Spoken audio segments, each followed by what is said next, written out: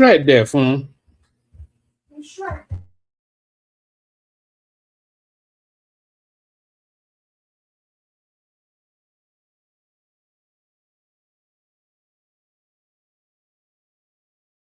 Ayandaba, ayandaba, ayandaba, ayandaba.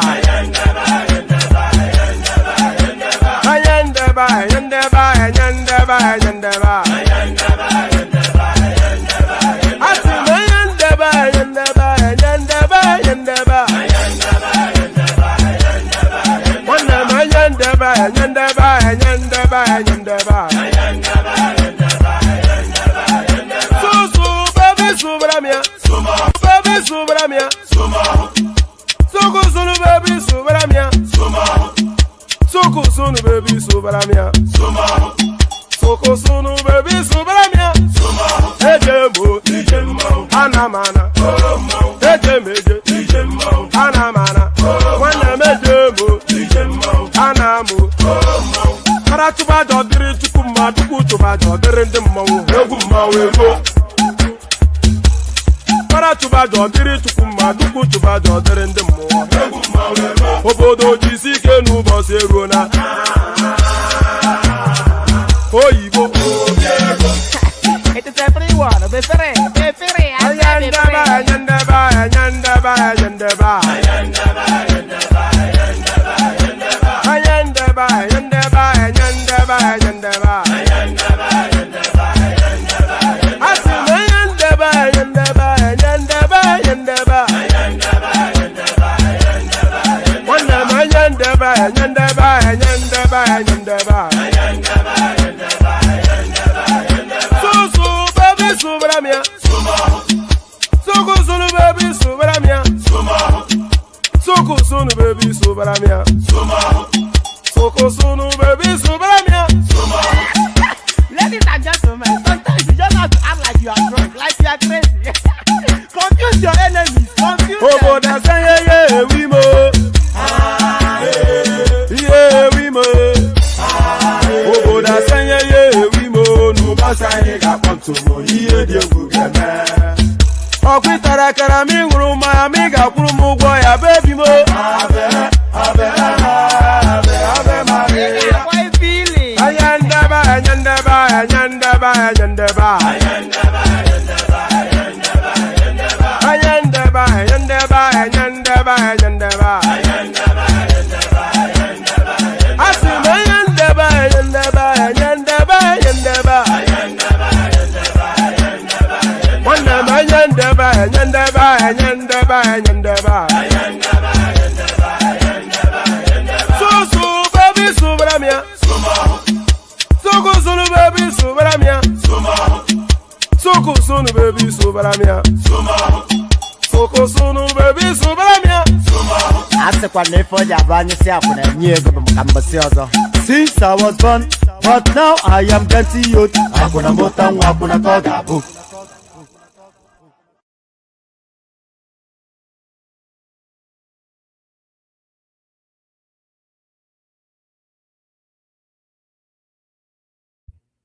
And there it is right there. So there it is right there. Since he was born and now he's getting old, whatever it is that he just said after that, I have no... You know, I've been playing that song now for 3 years solid. That a Yendeba.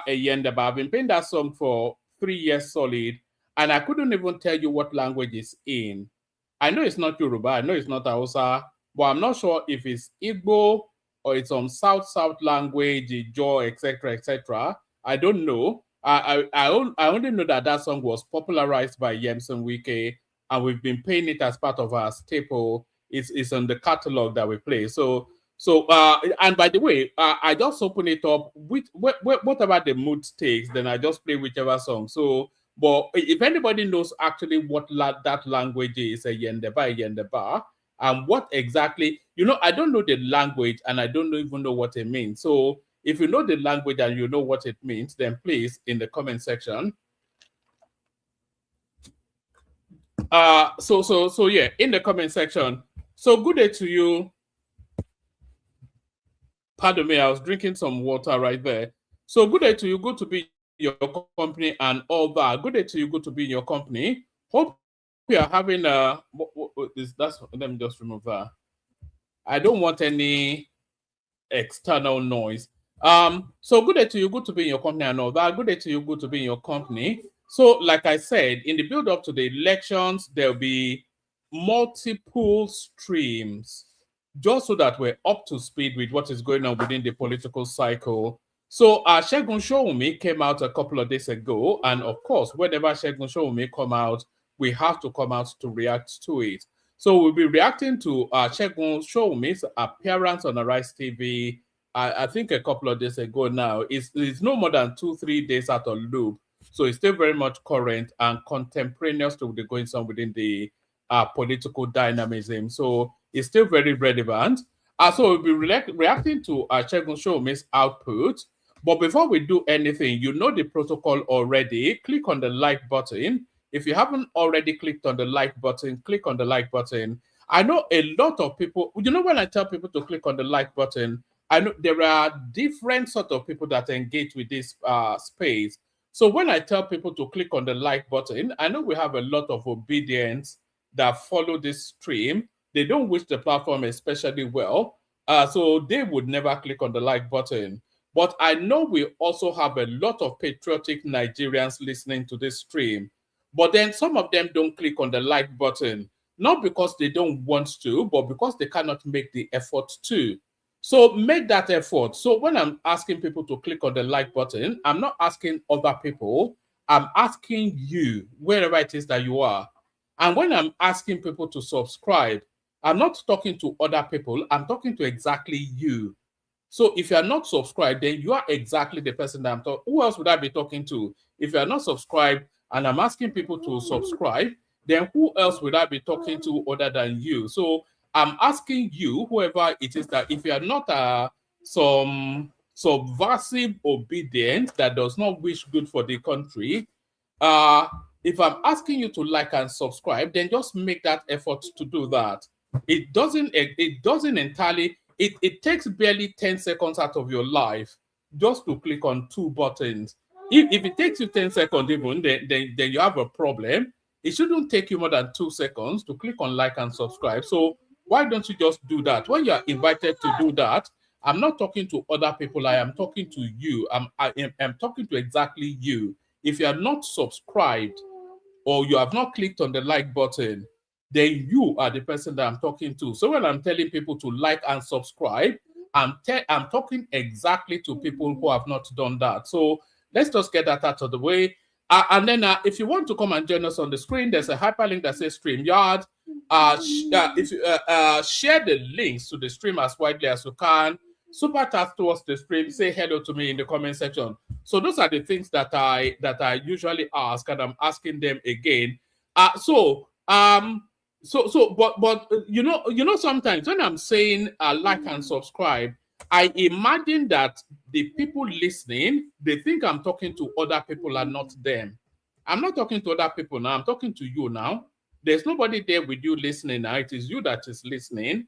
So it is exactly you that I'm talking to. So if you've not clicked on like and subscribe, then you are exactly the person that I am talking to. Who else would it be? But all that, the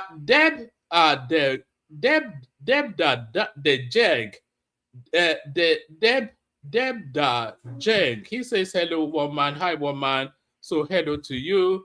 And then Kana Naija says, I am obedient. Guys, let's click on the like button. So an obedient with an obedient with a functioning brain, Kana Naija. So go and capture that man and put him in a golden cage. He must be preserved for eternity, a rarity, and obedient with a functioning mind. But let's abandon all that. So let's get straight into. And please continue to say hello to me in the comment section and tell me exactly where you're joining us from as well. You know I have no friends, so be my friend for the moment that we spend together. Really, when I'm asking you where you're joining us from, it's just I want to see how far or near the reach of the platform is. I know the platform reaches extensively because we've already seen copious. We are very present in Dubai, Middle East. We're very present in India, everywhere, America, globally. So but just tell me where you're joining us. So hello, one man from Dallas, from Ouagadougou, wherever it is in the world that you're joining from. Just so that we come together. So, this is a Nigeria community. This is a town hall meeting for the diasporic Nigerian, and this is the way of the future. So let's embrace it. So we disagree politically, but we bind under that green, white, and green banner.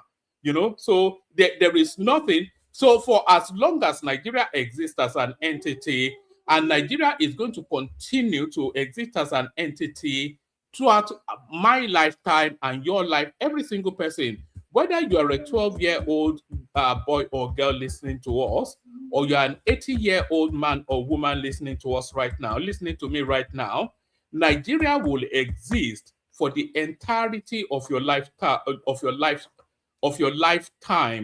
There would never be any point in your life that Nigeria doesn't exist. So what binds us? We all coalesce under that green, white, green flag, whether we like it or not. That eagle crest, that is the Nigerian insignia, we all coalesce under that, whether we like it or not. Say we're tribalistic, we're religious jingoist, we're etc., etc. We're the Amala Monchas, the Yoruba dirty people, we are the Nyamanis, the Igbo, human flesh eaters, and they are the Northerners, the barbarian, whatever it is we call each other, we still all fall under that eagle insignia and the green, white, green flag. So all that, but I didn't even mean to start like that. Let's just get straight into it. So only Deb and Kana Niger is saying no to me. I no love for one man. But let's get into this outing now by Segun Sowunmi. See what he has to say. Segun Sowunmi is always good copy. So let's see what he has to say. But the first thing, this is a participatory platform, by the way. It's not just you listening lazily to me. You have to participate as well. So you have to come into the studio to engage with the platform. In the comment section, engage with it as well. And your first engagement now is to tell me if you can hear the volume of this interview between Charles Anyagolu, the presenter, and Segun Sowunmi, the guest. So tell me if you can hear the volume, otherwise the purpose is defeated.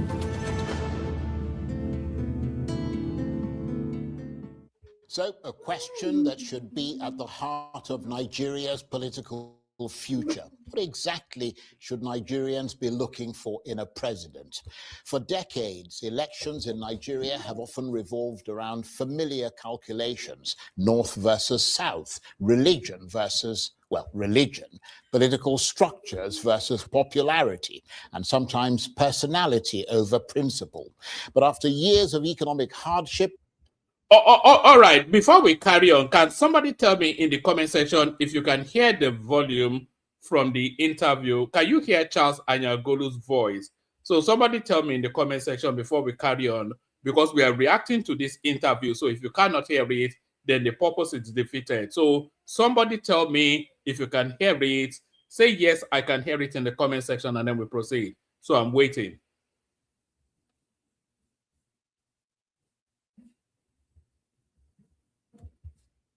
insecurity, corruption scandals, and growing public.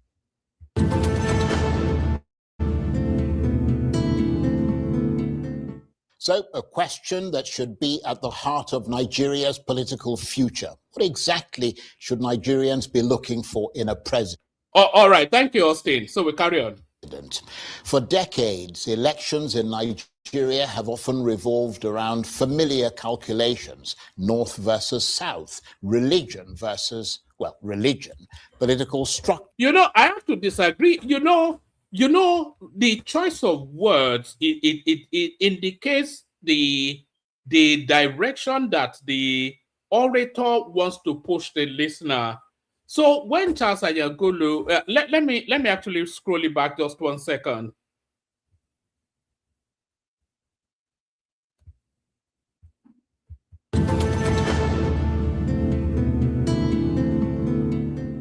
So, a question that should be at the heart of Nigeria's political future. What exactly should Nigerians be looking for in a president? For decades, elections in Nigeria have often revolved around familiar calculations: North versus South, religion versus, well, religion, political structures versus popularity, and sometimes personality over principle. But after years of economic hardship, insecurity, corruption scandals, and You know, it's not so much a narrative of the Nigerian elections revolving around that. It's a more a narrative of an established pattern. So they don't revolve around religion and ethnicity. And by the way, you hear some background noise, a little bit faint background noise. My little boy is about me. So in the afternoon sessions, my little boy is always about me. That means around me. But you know, it's not so much. It's an established pattern rather than it revolving around religion and ethnicity. Because if you look at Nigeria, Nigeria is an African country. The African norm is conservatism, and that conservatism embeds in culture, religion, and ethnicity. And that, of course, that embedment, it transmutes into how politics holds as well. So you have to, you have to listen very carefully to Charles Anyagolu, because it's a Peter Obi supporter, and the tone and texture, how he texturizes his utterances, it leans towards favoring an obedient sort of a narrative. And that is one thing you have to understand. If you surrender to the fact that Charles Anyagolu is an obedient, is a Peter Obi supporter, then it's easier to digest him as a presenter. But if you want to imagine, that is a neutral observer, then you are mistaken. Charles Anyagolu is an obedient and is speaking from that voice. Growing public frustration, many Nigerians are asking whether the country has become trapped in a cycle of choosing powerful politicians rather than evaluating capable leaders. Well, now a new initiative is attempting something unusual. The Alternative Movement, a national opposition coalition. And by the way, this alternative movement, Segun Sowunmi has come on this our humble platform to promote that, because he's promoting something that he calls the alternative movement, and he has been on this. I think he's been on this platform twice now. I can go and bring it out, but I'm sure a lot of you have seen him on this platform anyway. So he's been on this platform twice to promote this now initiative, the alternative, as he's tagging it, that there's something outside of the established norm that the people might want to consider. So we're no small shakes on this platform. We're a force on this platform. Or if you look at our catalog and our back history, you may want to concede that we're somewhat of a force. That says it wants to revive democratic values and strengthen ideological politics, is proposing a kind of political assessment exercise, examining presidential hopefuls outside the ruling party and asking a fundamental question: who is actually qualified to govern Nigeria? But is this a serious attempt to inject substance into Nigeria's politics, or simply another platform for political actors to shape the opposition conversation?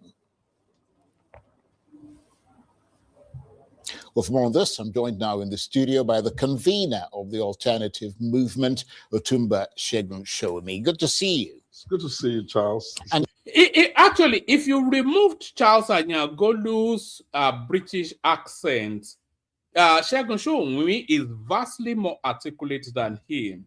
It's a sharper brain, of course. I mean, that's easy because Segun Sowunmi is cleverer than most people, but it's more articulate than Charles Anyagolu. But people actually, especially in Nigeria, well, not even in Nigeria especially, but globally, people always concede intelligence to a British and English accent. Let me not say a British accent, because I'm sure a lot of you wouldn't understand somebody from Ireland or Scotland or whatever. A lot of people actually concede intelligence to an English accent. But if you remove the accentuation, Segun Sowunmi is vastly more articulate than Charles Anyagolu supremely more intelligent.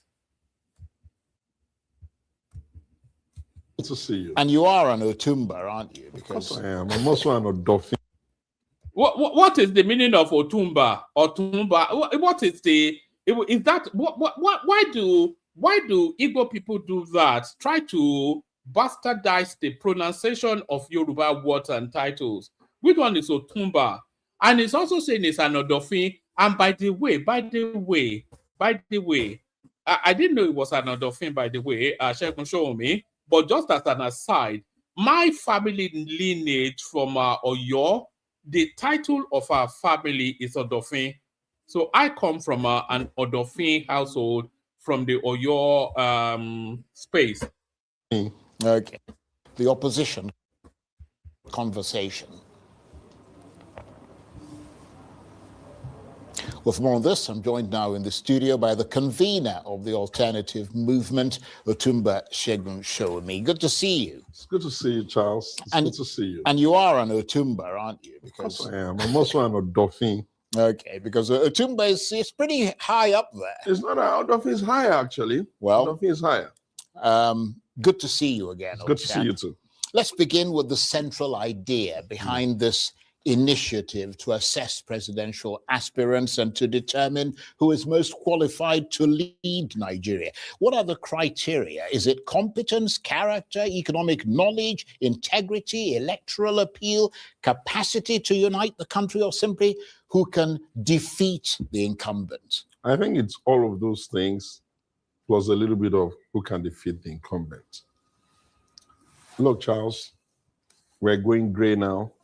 We used to be much younger when this democracy started. Well, you're obviously talking about yourself. We're talking about both of us. You're talking about yourself. Let's go to the serious matter. And that means that we cannot pretend that we don't know our country or that we don't have a sense of our history.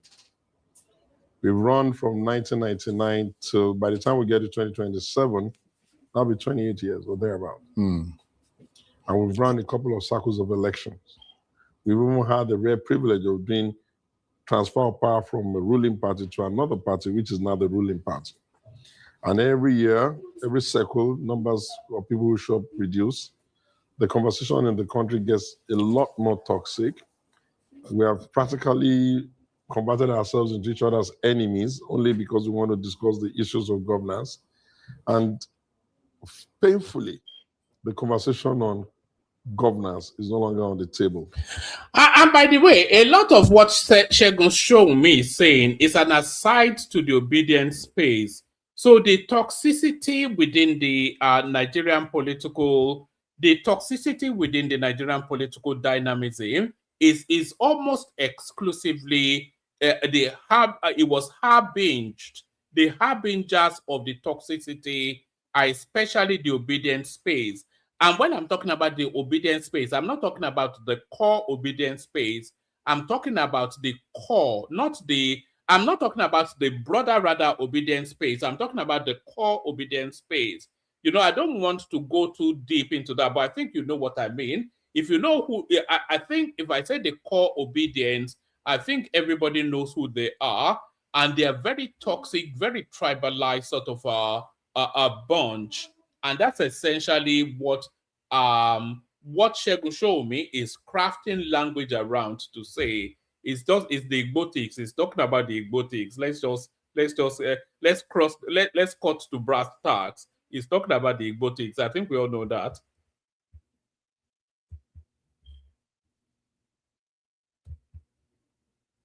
A lot more toxic. We have practically converted ourselves into each other's enemies only because we want to discuss the issues of governance. And painfully, the conversation on governance is no longer on the table. And of course, the ruling party is entitled to come to the table because they're going to obviously have their candidate, and they don't have the difficulty of choosing who the candidate will be because of our culture of right of first refusal. But the opposition, some attempts have been made at bringing them all together, which I kept saying won't work. And now we've seen that everybody has gone back to their respective, I must be president and nobody else can be. It therefore means that people like you, more than anybody else, must help us bring the conversation to the issues. And when I say bring it to the issues, it's not enough for someone to just point out where the problems are. We are good at that. Every beer parlor, every little sittings, people can regurgitate the problems. Ironically, I ran through the previous headlines of newspapers today, in the last 10 years. And you know what I found? I found out that the headline is almost the same. The issues we talk about are the same. There's no electricity, there's no security, and all of that. And so it brings us to the point where we now say, okay, is there another way we can help society to begin to see beyond the noise of the rhetorics of even campaign? Spokespeople like me and communication experts like you and those of them that are not even on television have mastered the art of packaging anything. But what are the critical things we should look at? That's what the conversation is about. And because some of them now have bought the forms at the presidential level, and some of them have handed in their forms, and some of them have also indicated that they will run, we kind of like have an idea of the candidates. From the Shores. Well, the aspirants. The aspirants, beg your pardon. Yes, you know what I mean. From the Shores to the articles, the whole spectrum, including the P2B. So we now need to say, what type of competence as in competence, should the person have to give us an idea that he could try? And in that regard, I thought this was something worthy to start getting everybody. You know, this is a conversation that we don't have often enough. We don't actually have conversations around the sort of country that we want one. That's the first one. We don't have that conversation. And then we don't have conversations around the sort of personality that we want to lead that country. So what are the things? They say, oh, insecurity, IDP camp, you know, they use all the pressure points in the country as political weapons to flog against the sitting government, which is fair enough. That's the globalized norm. It's not anything peculiar to Nigeria. They do it in the UK, they do it in America, they do it in Sudan, they do it in Uganda. There's no country that the opposition doesn't leverage the difficulties of the country as a weapon to attack the sitting government. So there's nothing unusual about that. But we've never really agreed on a pathway out of these difficulties. So we talk about the standard of living being very low in the country, in spite of the abundance that we have. But we never talk about what will elevate us from those standards of living. We're talking about electricity, we're talking about infrastructure, we're talking about security, we're talking about education, healthcare system, those 5 main things. So those are where the evolution of that country is. But how does that evolution take place? It doesn't take place magically, that somebody will just come into Aso Rock and say abracadabra, and Nigeria is suddenly better than the United States. That's not how it works now. I don't think anybody is retarded enough to think that is how it works. It doesn't work like that. But how it does work is identifying those problems and then putting in place measures to alleviate them. And that is the thing. So when you're talking about electricity, then you are talking about building grids, building connectivity, building distribution, maybe a solar system, an energy mix, all of these things. All of these things have to come together to provide adequate enough electricity for the country. It doesn't happen in a year. It doesn't happen in 2 years. It doesn't happen in one term. It happens in the medium term of an agreed pathway. Ditto infrastructure. You say, oh, all the roads in Nigeria are bad. So they are not going to be better or best next week. They are going to be better or best over a course of a 3, 4, 5 year period. So these are the things. But anyway, let's check the show. We'll make just carry on. But I think you all understand what I'm saying. But those spaces are heavily politicized by the opposition, which of course is the job of the opposition. But nevertheless, nobody is going to magic trick it. Peter Obi certainly cannot magic. In fact, Peter Obi doesn't even have capacity anyway. The only person that can probably mirror what Tinubu is doing or do better is probably somebody like Prince Adewale Adebayo I don't see anybody else in the political landscape that can develop or move that country forward in the way that Tinubu is doing, apart from Prince Adewale Adebayo, because he has a brain and Tinubu has a brain. Atiku is brainless, Peter Obi is brainless, Sowore is brainless, the rest of them are brainless. So we only have two people at the presidential contention level in Nigeria that have a brain. The incumbent, Tinubu, and Prince Adewale Adebayo. So outside of those two, there's nobody else that has a brain in Nigeria at the presidential race level. Start thinking about. Well, I have to say that your opening sort of assessment there is really quite brilliant. I have to say that, you know, I don't need to say it, but I think it lays it out very, very clearly. So let's test that idea. If you had to choose between a candidate with enormous popularity but limited policy depth. You see how quickly Charles Anyagolu is moving it to Peter Obi. So he will start pushing him to try and somewhat say something. He knows that Segun Sowunmi would never endorse Peter Obi because he knows that Segun Sowunmi does not rate Peter Obi, as do most thinking Nigerians don't. But what Charles Anyagolu often does is that he narrows the conversation so tightly that is, it forces it onto you to be favorable towards Peter Obi. So it continues to squeeze and narrow the conversation until it corners you into a spot that the next thing you say will be favorable towards Peter Obi. That's the dance he dances with his with anybody that comes on his studio, on his panel. Really quite brilliant. I have to say that, you know, I don't need to say it, but I think it lays it out very, very clearly. So let's test.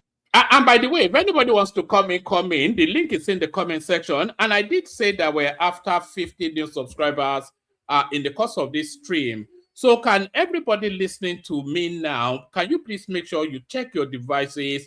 If you're not already subscribed, please subscribe. We're after 50 new subscribers. We've had hundreds, we've had close to 1,000 something already interacting with the session, going in and out, up and down, whatever. So at least 50 of you should be subscribed. And we have sufficient enough on the screen even now that 50, enough of you might not be subscribed. So please make sure you are subscribed. We're after 50 subscribers today. So you be one of them. So if you give us your subscription, then we're after 49. And then if the next one gives us, then we're after 40. So your subscription counts towards that 50 target. So please subscribe if you haven't done so already. That idea. If you had to choose between a candidate with the really quite brilliant. I have to say that, you know, I don't need to say it, but I think it lays it out very, very clearly. So let's test that idea. If you had to choose between a candidate with enormous popularity but limited policy depth and another with the exceptional competence but a weak political structure, who wins under your framework? I think the one that has competence, because we have tried running a populist agenda for Buhari, and the result is that we have complained a lot. Even the successor regime of the Buharis, tongue in check, have not been able to accept that that was a glorious era. Imagine if it had been an opposition party that took over, they would have even said a whole lot more. Yes, I hear the people in charge say they will take the asset and the liability. But for nations, time is the essence of everything, especially with the way the world is going now. So I think that we have gotten to a point where populism is not enough anymore. You could be popular, and we could hand over our country to you based on populism. But if we don't examine what you're saying, what your track record is, and I'm not talking about boastfully saying I've done it before. We need to be able to say, okay, if our problem... Yeah, well, that's what... You know, what Segun Sowunmi is embarked upon is actually very, very...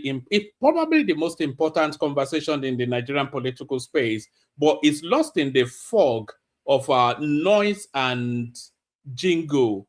what is actually saying, Segun Sowunmi, is describing a criteria or a criterion of who the president should be, and then he's inviting a list of agreed achievables, that these are the things that we want him to do. These are the things we want from it, because it's listed. He said he's looked at the newspaper reports going back 10, 15 years, and the headline remains the same: insecurity, lack of electricity, grueling living conditions for the Nigerian person, no infrastructure, all of these things. So in that 10, 15-year period, Nigeria must have earned in the better part of $500 billion in revenue. So why has all of this revenue not gone towards addressing what the identified pain spaces of the country are? So that's the thing. So why have these $500 billion that the country has earned in the last 10, 15 years, why has it not gone towards insulating, electricity, all of these things? And look at that, it's not even my birthday. What's going on here, Ale? What's going on, Chairman? Good morning. As they say, you're laughing. Good to see you. Well, I'm calling because of you are laughing. All right. Yes. So these people have infiltrated the Southwest, and they just beheaded the teacher 5 minutes ago. You mean the bandits? Yeah. Yeah, they just killed. They just beheaded him. Unbelievable stuff. I can't believe what's going on. My heart is broken this morning. So these people were finally able to infiltrate the Southwest, and then I begin to kill people of the Southwest. It's a shame. It's a real shame. It's a tragedy, but it's not unexpected. After that American Nigerian onslaught that took out, there was always going to be a backlash, because this is the pattern that we see. After it, when there's a major strike against them, they will carry out some atrocity to remind you that of still their potency. But then coming into the Southwest, it's a real cause. They've been there. They've taken over virtually the whole of Kwara, and once they take Oyo, then what is Yoruba? That's it. That's it.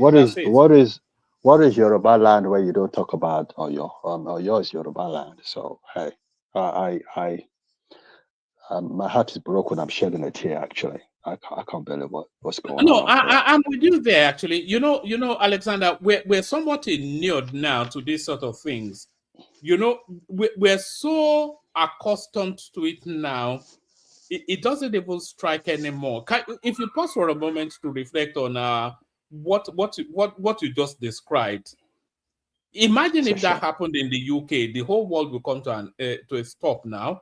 Everybody they were speaking Hausa, and they were speaking Yoruba. So obviously they grew up in Yoruba land. That's why I called in. I'm so saddened. My heart. I'm actually crying. I'm with you in those tears, but brace yourself. In the build-up to the elections, we'll have a lot more of this, because it's a political weapon in this sort of thing. And it was I like to hear what Thomas has to say, because I think that's his neck of the woods, isn't it? So I'm from Oyo as well now, so it's my neck. No, but I think that's his community. I think that's his own community. It's so sad. Anyway, good morning. I hope everyone is okay. Yeah, good morning to you. Yeah, God bless you, and continue to do what you do. Talk to you soon. All right, Brian. All right, Brian. So that's the excellent Alexander Gomez. He's no stranger to anybody. But this is the landscape. So this is the politics of the Nigerian. The Nigerian politics is played in human blood. I think we all know that. So what Alexander just described there, right there, is grueling, is heart-wrenching, but we're inured to it. That's the thing.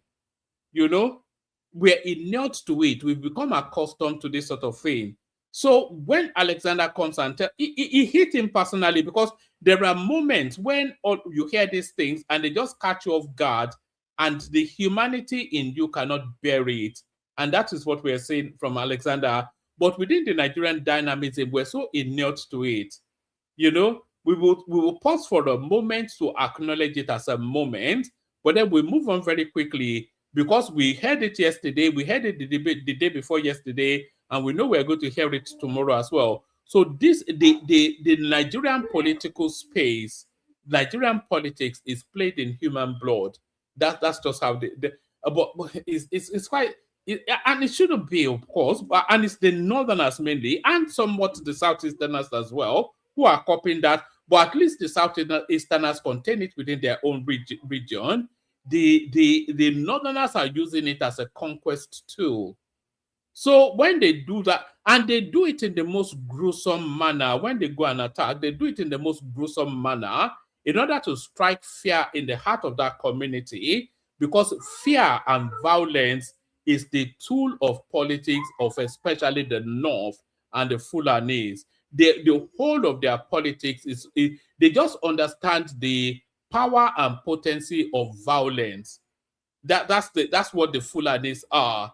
And it has served them to great effect all the way through their history. So you cannot, why change a winning strategy? The politics of the Fulanis especially, I'm not saying all Northerners, but the Fulanis especially, it all wraps around the narrative of violence.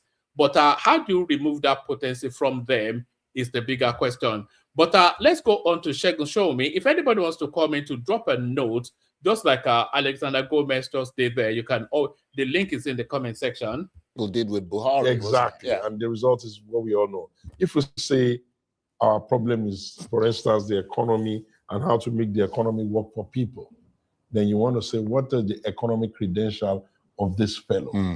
If we say our problem is how to reduce the excessive behavior and the corruption indicators of the political class, then we want to say, how does it measure on this corruption spectrum? If we say our problem is how to ensure that we have a restructured country, whatever that means, because we play with those words until they get into power and they're no longer interested in restructuring, we need to say, okay, what gives us an idea of his thinking on governance philosophy? Yeah, but you know, there's a funny thing about politics, which I'm sure you're aware of, because you yourself have been a politician. Oh, certainly, I am a politician. I don't know whether you're following political developments in the UK, for instance, and the imminent leadership challenge to the Prime Minister Keir Starmer. I mean, in legislative terms, he had far and away the numbers to push radical policies through the Commons, the House of Commons, but there were a good number of missteps which have seen his authority ebb away.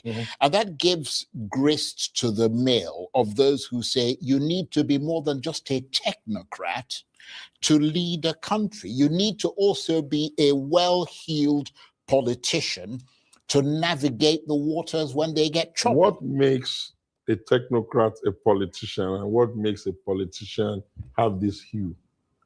It is always the people who build that image. You know, Charles may well be right.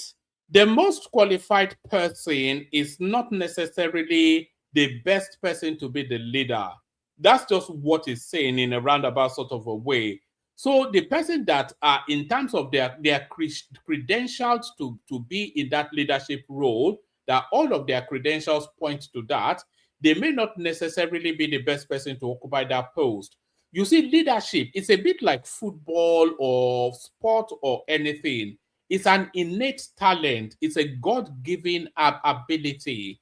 So look at somebody. So there are two criteria. You have to have the capacity of leadership, which is decision-making, and then the personality that drives that. But then crucially, you also have to have the intelligence.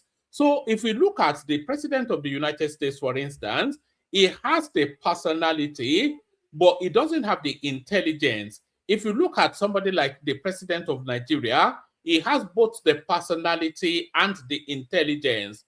So if you look at the if you look at somebody like Putin, he has both the personality and the intelligence and the experience.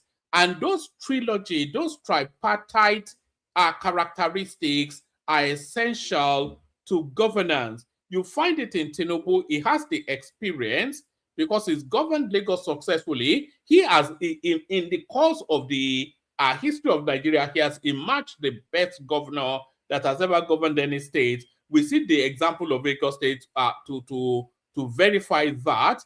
And then he is highly intelligent. I don't think anybody can call Tinubu an idiot. If you follow his journey through, there's even his most ardent critic cannot call him an idiot because he governs over you. And then he's also highly intelligent, and then he has the personality as well. So all of those attributes, you see it in the president of China, you see it in the president of Russia, you see certainly in Tinubu as well. So they all these factors have to converge.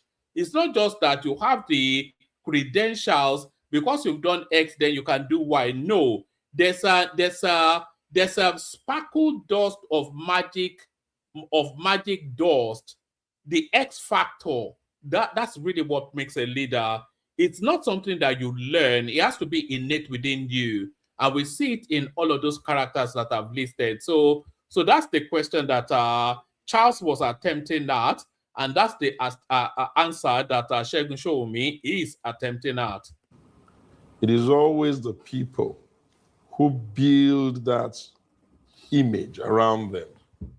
And before long, we create the idea of constantly marketing them, pushing them into the consciousness of the people.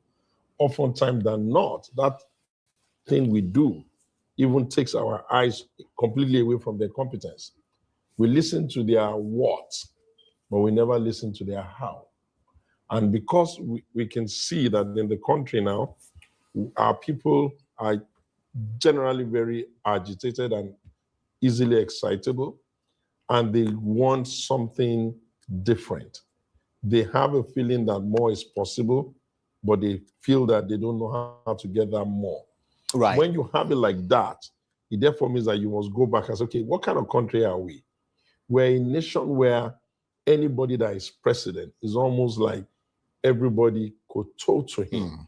We emphasize... People are drawn to the orbit of power. Not just that. Yeah. In our case, the need for sycophantic worshiping of leaders is rather on the high side because of the capacity for patronage. So it therefore means that any king, so to put, that we want to install, let us do the hard work of ensuring that he... And by the way, Segun Sowunmi is right. What actually kills the Nigerian political space from being a tool for development is the rankadede something. So anybody sitting in Aso Rock is a rankadede, is a Megida, and anybody not sitting on that seat has to do rankadede for reasons that are exactly Segun Sowunmi just said, for patronage, either financial, political, whatever it is. Your relevance is dependent on that person, and for that person to make you relevant, it depends on how you kowtow. Although he called it koto, it's called kowtow. It is dependent on how you kowtow to that person. Knows right. So that brings me to the question of, I mean, because obviously you're mentioning that it's a problem with the political class, but it's also the choices voters themselves make. Yes. But how do you then separate genuine leadership from political marketing? Because Nigerian politicians often, and you made that point earlier, I mean, Nigerian politicians often sound transformational during campaigns and then govern very differently once they get into office. As a matter of fact, do they? Well, they often do. But that is the thing, though. You know, the Nigerian politician sounds transformational when they are campaigning. Do you remember when Tinubu promised you all this heaven on earth? Peter Obi promises you heaven on earth. Buhari promised you heaven on earth. Every politician that is canvassing your votes, they'll promise you heaven on earth, and they will describe you the pathway to take you to that heaven on earth. So they will present a convincing story, but then when they get into that office, they do barely anything. But then the curious thing, and we saw it with Obasanjo, we see it with Goodluck Jonathan and a lot of them, the moment they get out of office, then they start to present you panaceas to the problem that afflict the country. Obasanjo is a very good example of that. Obasanjo now goes around describing all of the solutions to the Nigerian problem. The problems that Nigeria has now, they were at its most fervent, at its highest peak under Obasanjo. So if he knew the solutions to this problem, and he governed that country for a good 15 years military civilian, then why did he not apply these solutions now that he goes around everywhere telling us that this is the panacea to the problem? So that is a peculiar Nigerian malaise. They have the solutions before they get into office. They have the solutions after they leave office, but they never have the solution when they're in office. With the benefit of hindsight, do they? Well, the reason why people like Buhari, and I'm not trying to castigate him because, I mean, he has passed away and we respect his, let him lie in peace. But, I mean, when you look at that, the manifesto of the APC in 2015, when you match that against the expectations and the beliefs people had in him, it was a shoe-in for him. And by the way, we're not seeing the likes and subscribe, by the way. Can people please subscribe? We need 50 subscribers today. So if you're not subscribed, please do. I'm going to play you a 40-second music for you to subscribe. So you must subscribe. If you're not subscribed, then you have to. Otherwise, you're a pickpocket. Otherwise, you're stealing. You're stealing from the platform. You have not registered as a member, you don't super chat, you don't click on like, you don't click on subscribe. Then what is your purpose? What service do you think your silly little view is? Subscribe to the thing, and take this 50-second window to subscribe.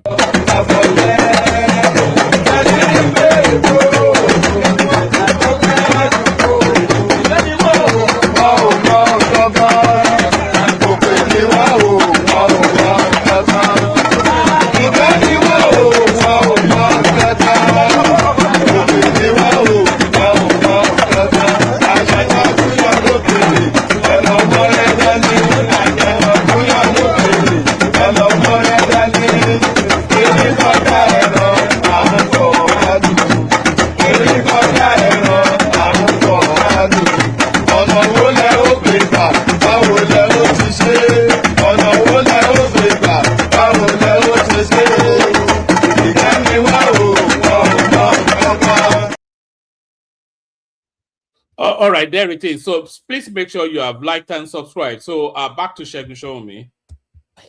Under normal circumstance, if you took a Goodluck Ebele Jonathan, a PhD, an academic, a former deputy governor, a former governor, a former vice president, a sitting president with a calm demeanor, it would have been, if we had been doing this, which we're trying to do now, it would have been clear to us that I bring change is not enough. But because we weren't doing this then, it became easy for I bring change to sweep away competence. And, you kind of like have a feeling. If you go to Harvard, you know what you're going to sound like. If you go to Oxford, you know what you're going to sound like. If you go to University of Lagos, you know what you're going to sound like. If you see the kinds of things you've done with your life, what organizations have you belonged to? What have you led? What have you been part of? So a candidate's history matters. You've got to be some serious history. Right.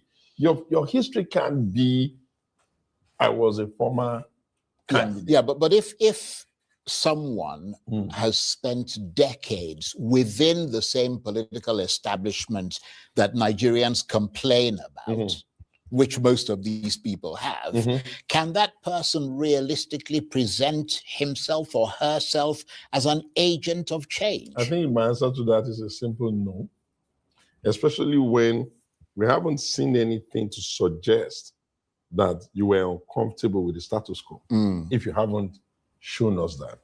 And if you let us bring it home by taking the ADC, for instance, because in the last couple of days, 3 of their candidates, aspirants, have bought the forms and they've handed it in. Right.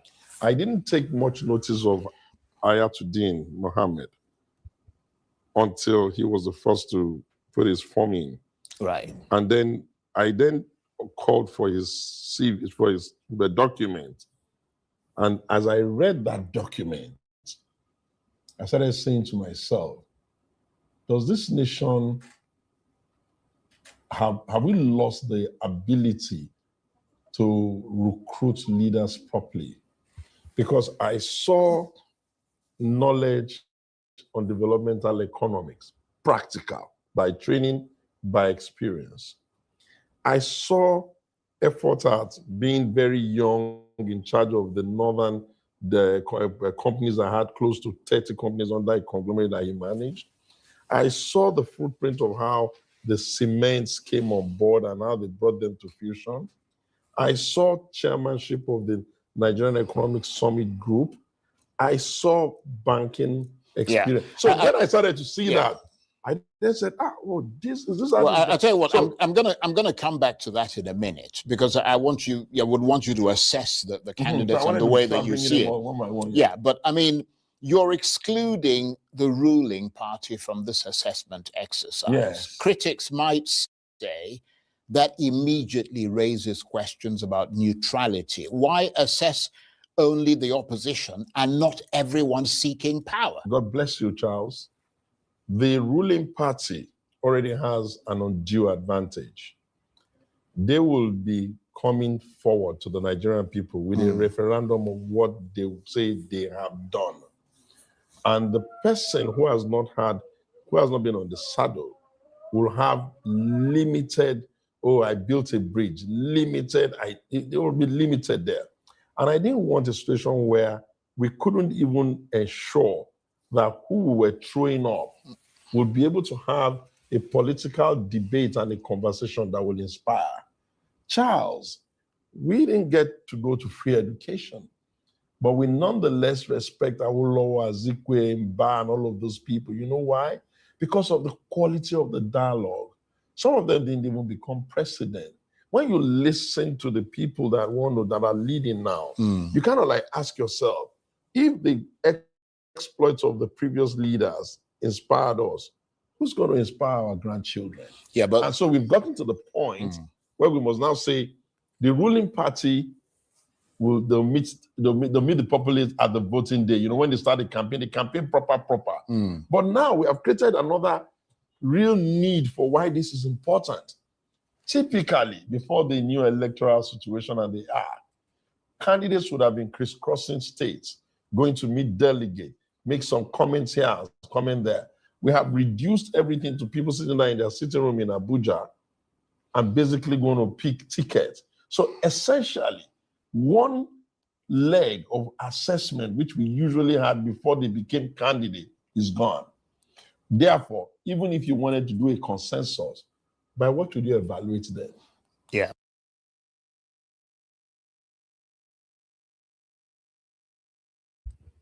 Who is responsible for that? Who is responsible for destroying primaries as part of a crucial component of the Nigerian electoral mix? Who is responsible for destroying that? It is Peter Obi, of course, who cannot abide being primaried. So he runs to wherever the free ticket is. So the person that has destroyed primary as part of the political pathway in Nigeria, I don't think that there's any controversy that it is Peter Obi. You know that he has never primaried once. He primaried under Abga and he lost to Rafun Wosu back in those days in 2007. And then he went and bribed the Abga people, and they took the ticket away from Ralph Woso and gave it to him. And since then, he has vowed never to attend, to subject himself, to present himself to a primary, running away from every party that they tried to primary him. They tried to primary him, PDP, he ran away. They gave him a free ticket in Labour Party. He was actually part of Tommy that had that Labour Party ticket. He gave it to him. And he left there, went to ADC. They tried to primary him. He ran away to go to NDC where they're giving him a free ticket. So the person that has destroyed the primaries as the first test of popularity for a candidate is your friend, not mine, Peter Obi.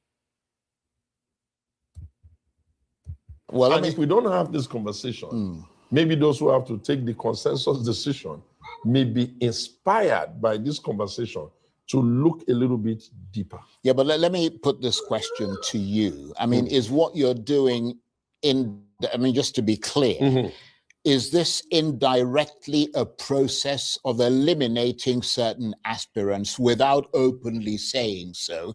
Because Nigerians may wonder whether this is an intellectual exercise that you're doing or political positioning. No. There's no political positioning to go. I wanted to stimulate a new thinking. The whole idea of the alternative in the first instance is to try and get us to reorientate ourselves and just ask each other from the inside, can we be better? And in the process, and stretching it further, we can then say, okay, look, all we want to do is find somebody to manage our country, isn't it? Ultimately, we want someone that is going to be like in charge of all of us. What are the criteria? Yes, we know when he's president, all of the aides will come, but what's the driving philosophy? What has he done? What is he? Who is he? The ones we know are even lucky we know them. What about the ones that are just coming up? Right. So what weighs more heavily for you is competence over electability? I think that what weighs is you're right, because I think that anybody can be electable. You have a 74, 75, or even almost 90 million people collected. If you are running elections with 8 million, 9 million, anybody can be presented. But what I'm thinking is becoming tiring is, why do we seem to always complain almost immediately we have elected someone? Right. Perhaps we need some time now. Nigerians often vote along ethnic, religious, and regional lines. What you're trying to say to them is that voters should put performance and ideas above identity politics. As a matter of fact, what I'm actually even saying to them is that I do not believe that there's any region, any tribe, or any religion in this country that don't have competently good men, and that we shouldn't crowd them out and always bring the worst from an ethnic group to come and live. And by the way, let me show you something quickly. This idea that Segun Sowunmi is running, Otumba Segun Sowunmi is running, he actually birthed that idea on the One Man Went to Mo platform. So if you look at this conversation that I had with him, this is, when was this? This is going back, let me see. This is going back about a year. That's of course me right there. You all know what I look like. And that's Segun Sowunmi right there. The alternative, a conversation with Otumba Segun Sowunmi. So this was the first outing of that idea, which was birthed on this platform. So if you want, just go the alternative Segun Sowunmi, One Man Went to Mo. If you want to go and watch when that idea first originated. So it was an idea that was birthed on this platform. We haven't seen anything to suggest that you were uncomfortable with the status quo, if you haven't shown us that. And if you let us bring it home by taking the ADC, for instance, because the last couple of these, 3 of their candidates are aspirants, have bought the forms and they've handed it in. Right. I didn't take much notice of Ayatuddin Mohammed until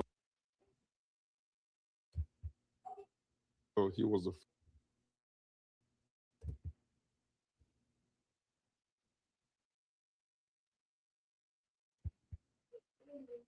lead, even if we want to do rotation. That's a good point. And therefore, the best way to start, I don't know whether we'll succeed before 2027 because it's short. The best place to start is by starting. So let me return to your assessment, which you were making earlier. your assessment of the leading opposition figures today. Peter Obi, Rabiu Kwankwaso, Atiku Abubakar, Rotimi Amechi, Mohammed Hayatuddin, and others. Omoyele Sowore. What qualities would you say each has, and what concerns would you raise about each? But very briefly, because we're fast running out of time. I think that for Peter, there's energy there. And there's the fact that any fair-minded person knows that it has to be fair for his own bloc to ask the hard question. What else must we do to be able to lead here? So it's a question of justice, as well as his capacity to energize the society. Justice. Right. Okay. Rabiu Kwankwaso. I think for Rabiu, I don't know why he's running for president now. Well, he says he's happy to be Peter's deputy. Okay. So while we're assessing deputies, so leave Rabiu out. Okay. Well, Atiku Abubakar. I think for Atiku, the thing that he has that could help him, in my opinion, is that he understands the institution. He has the institutional memories of how we started, at least from 1999. And that's not bad, so long as the ambition fatigue that ought to have set in has not robbed him of the ability to really know what ought to be done now. Right. Rotimi Amechi. I think for Rotimi, he's running purely on entitlement and ambition. He must have convinced himself that just because he came second in the primaries of the APC, that maybe one more try may make sense. I've tried very hard to listen to him say, big things that can excite me. I haven't heard. That does not mean I think he can, because he's been deputy governor, he's been speaker, he's been this, he's been that, but he doesn't move me. Yeah, but let's just be clear that that's your personal opinion. Charles, I'm the one talking, not right. you. Well, obviously, so, what I'm saying, I'm not talking about us. Obviously, it's not our opinion. Yeah, I'm just saying that. I'm saying that. That's your opinion. It doesn't represent a broad church. No. I'm just saying. I'm saying to you, I've asked me to say strong things about some of them. Right. And I've tried to say, but really, I really couldn't think of anything to trouble. Well, let's gallop ahead. You were talking about Mohammed Hayatuddin. I think that's the guy that has the best CV. Right. I think he has the best CV. I think he's a breath of fresh air anyway. He's not been any of those things.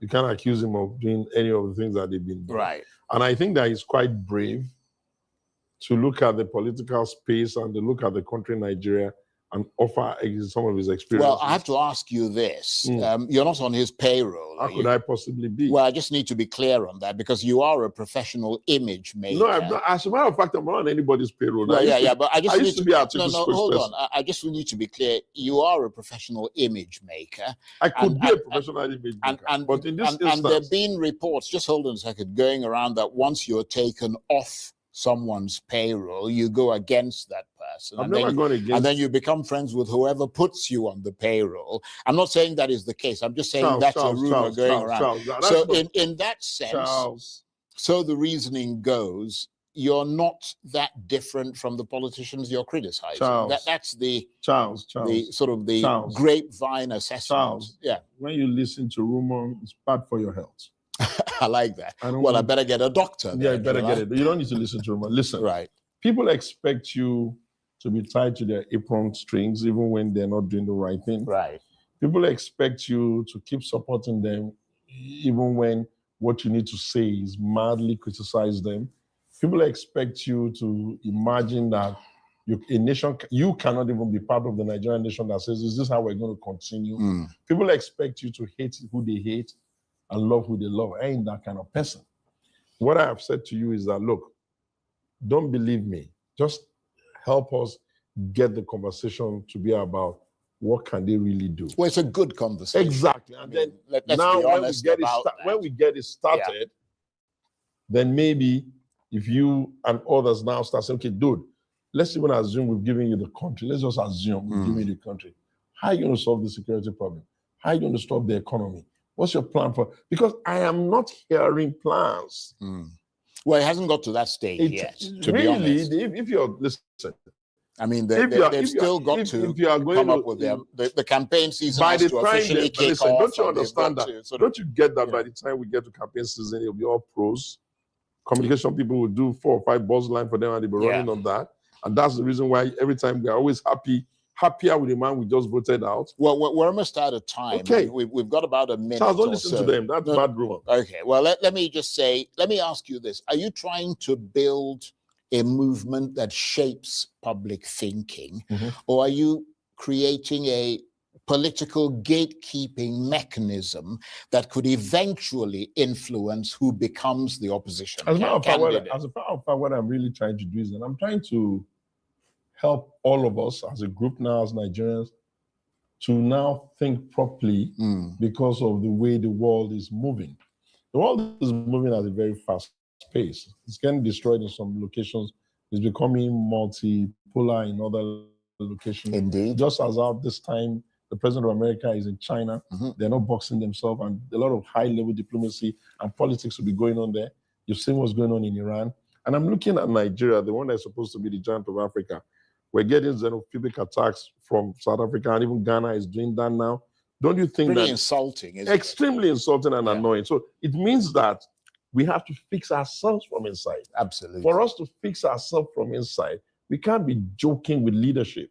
And if we're not going to joke with leadership, then we need somebody who needs to start the conversation. And now I have started it.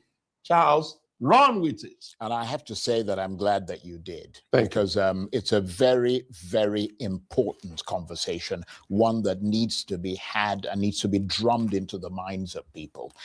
Mr. Sowunmi, I want to thank you very much indeed. Or should I say Otumba Segun Sowunmi. Thank you very much Charles, indeed. He is, it's always of course, a pleasure around you. the convener of the alternative movement, and he has indeed started this conversation tonight.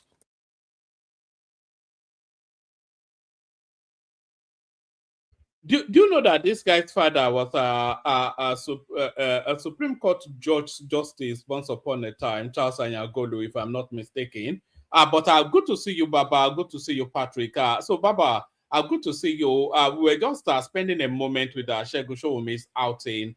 What's your assessment of his outing? This alternative thing that is trying to present to the Nigerian consciousness. What are you making of this interaction with Charles the Otumba? Yes, sir. Good morning, woman. Good morning I hope your day is going well. Well, whatever Sowunmi postulated there, I mean, the relevance of it is in question, because at the end of the day, we may not have elections in 2027, and we may not have a country because of what is exactly going on at the moment. The insecurity permeating the whole length and breadth of the country. Sorry, Baba, are you speaking to what Alexander Gomez came up to say earlier on? Yeah, it's the topic of the moment. And as a Southwesterner, I'm as sad as it is, even though I'm not drawn to tears momentarily. It's like a self-sabotaging affair in the Southwest, because this thing has been festering for a very long time, and the Islamists in the Southwest have been over-radicalized. Don't lose, because they've always been radicalized, but now they are over-radicalized, and nobody has called them to act to question, particularly in the Oyo State axis. That is more so Ibadan, Shaki, Oyo town itself, and Iwo. All those people, DSS will pretend to question them and release them. Gumi was invited the other time, because now I question this beheading of the teacher after they abducted them. It's a provocation. It's just not an ordinary thing they did there. Less than 48 hours after they kidnapped them, they beheaded them. It's an affront. It is an affront. And I wonder, was the Amotekun sleeping when this happened? What happened to the Amotekun outfit in Oyo State particularly? Where is the commander of Amotekun? Where is Sheyi Makinde in all of this? Who was talking of words here a short while ago? Who wants to be the president of a northern nation? There is an agenda. It's not even hidden.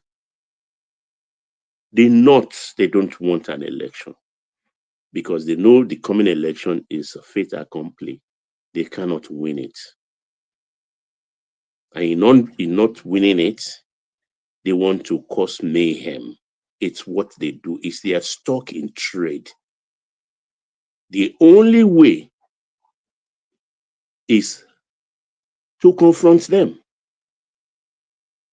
It's going to be bloody, but it is a war that is in the making for decades.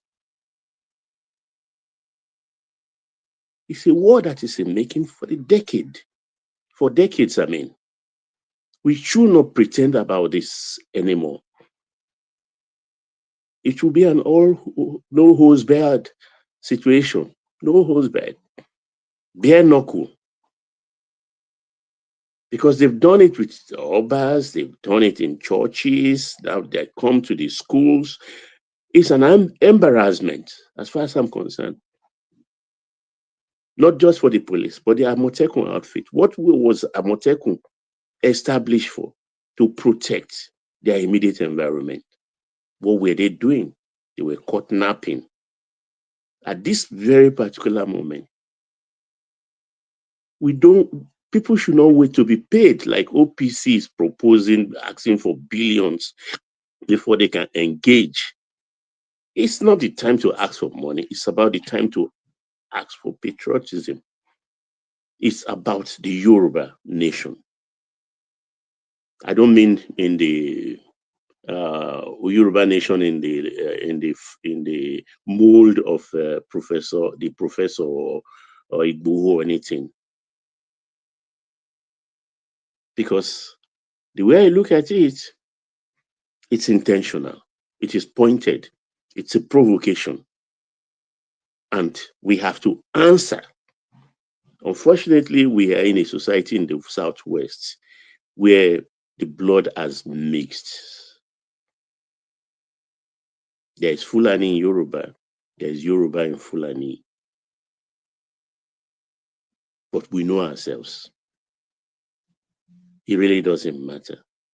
And that is why I've always go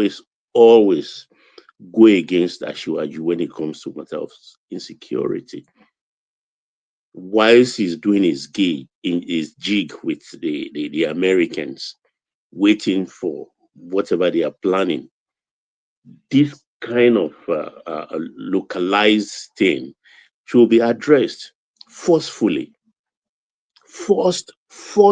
head on, immediate, without wasting time. At this moment, I don't have first-hand information in the last 1 hour, but I expect people to go into the forest. Forest. We have the people, we have the numbers. But those Islamists in the Southwest, those asking for war, what are they going to say now? What are they going to say now? Because they pontificate the social media, they've taken over the place and thumbing their noses at other people. Sorry, Baba, you said it's an act of provocation. Yes. Right. What would you say the marquee project that Tinubu is embarked on is? What is the biggest project that is embarked on? I think the biggest project is restructuring the economy of the country. No, not the restructuring. In actual terms, in construction terms, what's the biggest construction project going on in Nigeria now? You mean in terms of infrastructure or what? I don't understand the question. Yeah, in terms of infrastructure. Well, it's the two highways, the Sokoto, Ilela, Sokoto, Badagry, and the Lagos Calabar Coastal Way. Those are the two major things because they are taking trillions. All right. You said it's an act of provocation. Should I show you what's going on Lagos Calabar Superhighway now? Yes, go ahead, please. Let me show you. Watch this. This is special. Watch this. Ayé ẹ̀yin Nàìjíríà ti bàjẹ́ o. Ṣáyé yín ò bá bàjẹ́ wo orí bíríìjì Jẹ̀bà, imagine kí yóò máa da ẹran sórí bíríìjì Jẹ̀bà.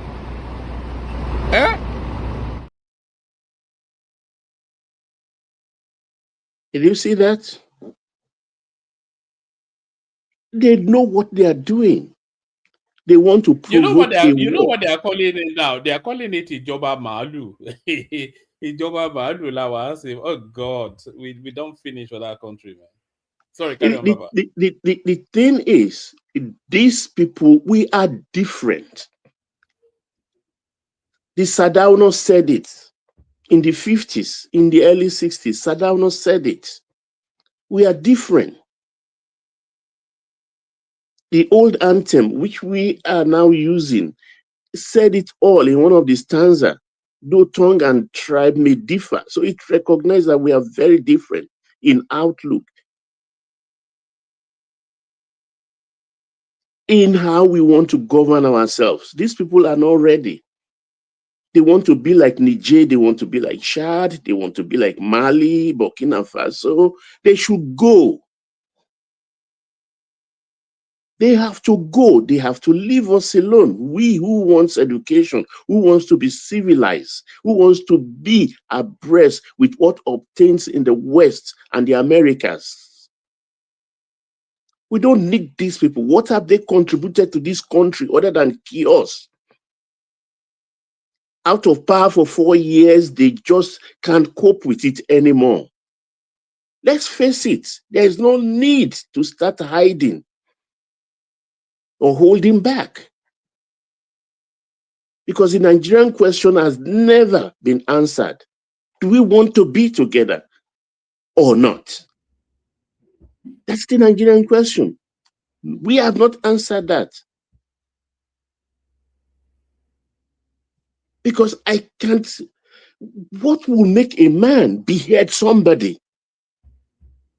And that is even a sight we can still behold. There are several gruesome killings, dismembering people on videos. They've made a fortune, monies Nigeria could use. Hundreds of billions have been paid to these people, with which they replenish their armory. The other time, over 400 Starlink seized from these people. They can't be invisible. The motorcycles they ride every time, 300, 200 at a go. How did they come into the country? That's why I concluded that there will be no elections, because we are at war, and that is what they want. And if there is no election, what do you want to do? You want to call for an interim government? That's not going to happen. It's not going to happen. The election will not take place. The government will sit, and if they want to unseat the government, fine. Let's see how he responds. They don't want restructure. They are so afraid of it. The other time it was Atiku Bagudu or Bugudu, one of Tinubu's minister, coming to tell us the reasons why the North don't want state police. So they've been sabotaging the establishment of state police. Just 5 seconds.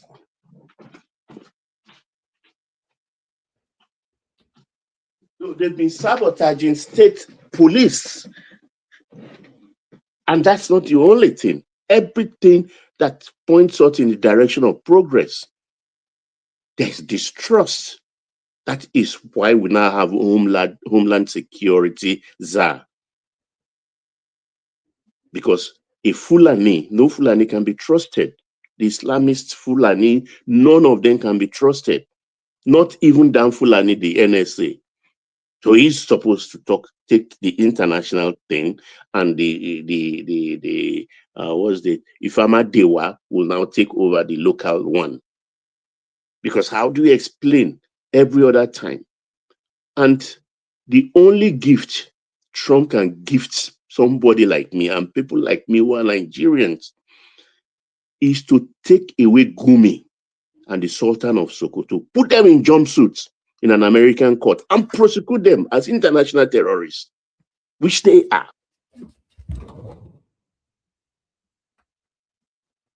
Because Gumi keep on provoking the Nigerian society by always coming up referring to Niger Delta militants and things like that. They want money. Oh, what it did with Niger Delta, they should do to these people too. They released 700 of them the other time and gave them Quran to swear on. Quran my foot. Quran my toilet roll. Do you think we will need the Americans to be able to pick up this Gumi? Because I don't think Nigeria is showing any capacity. Is not showing any interest in that direction. But this man is an enabler, including the Sultanate. They're enablers. Maybe you should speak to the Americans to put him and the Sultan of Sokoto as well on a terror list, and then the Americans can just pick them up. You know, there's no time if we will not get to that. It will remove the thing from Tinubu, but they need to be picked up now. But if Tinubu attempts to pick him up, then it could ignite some ethno-religious backlash, violent. You know, very good. That's what I'm saying. We are going. Yeah. We are at war, and we are in the process of dismembering the nation. I welcome it. Because we are just pretending. We are just pretending. There is no nation. How can you come from another part of the country, come into another part and start slaughtering people? And doing it with relish. What kind of thing is that? You know what I don't understand, Baba, is the objective of the exercise. Yes, you will say it's intimidation, is politics. But like I was saying in my opening phase, that the politics in Nigeria is being played in human blood. That's how we have been politicking, especially under this Fourth Republic. You know, but for how long? It's just in human blood. That's the politics. Every day, like you said, we are becoming a nerd, but because it's an everyday thing, and that is dangerous for any society. To become a nerd to this kind of bloodletting every day? To what end? For what reason? They are supporting this thing. They've used it before, and they are using it. The more Tinubu digs in, the more the bloodletting. Who do they think they can intimidate? I've seen the West, the Southwest rose up before. In 64, 65. And I am thinking, and I believe in the next 36 hours, there will be response. Very swift and brutal. Like I said, it's very unfortunate. There is Fulani in Yoruba land. There's Fulani in Yoruba. There's Yoruba in Fulani. It's a mixed bag in the Southwest because they've been so accommodating and exposed themselves.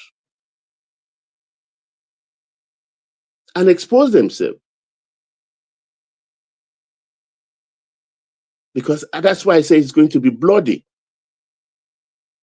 And when it starts, no one can predict the extent to which it will go. And I think it will go far. All right, Baba. Let's welcome Fagba to the conversation, Baba. I think this may well be his first dipping the toes into. So Fagba, I suspect this may well be your first. I see you as well Prestige, but you know, with first timers, we like to. So, is this your first time with us? What are you making of the conversation? I actually started with the review of Segun Sowunmi'S outing on Arise TV. But Alexander Gomez and then subsequently Baba now, they are telling now that more important and more existential threats, more important than just some psychedelic political theorizing. So what are you making of the conversation so far? Fagba, on mute, let's hear from you. Austin. Hello. Hello, is this your first time? No, it's not my first time. This is my second time, actually. Oh, right. Okay, good to have you back. Thank you very much. Baba, Kuroleo. Mr. Fagba, báwo ẹ káàárọ̀ láti bí o. Mo máa enjoy yín sáà ni. Odua gbé wa o. Àmì Olúwa. Ṣé rí ọ̀rọ̀ tí ẹ ń sọ yẹn? You have to speak English, please. To be honest, this is really painful. You know, I'm boiling in my heart. But Baba, let me tell you, Seri, from this the interiors, we that came from interior of Yoruba land, I won't lie to you, we are fully prepared. Sorry, Fagba. Sorry, Fagba. 1 second. If anybody wants to come in now. I'm going to be leaving the stream in about 5 minutes or about 20 minutes. So I will not be able to let you in or out. So if you want to come in now within the next 5 minutes. Carry on, Fagba. Yeah, we are fully prepared because we are aware of what is happening. I come from Ila Access, Onagun, Fagba Mila. So, you know, this thing has happened in Kwara, close to us, happening in Orai Gomina, before we push it back a little bit. But really, we have to be ready. As Baba said, I don't think there's going to be an election the way we are going now, because the whole thing will soon burst out. It just need only one person to retaliate, and I think the whole thing will fall apart. So this coming election that we are going to, I don't see it just like Baba said it. I don't see it. I don't see that we will be able to survive it. It's frustrating, really frustrating. They have pushed us to the wall now, and at this time, I think we have to react. So, Baba, but Fagba, we're not seeing anything new outside of the fact that it's now happening in Yoruba land. This has always, the insecurity has always been there now. It's always even been a little bit in Yoruba land now, especially under the Buhari administration. So this is not as sad and tragic as this is. It's not a new dynamism. It's not a new phenomenon. It is not a new phenomenon, but the difference there now is that we are having our man there. We are not like Jonathan. If anybody think the way they bully Jonathan out, that they will be able to bully Tinubu out like that, I think that person should go and rethink again. Something must be wrong to that person's head. And Terry, all this what the governor of Oyo State is doing, and some guys there trying to create all this like it's a speech last time that wet here, that all those things that they are trying to scare people. When the time comes, only him will not be able to stand. And the time is here now. He will consume everybody. Yeah. The time is here now, because I mean, we've been handling this thing with levity for some time, but now they are emboldened and coming in after your way again. Where? After your Lagos now. Of course. After your Lagos. And Of you course. remember they are boasting that they want to go and dig their Quran in the sea. It's And the agenda, and Sultan came out to that and said they're aggressively pursuing that agenda now. So gentlemen, yeah. I'm going to leave you for about 20 minutes. Prestige is here as well. So after you Fagba, Agbado is here. Baba, just keep on top of them for about 20 minutes or so. All right, carry on, Fagba. Yeah. You see, the agenda is there and they are pursuing it aggressively, and they see that if they don't push it now, it is the fear of Asiwaju second term is the one that makes them be pushing aggressively now. But that maybe there won't be any second term for Asiwaju. Maybe before that second term, maybe the whole thing itself, everybody will have gone their own way. I pray So so. We can't continue like this, Fagba. We cannot. It's unacceptable. It is no. unacceptable because it's unprovoked. It's unprovoked. Why? What's the reason? You have said the reason. The reason is that they don't want this election to happen. They want to create chaos. So in that chaos, maybe they will find a way, one of their boys in the military then will take over and all those things, and then they will set the whole thing back again. That is just the game now. Then they will reset the whole thing back again. Hmm? You know, in the north, the way we are hearing a lot of things happening there, even the Hausa now have started to say they are not part of them and they want their own identity. The middle belt, they have already completely now come out that no way. Even look at the election period. You see this last election that they did not vote along with the northern. Hmm? So the middle belt. So now they lost the middle belt and they are about to lose the Hausa also. So the only thing remains for them is okay, let's cuckoo dabaru everything. And that's what they are doing. That's actually the aim. Yeah. They want to make the country ungovernable so that there will be no elections. And they don't realize that without an election, then there will be no country. Because Tinubu is not going to leave power for anyone, any interim government. No way. And if a military comes in, must be led as usual by the Fulani people, that's the end of Nigeria. We've confronted even the brutes of the most brutal of them, Abacha. Yes. Barehanded, without any weapons. It took 5 years, but he submitted. At the end of the day, he succumbed. So this cannot really, really be allowed to thrive. No. They've been paid hundreds of billions in ransom, with which they continue to perpetuate themselves in this odious act. That money, it could be used for several things. Imagine what hundreds of billions of naira could do in education, in health. These people are taking it. Baba, yes, do you believe that these rascals in the bush are the one collecting the money? Those one collecting the money, they are in the government. They are part of they are in the city, in a hotel, in a they good place. They are not even hiding anymore. Imagine a serving minister under a government and saying that we don't want state police. He came out, Bagudu came out to say it. It's been rumored also that Nuhu Ribadu never wanted state police. Why are they afraid of state police? One of the excuses we had from the ministers was that their people will not be free.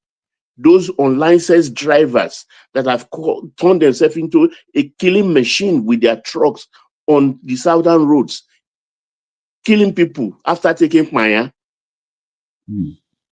and will tell you, take us to the police station because they know their brothers are there who will free them. Immediately you take them to the police station, what you will hear the next hour is that, release him, order from above. You see, that kind of a situation that they are enjoying, that no matter what, anywhere they are the one there. Now, if you create state police, any cases that happen in the state did not go to any Abuja again. You know, even Exactly. when you arrest, if you arrest anybody now, you give them to the police. The next thing that you will hear is they will say, "Oh, order come from abroad, transfer them immediately to Abuja." And when it go to Abuja the next day, then you won't hear that case again. That case they kill it, they release them, they go. So, Okay, but when it is the state police, now, when it is the state police will hold you, they will take you to court, whatever they will take you. There is no bring it to Abuja again anymore. No, it will be handled locally. And that's what they're afraid of. Because they believe Nigeria belongs to them. But with establishment of state police, or everybody to their own space, they don't want that. Let's Fagba, let's just pause a moment. Let's hear from Man of Prestige if it's available. Okay. Man of Prestige. Yeah, greeting everybody. Can you hear me? We can hear you loud and clear. So greeting. Let me start before I go deep into this. And my first narrative is going to be about one man. So one man, to you, I know you are listening. It's a shame because you started today's topic, you know, talking about Charles Anyoguru and the other guy. What's his name? I'm forgetting his name. But anyway, what's happening in Oyo State, which is exactly where you come from, and you pride yourself to be an Oyo man. That should have been the caption of this topic, and not you coming here, you know, talking about Charles and the other guy who's smart or whatever, and using the word Igboitic. That's a totally, you know, an insult against, you know, the Southeasterners. We are mocking them and stereotyping and belittling the Igbos. That shouldn't be the main conversation. It's about what's actually happening. But thanks to Dr. LS for coming here to bring the topic. And thanks to Baba for, you know, amplifying it. Even at all, I don't believe in Baba political philosophy. But this should have been the main topic about what's happening in Yoruba land. And I know it's happening all over the country, but they are coming in this, you know, they are moving in the south. It's going to be the whole south. That's exactly what happened. Even at all, I'm not from the southwest, but southwest is part of Nigeria, you know. We should be concerned about what's happening in Nigeria, not Charles Anyaguru and the other guy, or you go TikTok in comment you always make, which is nonsense in my own opinion. That's the main reason I joined this topic right now, because Tinubu should take a very drastic action about what's happening, not just because his kinsmen are being killed or whatever. He is the president of the whole Nigeria. Okay, what is the most important responsibility of a president? You forget about what you come here, you know, and say that he's doing this, he's doing this. That's not a priority. The life of Nigerian people is the most important thing. And that's what Tinubu should be concerned about. So I don't really know what's going on in Nigeria. You know, they're not taking this security serious. I don't care what you do, what you're going to do, reform or whatever. It's just a microeconomic, in my own opinion, anyway. That's a story for another day. But that's not the important thing. People's life at stake. And that should be tackled immediately. You know, whether look at what just happened. You know, Trump claimed that he did it. Now Nigerian government said no, they did it and everything. Even the person that was killed, it was, you know, the military said they have killed, you know, they have killed the person before, but that's not even the point. But we are talking about the president, the heading of a clinic, you know, I mean the school children, and everybody's life is at stake. It's very painful. Let's be realistic, okay? So let me leave it like that, you know, then I will talk later, please. I just want to listen. Thank you. Okay, Man of Prestige, thanks for your postulation. Aro Gidigba, are you there? Aro Gidigba, are you there? Okay, Fagba, you can take it up from where Man of Prestige stopped. Fagba, are you there too? Oh, yeah. Okay. I'm I here. think. I'm here. Hello? I'm here, Baba. I'm here. Yeah, yes. Go on. Carry on. Man of Prestige has posted his postulation at the moment. It's really frustrating when this kind of thing is happening. It's really frustrating, you know. And you know what really pain me is that even inside us, among us, the Yorubas, that we have those people who play with this thing, who connive with all these people all these Fulani people. There is Eh? Islamists amongst us. And that's why I call Shaki, Iwo, Ibadan, and Oyo itself. Those axes, I call them axes of Islamist evil.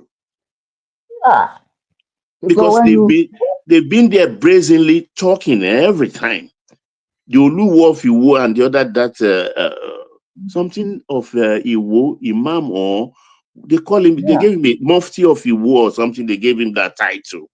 He's been seen training young, impressionable children with a Palestinian flag and things like that.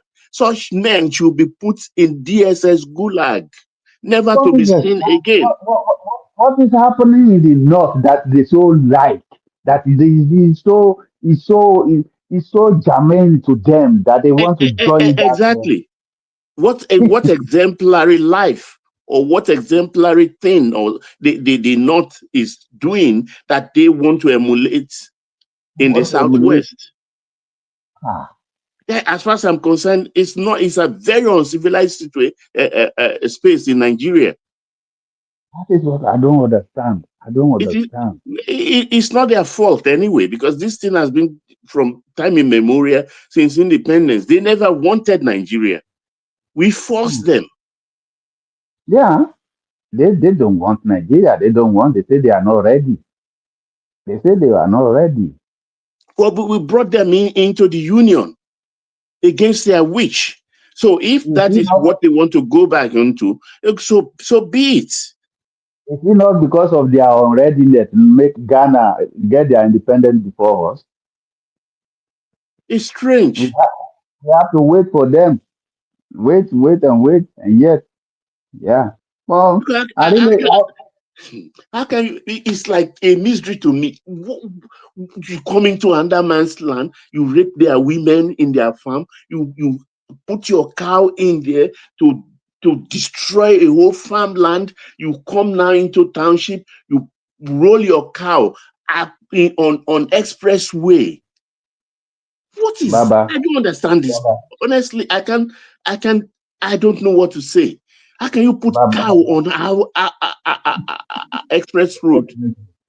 Ah, Baba, we don't see, it seems like we are just talking, but we don't actually know the degree of this problem that we have. Most of us, most of us in Yoruba land, apart from that, we take our car and we drive our road, and we take buses or whatsoever. We don't even know the road to the next village. We in the Yoruba. But these people we are talking about never come onto the road, but they know how to trace from every village to every city of our land. They are not In the human bush. being. Tell me, which human being, if you're a really human being in the year And of our Lord 2026, you will lead your cow from Kauran and Mudia in the bush throughout until you get to the south. Months, I will say, weeks, I will say. Is that a human being living in the bush? No, it's not normal. So they master the bush, they master the whole rainforest, the jungle, they master everywhere. And they put their people there. In those groups that we say we will be clear that, oh, that bush, you can't go there, it's too thick bush. They are there. It is there where they are living. Hmm? Honestly, Dr. Simba, if you are available, can you come in? Simba, okay, let's Okay, continue. bye-bye. Yeah, Bye-bye. Good good evening, morning. I Montreal. hope your day is going well. Carry on, take it away. Well, you know, I at least right from when I was growing up, I think I started. I knowing I've been aware of election in Nigeria since 1979, and then each time we are approaching an electionary year like this, though then it was not even insecurity, but a lot of killings also occurred during that period. You see party attacking themselves, one party killing, a lot of political killings used to occur those days. Even in 1983, if you remember, Baba, in the southwest, it was very, very bloody. Even Ondo in State, 2003 now, Ondo State, Oyo State 2003, the was, Omoboriowo issue and all the rest. and that was 1983. Uh, It was very, very, for anytime we are approaching an electionary year, like they used to create, the politician used to create panic among people. I could remember even recently the 2015 election. There was a lot of all these things that you people are saying now. Let the country break and all. It happens that they created that palpable fear that probably Nigeria might not even survive after 2015. That maybe that will, let me tell you, that election in 2027 will hold and nothing will happen. We'll hand over to whoever wins that election and that country will you still think continue. so? This is Yes, going sir. to get worse, Simba. This It's is not going good. to get. There's nothing that is going to get worse You, there, you, Baba. wait. If you remember in 2015, they have to postpone election even because of insecurity. That they have to postpone it to say, okay, they want to even reduce, attack all those people because they have taken over like how many states? Like 3 states: Yobe State, Adamawa State, and even some part of Bauchi were involved that time, if you remember. Yeah, So it's but always it's always like, I'm not saying what is happening is actually good, but that has been the pattern over the years. That has Dr. always been the Simba, that has always been the pattern. So, but the major problem that we have a problem of insecurity, but we are not looking at it from the aspect of say, okay, this is insecurity. We put tribal, religion, and everything into it, and that is one of the major reasons why it is actually becoming very difficult for us to control. Because if you look at it, where you say, okay, Islamic or whatever, I'm very sure those kids that were kidnapped in the Okiogun, part of Oyo State, I'm very sure majority of them they'll be Muslims. yes, that's Some why this is different, Dr. Simba. That is why So this they'll is be from different. no. So No, it's no, not to me. Let me tell you, if some people are hiding others, because it's to me, it's not about religion. It's about some people who are criminal, who just wanted to perpetrate criminality. But if we are putting everything in the cup, I mean, under religion, say maybe because Islam, and we can never get to the root of the problem. That's wait. the way I look at it. Yeah, fine. But let us face the fact. Most of there is a mix, it's a mixture of these terrorists that is going on. You understand? Our northern brothers are involved. They are not enough in numbers. They imported their brothers from the Sahel to join them. Nigeria is noted now for easy pick in terrorism lexicon because they get more money to buy weapons. We've been paying. And who are these people? There's not one Christian amongst them. There is not one Southern Nigerians amongst them. Who are the easy prey? After they preyed on their people, slaughtering them, they felt that is not enough. They need more money. they have to come down south. And Southwest is an easy pick for them because they have their brothers in Islam already here, because they don't do anything without internal collaboration. We informants. And Southwest happens to be a fertile ground for them because they are present from time immemorial in the Southwest. So let's call it like it is. Those children actually, like you said, yes, almost 100% of them will be Muslims, but do they care? There is criminality in this terrorism. There is terrorism in this criminality. It's a mix. They are using one to get the other. They are using the other to get one. They used to get money and drive fear into people of other religions. We've had people, the Mufti of Iwo. Yes, sir. Simbad, I think this is you, okay? I mean, we need, regardless of our political differences, we need to call a spade, okay? Because what's actually happening right now is terrorism. The example he just gave, is so mundane that it's not true. Because at that particular time, whatever happened is what I consider to be political fighting, rival political fighting. It has nothing to do with what's going on right now. This is typical terrorists, okay? Jihadist terrorists that is ravaging Nigeria, attacking from the southwest, it's moving to the south in general. So we should call it what it is. Tinubu is being very lackadaisical about this. That's the way I see it. So don't be giving that excuse for political expediency. I mean, if Tinubu is doing well, you say he's doing well. But when he's doing wrong in terms of this, you need to call it what it is.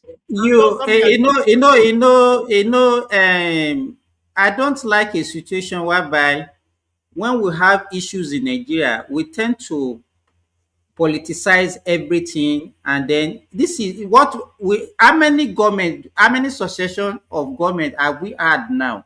Starting from wait, let me talk. Let's talk about let me talk now. You just raise an issue, and I want to give you a scenario.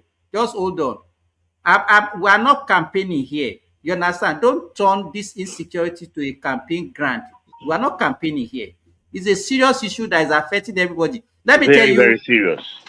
You understand? Let me tell you, if you put your man, whatever you do now, put him there, he will not be able to solve the problem. Just so everybody, all hands must be on deck. Everybody in that country, irrespective of your tribe, religion, ethnicity, we should see it as a collective problem. But by the time we are pointing and accusing finger, oh, is these people, oh, is that, we will not be able to solve that problem. Obasanjo was there, he couldn't solve it. Good Luck was there, he couldn't solve it. Buhari was there, he couldn't solve it.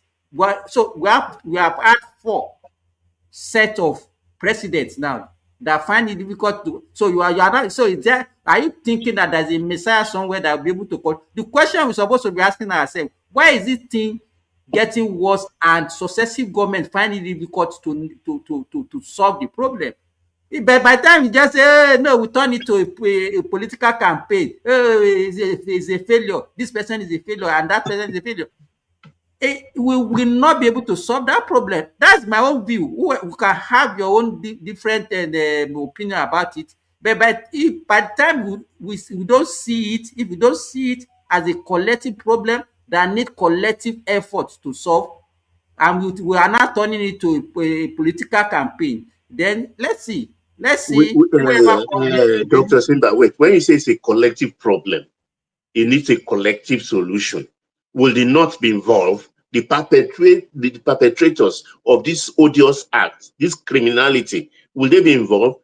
When you say collective, will it involve them? They are not denying, neither they are accepting responsibility. If you read the current Gumi statement on this, he's still digging deep into it and asking the government to slow down. Yes. Why will he be doing that? Did you read and comparing their militants with their action with that of the Niger Delta militants? Baba, if you have been following, let me tell you this. This problem did not even start in the last even 50 years of the existence of that country. Is a problem that has been there that we neglected. Yeah, festering all in for decades. You understand that we neglected. Let me tell you, if Nigeria has been prosper as a country where everybody can feed properly, you can educate your children, do you think we have this insecurity? Do you tell me one country that is a prosperous country in this world that has insecurity? Apart from all these one that occur in America, all these homicide and whatever, that one. But just tell me, the root cause of this problem is because of some people that have been neglected over time, that we neglected, we didn't take care of them, No, and no, that no, is no, no, no, no, Dr. Simba, please don't go to that route. Which people did we neglect? Were we not What is Simba neglected in the talking South? about? Simba Uh-uh. is not What talking are you like saying, Dr. Simba? talking We like didn't Gumi. we didn't neglect anybody. Everybody get their FAC allocation. When we are I'm not, when we say we, I'm talking as a country, I'm not talking about you. I'm talking as a country as a whole. Whether we like it or not, as we are today, those people that you are still talking about, they are part of us. We're in the same country. wait a moment. You, me. Hold on. We are all neglected Simba, what are you one way or talking the about? other. Hold on, Are please, you man saying of we should be prestige. paying them? Just give me a moment. We are all neglected. You find your way. I find my way. Everybody find their way. We know education is the only route, is the salvation for everybody That on planet Earth. that knowledge, let me tell you, Baba, that knowledge that you have, that instinct that you know that okay, you have to do this thing, this is what is good for you. Don't take it for granted. Not everybody has that opportunity. Who was there no school in the north? Schools were established. They even lowered the bar for them because they said they themselves arrogated that to them, so that they were educationally backward. They lowered the bar. That's why we have quota professors, we have quota doctors, we have quota military officers, we have quota administrators. Because when you enter in the region we come from, when we enter with 180 or with this certificate, they lower the bar for them, and they ended up ruling over us, busting us. They've given them all the opportunity. All the military coup, all the military head of states are from that side. What else do they want? They didn't progress their people. Even Islamic education. Baba, if we have to, let me tell you, the only solution, if you want to go that route that you are going, is for everybody to just go their way. If not, Exactly my point now. if you are still married together the way we are now, that I don't think, or whatever you say is not going to solve any problem, because those people, they are not ready. They are not ready. Yeah, because administratively we fail to answer the Nigerian question. They don't want it. So let's give it to them. Go and join your brothers in Niger. Go and join your brothers in Chad. Form a country with your brothers in Mali. We don't want you. We don't want this kind of life.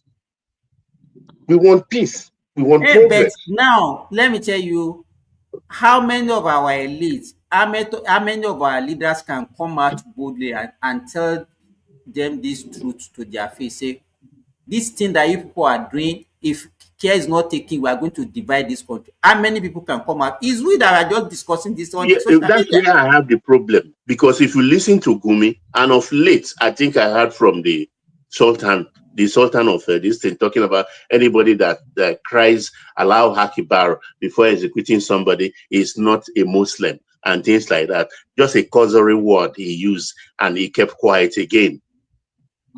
None of them condemning all of this. None of them condemning all of this. In fact, the Gumi is saying Papa, that. let me ask you. Let me even ask you. Even yes, we that we are talking here today, yeah. The so-called opposition that are saying that Tinubu is a failure, Tinubu is a failure. Who are they cutting for them to win the election? No, No, tell me now. that's another discussion entirely. You Who understand? are they cutting? That's for political expediency. You understand? That's another So what? conversation. So everybody's We are out. talking about terror right now. We are talking about terror. Baba, let me tell you, the Don't let's people that you are politicize it. saying they are responsible for terrorism, they are the one that they are not after. They are the one that they are cutting. Say, oh no, the Northerner will vote for us. In fact, they will say the North are angry. That the North are angry with Tinubu. They will not vote for Tinubu because they are angry over what? No, I mean, So you have a problem this morning. think I don't know what bed you wake up, because all you are speaking in here is just apparently okay. nonsense. You're not making any sense. Hold okay, so on, you hold on, hold on. Don't fight, a man of prestige. You understand? Everybody will see this thing differently. So before I proceed, good morning, Baba. Good morning, man of prestige. Good afternoon, Dr. Simba. Whether it's evening and I don't know where Fagba it's evening here, is. Jerry. Good day. So now it depends on how everybody sees this thing. Yesterday I was still presenting one of my documents. That I said I wanted to use for documentary. Just because it's too expensive for me, I was rolling that thing out to people in the background here yesterday.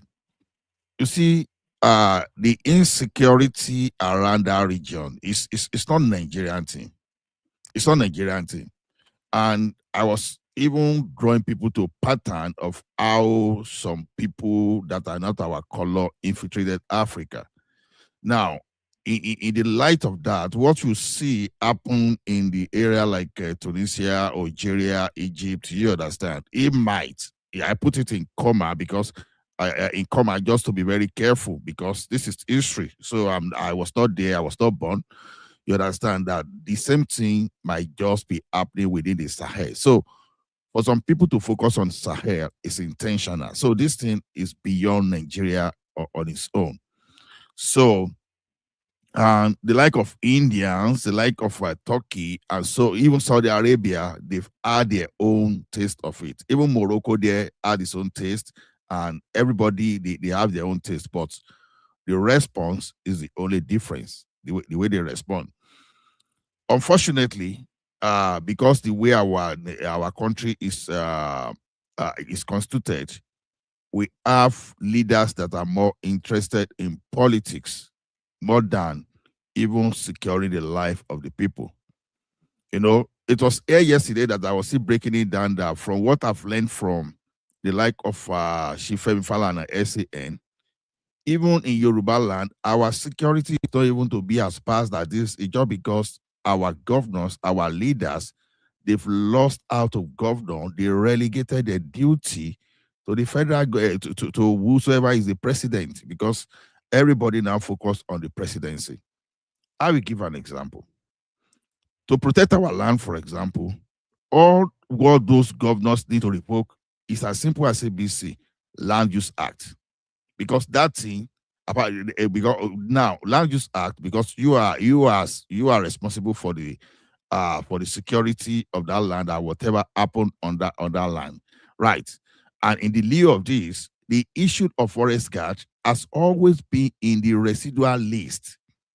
And while growing up, I was aware we used to see all those we call them ashobu, olopa ashobu. Now they used to move around with double barrel and things like that.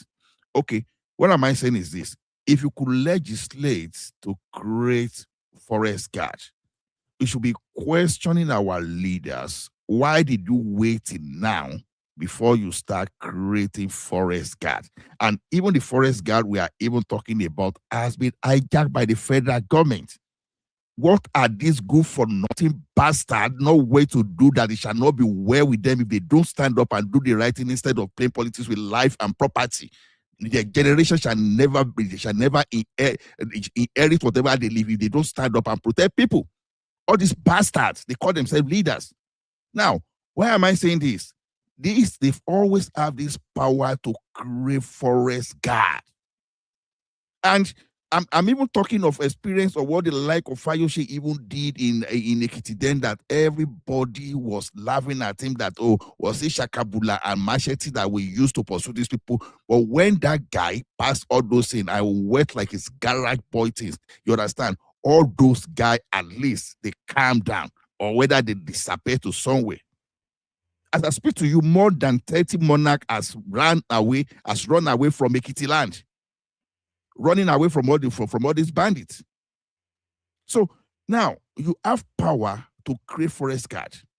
Even if you like, you could have hide under maybe that forest guard and bring the life of Gani Adams and Sunday Igboho that will be running away since they said they can do this thing, and bring them into this. But no, you are not doing it. And for that bastard, one bastard came that time. I said, I welcome Fulani. They can come back to my state. And they started creating problem in Ekiti when Fayose left. So the thing is this: these leaders that we see, they are just good for nothing. They are only just there for whatever. And these guys, they've dipped their hand into so much thing that they cannot even fight. Now, and look at one useless commissioner of police. Sorry, not commissioner of police. One useless commissioner in Oyo State. I don't know what he was even trying to gain. When the security people were moving silently, he just went to go and do some kind of press release that the forests are now surrounded. And the next thing we started hearing is how this idiot started taking people's head off. So this governor you will see, all this your governor you see, they have power more than we are talking about. They have more power that we are talking about. The only thing is that they are lily-livered. They don't want to do anything. They are there for the wrong purpose. So I will support Baba because, to be honest, if we are really serious as a region, by now, the entire Oyo State should have been shut down. Exactly. You understand? I'm expecting all those people that are in this service, you understand, to react and shut down, to take everybody to down tools and show that this thing is not just a business as usual. Because see, even if you go on, because to me, I know that I will want my Yoruba nation any day, but I still know that the problem will never solve immediately because these guys, they are not going to relent. These guys, they are going to run after us. I'm speaking from the research I carried out when General Musa talked about fencing that country. India, they battle insurgency for several decades. They argue whether they needed to fence that country. Allah, let me ask you something. Has Seyi Makinde spoken, or is he just busy campaigning for president? He has spoken. Oh, okay. Whatever he has said, that is not useless after all. No, whatever very useless. Nothing useless. Concrete. So all we want from him now is whether you want to use the local hunters, as many people that are just coming out that they want to do this thing, use them and run after these people. And make sure when you are after them, we don't want to hear that you are taking them to any court. If they are caught inside the bush there, you understand? Make arrangement between them and God. Don't bring those people that are in the forest. That's it. What's in the bush stays in the bush. Exactly. What is the bush stays in the bush. Don't bring them and someone will not be this thing. Now, this is what you do. You will see how useless our governors are. The matter of prison, for example, prison service is no longer in the exclusive list. Ask some of these governors, some of these idiots, how much did the Seyi Makinde got from Tinubu, for example, from the federal government? It's not because of the lack of Fayose. If not, it's not because of Fayose that said they gave him 50 billion. He now came out. Oh, I didn't say 50 billion. It's just 30 billion. The question is, what did you do with that 30 billion? $22 million. Call it in dollars for people to understand. Campaign now. Exactly. $22 million. He spent some of it to host a convention. Simba. And they've not domesticated all those laws that are supposed to, because by Dr. now, Simba, if you have a serious, just let me quickly run this stuff so that you can come in. Hold on, No, hold on. just Let me hold quickly on, round up. Kenny. Ola is talking. When he finish, he will talk. Oh, I can't hear you. Okay, sorry, I can't hear him. Okay. Now, see, the thing is this. If they are really serious, they should have domesticated prison service. I've not seen any governor in Southwest that have built prison. I've not seen it. I've not seen that. It's showing that these people are not serious. It were to even supposed to be the period of Second Republic, there would have been a lot of correctional center in the Southwest as we speak today. But some of these guys, they are not doing it. Ola, let me ask you. Before, we used to have synergy among governors of the Southwest states. They used to do things commonly. They have meetings regularly. Since I think the last time I heard about such a thing was maybe during the early time of Obasanjo. No, they did one recently now where they were singing the Yoruba anthem. It was Ogun State. What was the reason for that? Them. They have an agenda. What was the agenda for that? Economy and security. Akeredolu was the one forcing them. It's not as if they see. I can tell you about the useless one that left Ekiti that time. You understand? He was even thinking he will become the president. You understand? It was Akeredolu that was pushing them to even do their job. This Amotekun that you see they created, some of them didn't want to create Amotekun. They prefer to hold that money to themselves. Yeah, true. Do you know Amotekun is not up to 10,000 or 12,000 in the whole five states they are in? They are not. They are not recruiting. Because if they be doing their job, they didn't even need Amotekun. They should have had all those forest guards as far back as 1999 today. No, Tinubu left it for Nuhu Ribadu, and he started bringing Fulani into forest guard. Can you imagine? Exactly. I will keep imagining how can Meeti Allah be carry AK-47 that for these people cannot carry, and the governors don't let us be repeating all those. We all know. Just round off. We know they have been doing all those things. No. What I'm saying is this: these governors, they are part of the Police Service Commission. That matter of that police we are even talking is not for the presidency alone. It's not for the president alone. But why are they not? But if they want allocation from the federal government, they know how to hold the federal government to ransom. Thank you. Another person can call me. Okay, Kenny, can you hear us? Kenny is always eating. He's just like a Patoski that eats like. Kenny, are you still there? He's eating food. There are two Fagba online. Which one does he want to take off?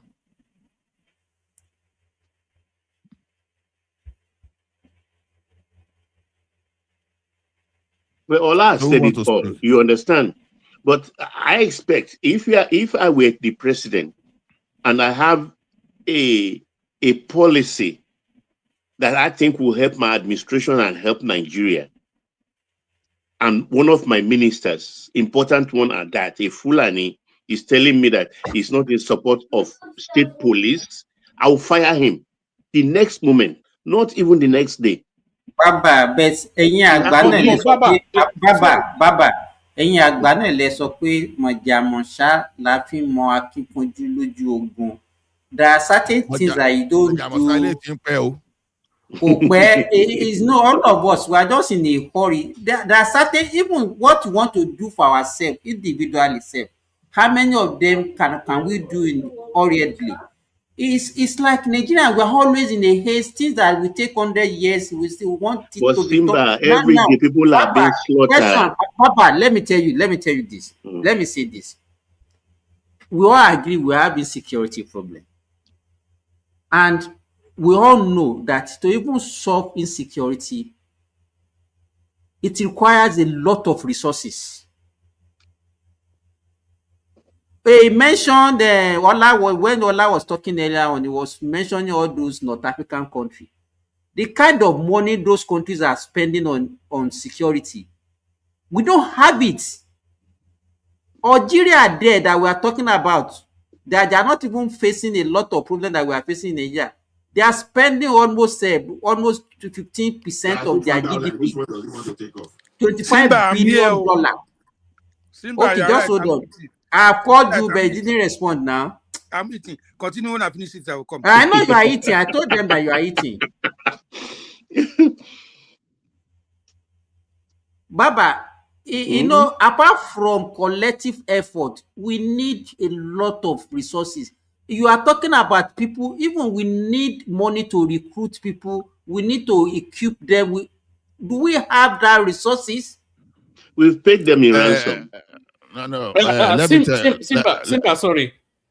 Do you not feel that we're being a bit unfair on this Tinubu administration? If you look at the insecurity, I mean, it's only 2 years ago, 3 years ago, we're under Buhari now. Slaughter, 70 Borno, 70 Plateau, 80 Benue, kill. All the trains were being blown up. Everybody was, we had refugee camps in Yoruba land under just barely 3 years ago. And under this Tinubu administration, the data tells us that they've hired more terrorists than under any other administration. And we know we're in an electoral season. When the Americans and the Nigerian joint force struck against that ISIS person, we always knew that there was going to be a response. And that response will be to Yoruba land because Tinubu is in situation. So do we not want to look at all the intrinsigencies in order to, for me, this administration is the first instance that we're fighting terrorism. And as Buhari famously said, corruption will fight back, terrorism will fight back. Well, man, look, there are a lot of leaf we can borrow from. Let's look at the Muslim Brotherhood in Egypt. Mubarak dealt with them, and Al-Sisi finished the whole thing. They were the most outside of Iran. Are they not the one that dethroned Mubarak? Is it not the Muslim Brotherhood that dethroned Mubarak? Yeah, that's what I mean. I said Al-Sisi finished everything. Today, they are in disarray. You understand? You have to confront this evil headlong. That is what I'm saying. Don't fold your hand. We are not helpless. Baba, you know, I think when we want to make comparison, we should look for like. The kind of ethnic, religion, whatever that we have in Nigeria, in Egypt, they don't have that. And the kind of resources that is also available to them, we don't have it. No, Simba, let's stop on these resources. Let holiday.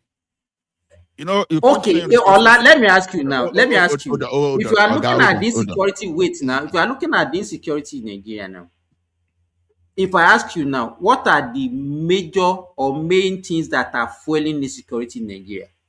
Just tell me. You tell me so that we know how to. I don't know your mind. We've been talking about it. We talk about religion. We talk about ethnicity. Because when you say Fulani, that is ethnicity. When you take Islam is to talk about religion. All those things are weapons. Hold on. All those things. But those are the things. Everybody in the comment section, everybody has been attacking me here. Everybody has been saying here. Yes. Hold on, Dr. Simba. They've been saying I'm because I'm a Muslim, I'm defending Islam. That's why, and it's because they've put everything about that insecurity on both on ethnicity and religion.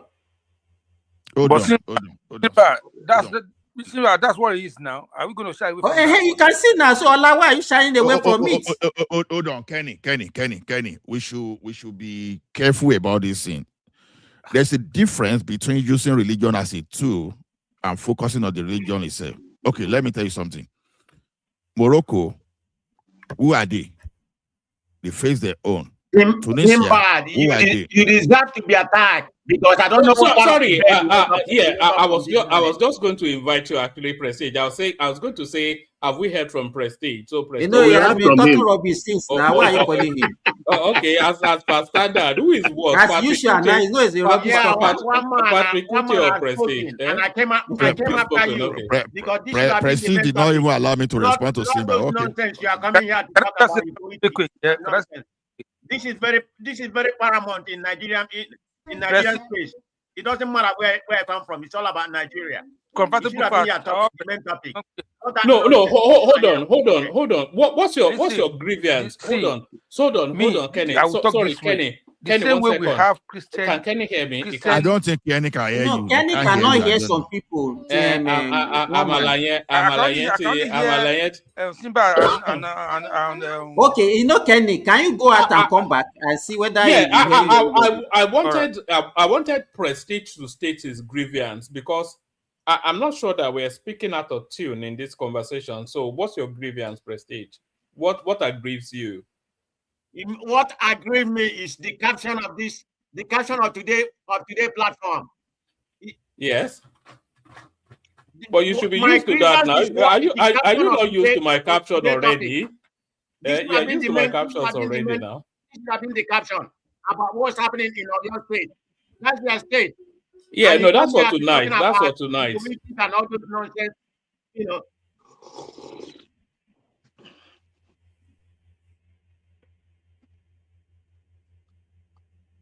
Knock anybody home? We can hear you, Baba. I just told you what is my grievance. You are not talking about what is very paramount in Nigerian place, about what's happening in the south. You know, they are coming from Kwara to Oyo is your state. That should have been the main topic. That's my grievance. Kenny, why are you eating like a broiler, eh? Why are people talking of Oyo? They've been in Ekiti for months. And I've been saying it here, and people are just saying, because they are just keeping this in secret. This guy, they be doing damages in Ekiti. You know what? I'm telling you that more than 30 monarchs ran away from Ekiti. And that one seems not to sound anything. That's what man should have been talking. The life is more important than all this gibberish. Don't be happy yet. I know you are happy that you're happy in the south. This is happening in the southwest. Don't be happy yet. You understand? Because I'm not an ethnic jingoism like you. Hold on, Kenny. You are bagot as well. Hold on, Kenny. It's happening in the east too. It's happening in the south. Most of those things are just being doused. That's what those things down. We are surrounded in the south. It's not a matter of southwest only. It's only that we are not being sincere. You know, Ola, you know, before you came in, Ola, before you came in, I said what you're supposed to be talking about.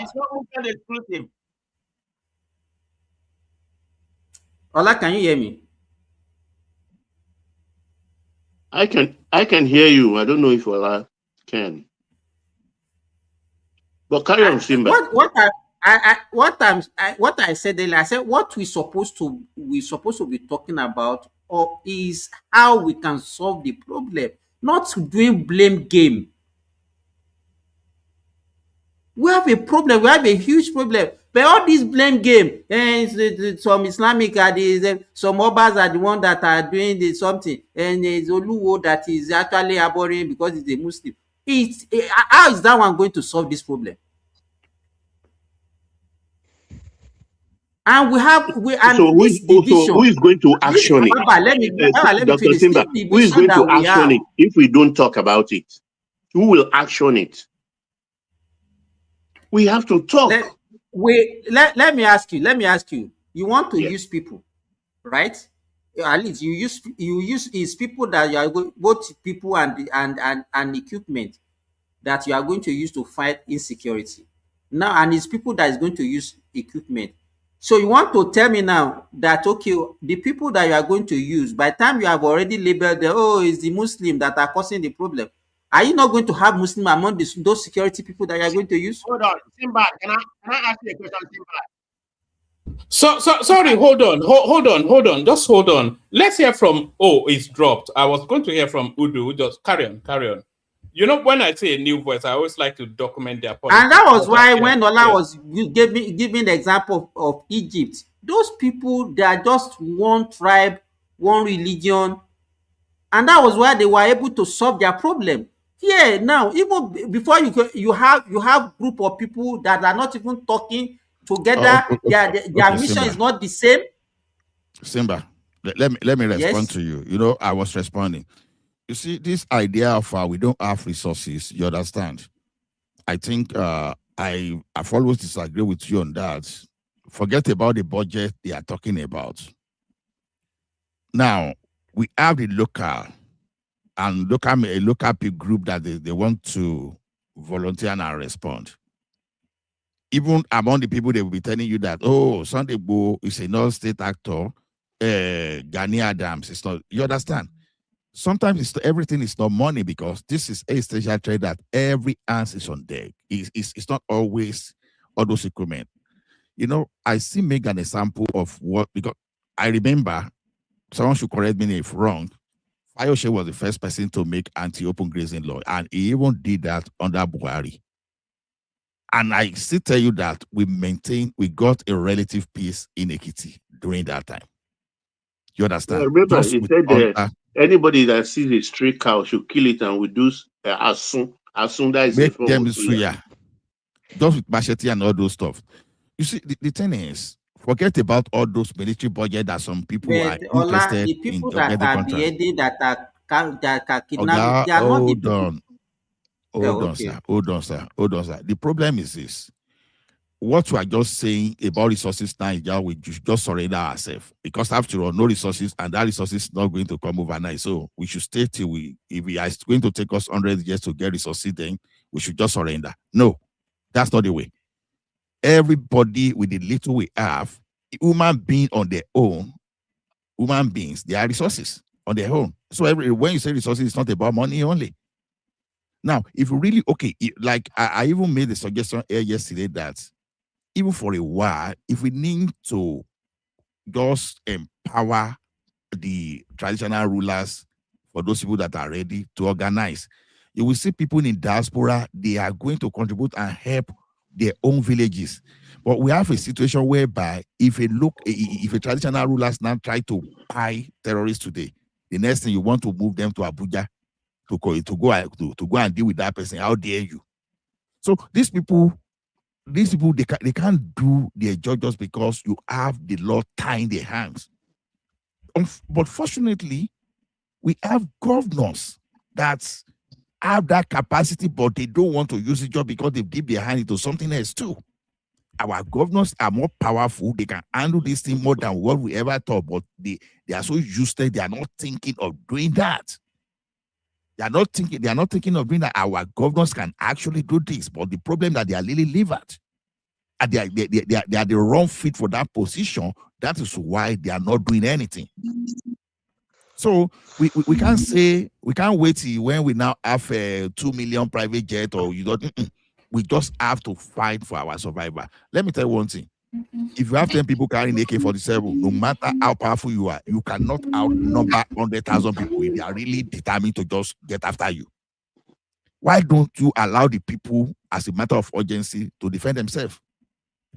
Why don't you find a way? Ola, this brings me to the question. Baba, I wanted to bring Uda in just to document his voice so we know what is politics. I was just waiting for Ola to. Oh, sorry, Baba.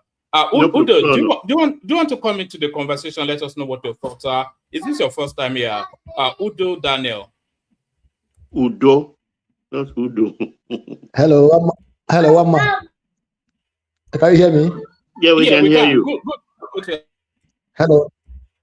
Yeah, go ahead. We can hear you. Good afternoon to everybody. I will stay in the background. Yeah. Can you hear me? Okay. All right. Carry on, Baba. Whenever you're ready. Ola, what I want to say is, look, I will speak about politics, but now I will stay in the background and listen to you people. So, Ola, what I'm trying to say is, look, Amotekun doesn't need this shakabula anymore. You understand? We need AK-47. If when the Imyetiala, they were equipped with AK-47 by the NSA to counter as an embedded agent of the state amongst the Fulani terrorists. So if he can supply AK-47 to his own people, that plan didn't work anyway.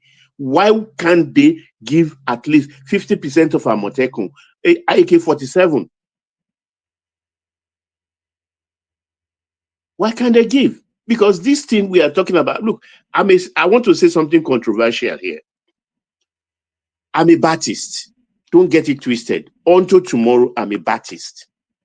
But Ashiwaju had a habit. When we're going into the 2023 election, from 2020, 21, 22, all these things that happen in the Southwest, the atrocities of these Fulanese, he was denying it. Even the daughter of Baba Fasoroti, he denied it. Arakunrin. Yeah, he said we should show them evidence. Where are the cows? Where are the cows? Exactly. So now we are heading into an election, which could be a phantom one. Why is he dilly-dallying still? Must he rule over Nigeria? He can rule over a nation of the Yorubas. There's no problem about that. So he has to be decisive at this point in time. Because if we continue to leave this thing to fester till after elections, if there ever be an election, it's going to get worse. These people are deaf and dumb to reason. Baba. Yes, sir. My own challenge is this. We know that with the onslaught against all these terrorists in the Northeast and the Northwest, I said it here that they will overflow to the South. Sorry, I was shouting it is here real. emotionally that time.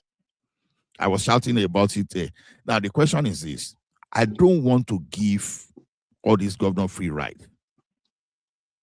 Because with my little knowledge and with the like of Shifem Fala and SAN that I've listened to, these guys are not as powerless as we speak. Their own problem is what will happen to them once they leave that seat, because many of them they've stolen, they've done dirty deeds. They are after them. They say, because Baba, idiots are in the late 70s, in the 80s. Even for governors losing election or local government losing election, we know the extent to which they can fight. They will fight. Although fight, we just talk about the Omobori one. Exactly, sir. I don't want to mention many politicians that even went with this thing. That was when all this time they were using egg to burn house. All those things just started that time. And that's the era of all this when they tag our mopo kill and go. That time, they maybe because I was so small, I was so young, I used to see them as one big status that time. We very big and hefty people that even with kill and go that we were talking about, they were unable to curb them like that. They were facing them. That's but I thought they said this guy bought an attack helicopter. Who? In Oyo State. Makinde. I'm beginning to doubt that. No. It was just operational for surveillance, not attack. It's state cannot buy attack helicopter. Amotekun have many drones. They have many drones. That's why I'm saying, where is the Amotekun commander for your state? That's the first question I asked. What was he doing, sleeping on duty when this happened? We see a situation where the citizen in Ogun State, they use normal commercial drone. They used to do a video. They used to fly after kidnappers, and they were looking at their own den. And yet in Ogun State Command, they could not see Ogun State Command. They were claiming not to be able to read to find where kidnappers are, when even common people on the street.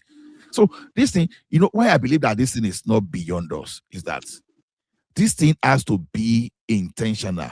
If these governors cannot, let's find a way. I've always been an advocate of empowering our traditional institutions to get involved so that the EDGs of every community could get themselves involved. It's just like in my village now, if you say we should get involved in insecurity, I can tell you from now, between now and next year, we are going to have nothing less than 10 towers, secure watch towers in my local community. And I've said, what will be at that local tower? That long-range telescope and binoculars. And I've said it. And it is possible that we are even going to install thermal sensors just to watch movement around our borders. So it's not as if people cannot secure themselves, but we have government that is supposed to be the monopoly in violence, but they've relegated their duties. They don't want to do anything. All they want to do is how to share resources and to share money and to preserve themselves. That's all they care about. These governors, because to me, I don't want to bother Asiwaju too much now because his focus seems to be in the Northeast and all those stuff. But our governors, even by extension, with time, our local government chairperson, if you don't have that security mind, if you're afraid for your life, that all you want is to see politics as just your normal banking or telecom job, then don't be there. Because when you become a leader, you should have a military mind. And the first thing is that you should be able to think like a military person. There's no way under the heaven and under the on this earth that Seyi Makinde would tell me that what is happening in Oyo State is beyond his capacity. Because there's a power. Okay, they carry all those people. You have many guys with commercial drones there that they can release this into the air and start searching for these people. You don't necessarily need all those stuff. There are a lot of ways. There are a lot of ways to do this thing. You can even give contracts to private operators to get you some kind of drones that you carry surveillance and look at where these people are. But these guys, they don't want everything. They are getting away because everybody focuses on the president. You know, I'm talking of my Southwest. I don't even care about what is happening. But there's no way someone wants to tell me that. Okay, I will give you an example. When they wanted to overrun the area where we have the biggest cassava chain in Ekiti, how the security men, how did they respond? They responded swiftly. They taught all those bandits a thorough lesson that they will never try that thing in their life. When in Kogi State, when those guys ran to Dangote facility, in their next life, if they see Dangote facility, they will not run around that place. How were they able to secure all those critical investments? And all of a sudden, human being life now just become like a toilet tissue to some of the leaders. If that thing happened to be one of their relations, I can bet you under 10 hours, they will bring them out. And by now, they will have figured out those people. But when it is just a common people and all this, they start playing politics. Because you don't want to offend someone, maybe someone in the north, just so because you don't know whether if Tinubu will not be there tomorrow. So you want to align with everybody. You don't want to cross the line. Just because some of you are already a thief, it's just by phone call to give a tip off for Interpol to be after you, just because of your money laundering and of your offenses that you've committed. We have a bunch of thieves ruling us this day, and this is what we should be focusing on. If our governors cannot secure us, then they don't have business in those government offices. That should be what our mentality should be now. If the like of Seyi Makinde, if the like of Bao of Ekiti, if the like of whosoever that they put Ayedara, whatever they call it, if they can no longer secure us, we should start moving away from those kind of mentality. Maybe we should start thinking of looking at ex-military officers that perform very well and start putting them now into the affairs of becoming the state governors. If all these fine boys, politicians, if they cannot protect us. Because this thing that you see, whether it's not about Tinubu, this thing, if you don't do it, it's going to extend beyond Tinubu because it started before Tinubu. And I don't think if these governors we are not getting all these governors involved, it's not going to stop even after Tinubu. That's just my point. That's the way I see it. So, Uncle Simba, the thing is this: forget about those resources. Human beings themselves, they are resources on their own. It's not about people spending billion. You understand? Before those Morocco and you see, before they started spending billion, the debt with their human resources. It was after. Because when you see the content of that military spending you are talking about, we don't have it in Nigeria. You know what it means to build like a military fence that is as thick as 5 foot. We are building 3 meters as wide as 5 foot. To the point that these people, they even build some kind of a barbed wire military this thing, even in the mountainous area. So when you are seeing all those budgets, those are the kind of things they are talking about, because they have several towers and several east sensors and several drone centers that when they see, they respond to. We are not, so when you see all those components, they are not talking about their military only. And we cannot get to that place overnight. But as we speak today, all these people, they cannot overrun our people. If the government just stop and twisting people, if the government just say, okay, guys, I'm releasing you, nobody is going to run after you for protecting yourself. Traditional rulers, go and secure your place. Nobody is going to send military after you to come and arrest you if you pile all those people in the bush. I tell you, in less than a month, even with these people with the AK-47, they will disappear.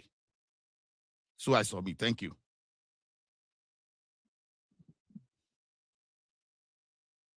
Are we still here? One man, are you there? I'm just leaving him to finish what he's saying. So, greetings, everyone, all the panelists, including Baba.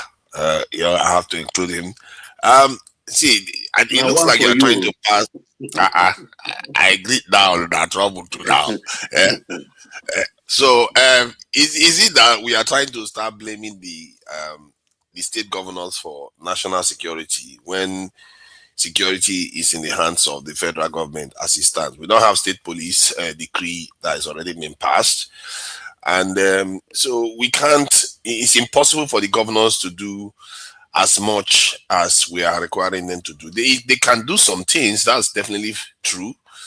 And in Nigeria, you can argue that the Southwest police or the Southwest government tend to actually do more than most other parts of the country in terms of instituting some element of state security outfit like vigilantes, like Amotekun and all. So I don't know why you are trying to put too much on them. They don't have the resources. Even if they have the manpower, they don't have the resources. They don't have the enough power to even do those things. And if you do them in a haphazard manner, you could create even more danger, because you may, let's say you even have the capacity to even arm them or semi-arm them. You could create a situation whereby you have another set of militant group developing the state with their own agendas. Nigeria is a country where people, whenever they see any source of income, they capitalize on it, they double down on that area. And it's extremely dangerous to create a source of income, potential income, or in the hands of Nigerians that is not well controlled.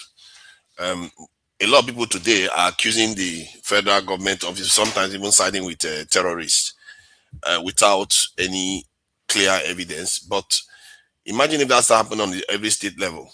That will become even a more complicated situation. From what I gather, that is how DRC got to where they got to today.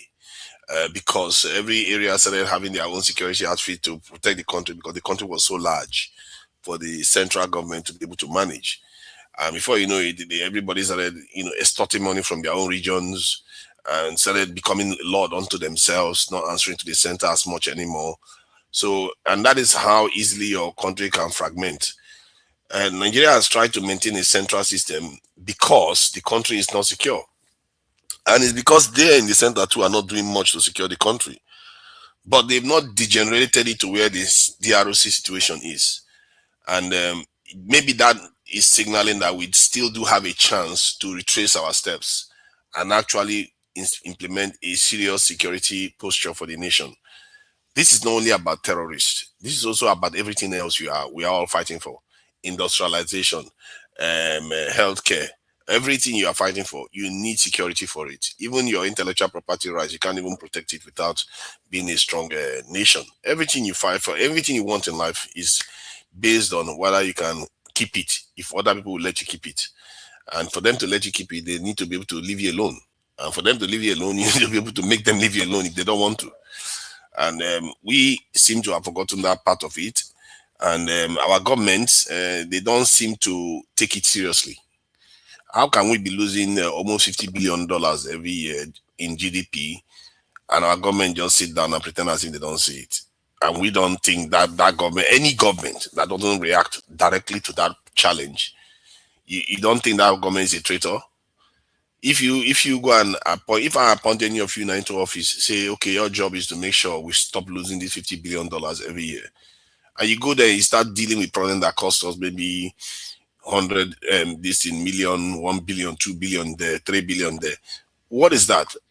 You're not fixing the core problem, and you should be seen as a total failure. And that is where I even faulted, in short, all our leaders from the very beginning of the founding of the country has been not good. You know, none of them have been good. Even Murtala Mohammed, that tried to do the right thing, when he got into office, one of the things he did was downgrade our security posture by retiring 100,000 soldiers. Why would anybody do that? The irony is that he ended up perishing without any security around him. It's like we are underdeveloped to be able to run a country. Because if Murtala can make such a catastrophic mistake, driving around without security, retiring large sums of, I think half of the military retired, and then go on to mount off to the west and challenge them, support Angolan these rebels. It shows you our serious lack of awareness. Say whatever I like about Tinubu. Tinubu understands the importance of security for himself. That's why he has such a the longest convoy I've ever seen in the world of security. Tinubu has it. He even had it even before he became president. Why does he value his own life so much? The longest convoy I've ever seen, he's the one that runs it. And he's not running it because he just wants to show off. Because Tinubu is not a very, very show-off person. Clearly, look at the way he dresses. He doesn't even care about how he looks. So why do you think he has so many cars? Because he understands the security for himself. He needs to stay alive to be able to do anything. For him to have such a long convoy, longer than any other country in the world that I've ever seen. How do people allow him to do that? Then he leaves the country without security. That signals to you that he knows the problem. Why did he have so many? Why don't he just have a few, a scanty amount like they leave the country for? Our leaders, it's a sad state, it's a sad thing to say. Our leaders have betrayed us, and we too are standing in the line waiting to betray our people again. Many of us will end up inside the office, and the first thing we want to do is cash out because our family members are telling us to cash out, and our mentality is that what is there in the nation? We don't care about the nation. We care more about our tribe because all we see is tribe. We think when you are within a nation, you can ignore that identity and only focus on only the tribal identity. And when you're in a tribe, the next minute you will start focusing on your state or your clan identity. It's weird how we behave. We reduce ourselves to a disadvantageous position all the time. We don't ever try to elevate ourselves to a high level where we can actually operate properly in the world and prosper, see our nations grow. Instead, we leave our nations to be like the way it is right now, insulting each other, abusing each other every day. You look at this image we are seeing here, calling Obi supporters a yam head. How does that even help our national discourse? I guess it's democracy. We can insult each other all we want. And if P2B ends up in office, whether it's going to transform the country, I don't know. Because technically, I worry that most Nigerians they don't understand statecraft. They really don't. And you can even argue that many African countries, sub-Saharan African countries, don't understand statecraft too. It's not only down to Nigeria alone. Because how do you explain West African countries being so lackluster? Or Cameroon or the Central African Republic, that one is a basket case. We just are not serious people. We operate as if the world is going to have mercy on us and going to see us as we are not going to cause problem for them. And we just accept it that that's the way we are supposed to be, almost like a slave race, really. We accept it. I don't know why we do that for the life of me, because when you leave Africa and you go to the other parts of the world, you see African Americans, Jamaicans, all the other people, even in Brazil, they are trying their best. They are trying their best to hold their head up. But Africans are some of the worst groups in the world. We refuse to hold ourselves up. We refuse to challenge anything. We just remain under ambitious. We go to Western countries, and every time they appear, they come to us. We say, "Oh yeah, we need more training." We've been training since 1960. We've been buying their equipment, and not proper equipment, by the way. Yeah, equipment. That's what we buy from them every time. From Tinubu to Tafawa Balewa. We've never had good leaders. Our last good leaders are probably the ones that fought in the colonization wars. They were defeated, and their children were raised by their conquerors. And now their children, all they understand is being in servitude to them, never raising their head above the parapet because they're afraid of getting knocked down. That is our attitude. Maybe it's a trauma from all the defeat we suffered 200 years ago. I don't know what it is that has made us this. I expect you to talk of solution to the ongoing problem before we even go into civilization thing. Let me tell you something. You said the governors are powerless, and I keep telling you that is not true. You understand? At least you understand. I've experienced 3. They are not as powerful now. They are not. They don't have the ability to recruit people with arms. I will tell you. It is no. See, let me tell you one thing. It is more of attitude. You understand? Why do you think I keep saying Fayose used machete and hunters gun, Dane guns, not even pump action, no, Dane guns? That is what they say. The man just said, any cow you see, you have a suya. Slaughter them, make them suya out of it, just go shop.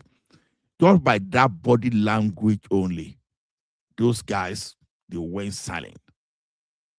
Now, Fayemi came, he said, oh, I don't want all those kind of things. Fulani are welcome in my state. The next thing, within 3 months, everywhere, the insecurity return. Look at 2 different governors. If you like, you call Fayose Agbero. But his body language already sends serious warning. I'm not saying all this fight that there won't be casualty. Don't get it wrong. Even as we are not even fighting too, there are casualty, innocent people. You understand? You are dealing with these people without, you are allowing these people to run without resistance. And it's dangerous. So what I'm telling you is this, based on the framework of our constitution, because maybe you are not here, I'm repeating the same thing I said earlier. This time of Tekun you see, you understand? They are supposed to be forest guards. They were established under forest guard that act. You understand? The state governors, they've always had power to employ forest guard as far back as 1999, as far back as 1979.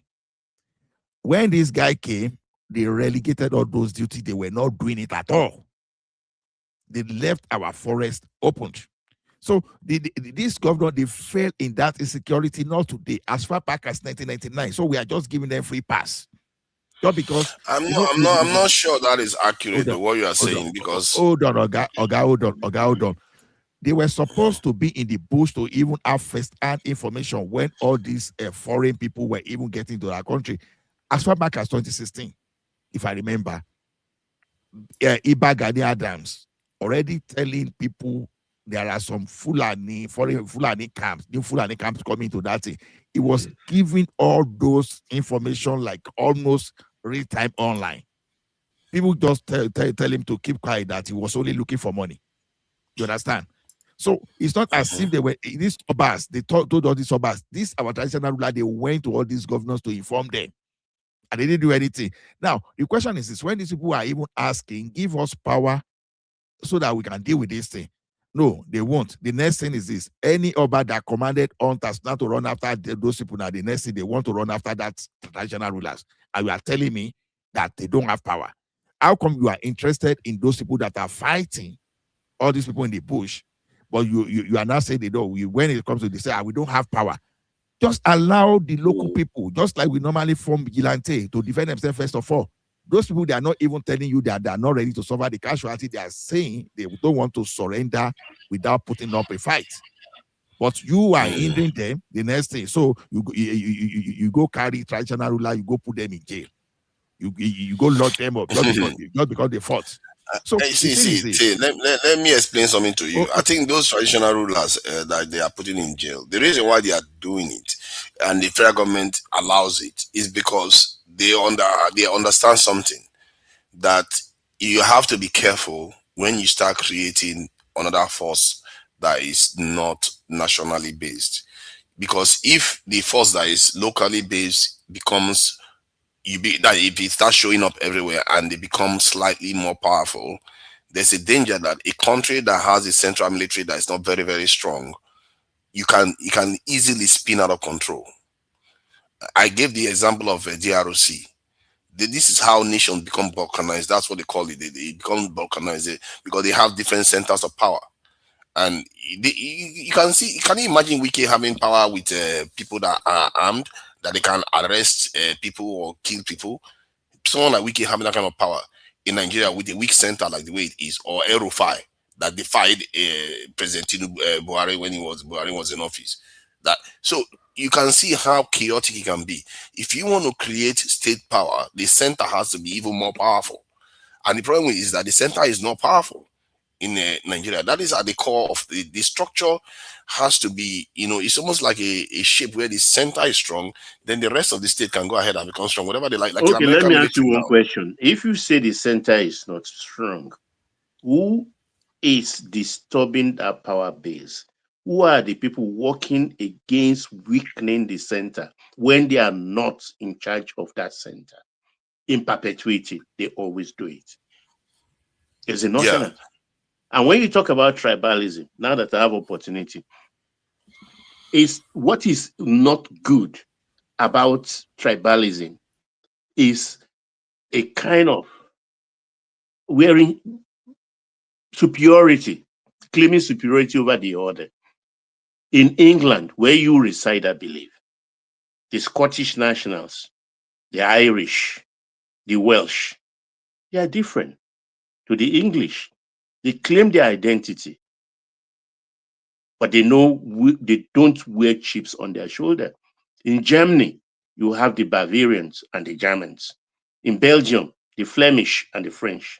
So also, even in America of today, we have the natives. Tribalism, there is nothing evil about tribalism. It is the imposition of the power of superiority over the other that is the problem. In Nigeria, everybody can. Why am I concerned about what is happening now? You stay in your region, you concoct evil against my own region and start coming in to behead my people. I should say, in the name of Nigeria, I should fold my hands and allow you to go on and do that, because there must be a central power in Nigeria that should take charge of that. Suppose that central power is sleeping on duty. What do? I have the right to defend myself vigorously, pointedly, aggressively. Because what is happening in our country is not normal. We know where these people are from. We know what their agenda is. We know what their agenda is. We cannot pretend not to know. Then I think the issue is that if, say, somebody's coming and attacking your people, that is a national issue, because it's not only your state that is happening to, it's happening in the entire country. If you like, and many of us, we see it all the time. Like when I come here, I said you needed to recruit into your security forces. We see it happening because for some whatever reason, Nigeria, you seem to be naive about these things. Look, let us take the security. Let's say we have 10,000 soldiers. It's really naive. Wait. It's naive about it. Yeah, let's say we have 10,000 soldiers today. You will find out the numerical involved is skewed in favor of one region, because when they were in charge, they overloaded that space. And that's what we are paying for today. Let's call it spade a spade. Okay. And most of these officers are inferior. To Niger, in addition to what Baba said, you understand, because you've preached this number and all this in a lot, you understand. And I keep telling you something, like when you keep excusing all this governors that we talk about. I'm telling you that constitutionally, the forest guard you sit in Obu creating today, constitutionally, is the duty of the governors simply because of the Land Use Act. Lawyers have explained this thing over time. So the constitution from time immemorial has given power to all these governors to secure our forest. They've given, and Akeredolu tried to do that. As a matter of fact, Akeredolu was like, well, he was twisting all these governors to do. This guy, Eleyi of Ogun State, didn't want to do anything. The problem I have with many Nigerians is, oh God, it's so exhausting. Like, all our security forces, I've said it here before. Let me finish. We have a problem with you too. We have problem with your opinion what I'm saying. Yeah, but I'm trying to be as rational as possible. All our security forces are overperforming. Let me repeat that again. They are overperforming. They are not magicians. I'm telling you that the governors are not up to it. We are only talking of federal. That's the problem. Okay. That's different. So no. I'm talking about even the state governor. They don't have the resources. Do you expect the state governor to spend more? Well, let me finish my point now. Do you expect the state governor to spend as much as the federal government on their security? No, they don't have that resources. You are not getting it. Let me finish my point. Let me finish the point I'm making.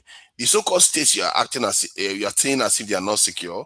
They are the ones keeping those security forces. We are saying they are useless. They are the ones keeping most of the states safe.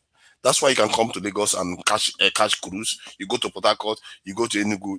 All these things, there are security forces in all these places. But guess how much they are spending? In the last year, I think they spent about 2-something billion, just almost $3 billion. That is chicken change to secure a country like Nigeria. How do you expect a country to be spend that kind of money, and the country is losing about almost 50 billion every year, and you are spending that tiny amount to secure the country? I don't know how to say this thing. See, the problem we have is this. We keep comparing ourselves to other countries without looking at the configuration of what they spend on. You know, I was just telling Simba here today now, when you compare us to Morocco, you understand, for example, do you know what Morocco spend on? These people, they have some thick military fence, and they have some tower and response center, you understand? And when you now see their budget, you now think it's a budget. They have manpower. Don't ever forget. You see, your problem is that you keep talking about equipment, but you forget about the manpower. They have manpower. Wait, let me come in here, Ola, please. What you don't understand? Wait, can you wait, Tunanja? For an army to perform, for an army to excel, for an army to thrive, there must be internal cohesion. Our army is on record. Don't pretend you don't know. They are self-sabotaging. We have it on record severally, where they inform on one another as an ethnic group. When people will go on patrol and they will call in the terrorists, another unit will call in the terrorists and tell them the direction. We've forgotten how they killed the brigadier general and a host of other things. So these are the realities. No, you cannot run away from this reality. I'm not here. I'm not running. Is what I've just said, is it not true? Or are you not aware? That is happening. That is happening. Let me put it this way. Even if every 100% of what you are saying is happening, yet that same military, let me get this, what I'm saying, telling you now, because this is very important. That same military that is like that is the one keeping Nigerian cities safe. That same military that you are saying is so rotten and everything is the one keeping the cities, when you go to Nigeria, go and enjoy it, safe. Why don't you just scale that military? But have you imagined if they were to be a fighting force, a unit, complete? Have you imagined what we'll have enjoyed beyond what you are describing now? Is an army supposed to be divided? A house divided against itself will fall, will perish. See, they are not divided. They are just under. Oh, excuse me. When you send me on patrol, and another one I just finished my ration with is informing on me. Habda, what are you saying here? Don't get confused. You are looking at a lower tier problem. You know, you have to decide. Oh God, a lower tier problem. Let me explain to you. Lower tier. I'm killing army every day. This is one I'm talking about, statecraft. We can't elevate something that is a lower tier problem to a higher tier state. the issues you are raising, they are serious issues, but there are things most militaries have, and they deal with those problems on a lower the tier problem. But on a America strategic doesn't have level, that. British Army don't have that. Don't you'll be surprised trivialize these things. And by mentioning other crime, which they don't exist. they As far as I'm have it. concerned, this is the first time in my adult life that I'm seeing an army sabotaging its own. Don't you know how serious that is? Baba, you have seen American military attack other soldiers. A soldier will attack another set of soldiers because they don't like No, what they you are mean doing. American soldiers attacking each other, or Yes, one unit against the other, like the Rangers one unit attacking the against the other. Marines? No, not like that. We've not seen that in Nigeria, where you have a whole unit attacking another unit in Nigeria. No, you don't see that in Nigeria too. I don't know why we are making it look like it's a civil war in the military. But it's something akin to that. A unit is going on patrol. This one intercepts the radio conversation. I will inform the terrorists about it, and they will go there and finish them off. Okay, see what you are saying there. You don't necessarily have evidence. No, is it not happening? No, it's not happening. Excuse me. Do you listen to news? No, let me explain. Let me explain what is probably happening. What is happening is that there are sympathizers. There are terrorist sympathizers inside the military. Those ones will betray the military and go and share information with terrorists. That is a given in almost every military. You have people that are betraying the 50 columns in every military. That is not new. This is why I keep saying it's a lower tier problem. Then, in terms of, let's say, what you are describing now, but you have to think about it from the point of view, if you are serving in the military, you live in a military base, and you find out that one guy in that military go and betray another person in that military and cause the death of that soldier. Those people, they will never be part of the establishment. Because if they are, you will see mutiny straight in that military, because you can't belong in a gang, and members of the gang is openly attacking another part of the gang. You will have a big problem on your hand. And that is why I don't think that is how it is happening. The way I explain to you is happening is people that are sympathizing with terrorists, and they give information to terrorists, and it's not one, it's not two. Look, let me enlighten you. If we have a united army, they wouldn't be sending only an Hausa-speaking soldiers to the southeast, erecting barriers here and there to mitigate against their movement. It is for a reason that a commander.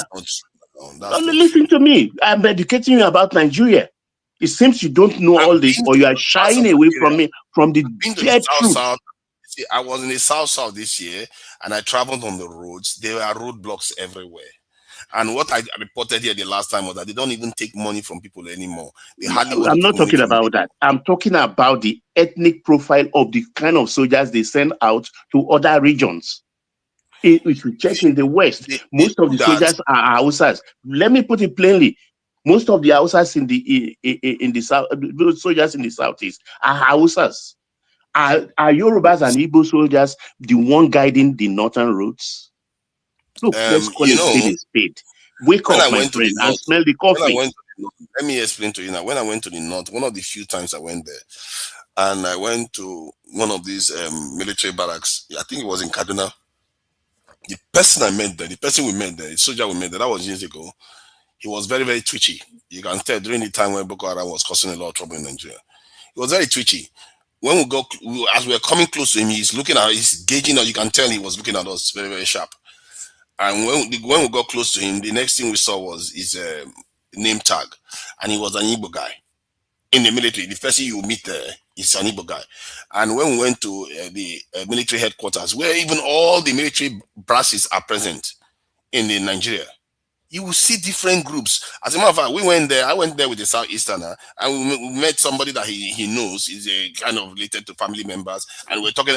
So you will see Navy there, you will see Air Force there, you will see. So when we keep saying these things, it's because we are not paying attention to what is going on. Okay, yes, in the corporate level, you are probably going to have more Northerners in the military because they are poorer. They are more likely to be desperate and join the military. Nobody's saying here the South should not join, but most Southerners are snobbish. They don't care for those things. They want to go and catch cruise, go online, and some of them go and do Yahoo and all those things. That's what they care about.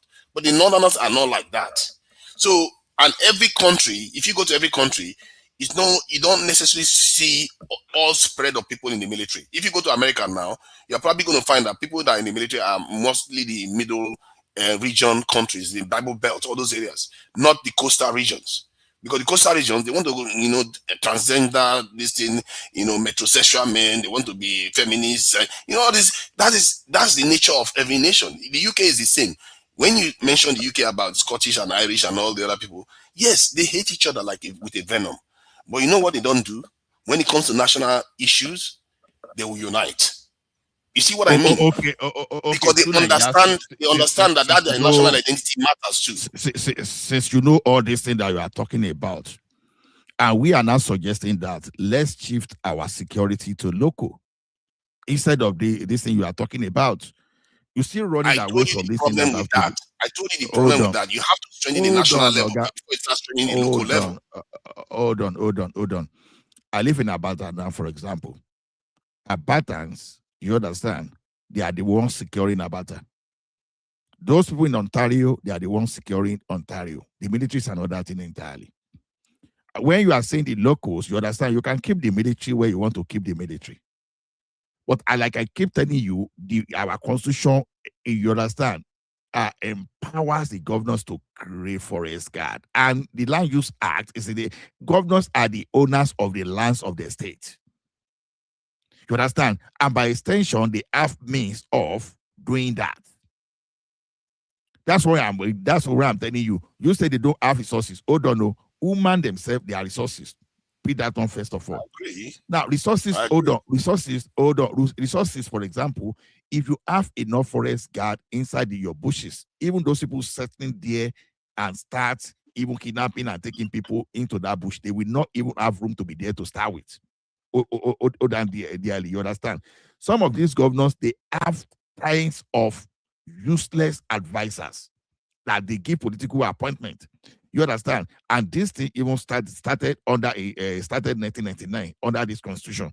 Now, even if you have 30 advisors, even if it's 20 of those people you want to employ as forest guard, just imagine 20 multiplied by how many states in the Southwest. That one is enough.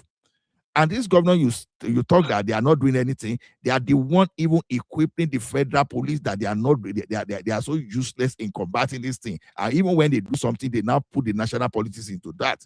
Now, shift all those your security vote, everything. Shift it to something local.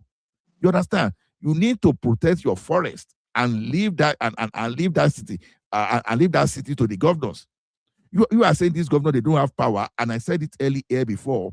They've taken the matter of prison service, correctional service out of exclusive list, and none of these governors has localized the law. Have you ever heard of any governor? Let me hear. That law goes further. That in the interim, they are building their own prisons. All their prisons in federal prison, they will count them and they will be paying. Are they paying? Is somebody forwarding invoice to them? Until you start doing that, they will not have the wake upness to build their own prisons. Because the federal government. I see when I hear the way Baba talks, it tells you why Nigeria doesn't want to increase its security posture, because some parts of Nigeria are afraid that if they do that, the Northerners will have more people in the military. It's like that is a dangerous way to look at it, because you are basically saying let's remain a slave nation because I'm afraid of not about the military. You don't have an understanding of what I'm saying, or you don't know where we're coming from. Oh, you said it now. You said it just now that you are worried that the people that are going to join the military are going to be from one section of the country. That's what you said. It's not people that will join the military. They are already there right from the time of independence. It's skewed against one tribe or one particular ethnic group. But they are not stopping them from joining. Listen. It is because they lower the bar for them. If the South, let me finish now. If the The South, Southerners are more educated. They let don't me want to join the finish. military. That's why. Let me finish, please. Odumegu Ojukwu, for instance, he couldn't even, with his Oxford education, could not get into the officers' corps. Odumegu Ojukwu entered Nigeria's military through the ordinary recruitment. He entered as a low-level officer before he was elevated when they discovered him. So that's how it has always been. They lower the bar for them. And most of these recruitment are done, is the recruitment policy very opaque. Because as of the time we went into the civil war, the Yorubas, out of about 10,000 soldiers we have, the Yorubas have only 700 men. 700 men out of 10,000, while the Southeast have the officers' corps up to 60%. The rest are all Northerners. These are facts. These are facts. Irrefutable. That is a fact. See, try to understand. Most nations have these dynamics in it. Some parts control the wealth, other parts control, let's say, like in the case of Nigeria, maybe the southwest, middle, Edo areas control finance. Then others control trade, others control economics. Some of them are culturally based. You always have that no matter how you do it, some parts will be less inclined to want to join certain things. Like in India now, the southern part of India is where most of their technology stuff is done.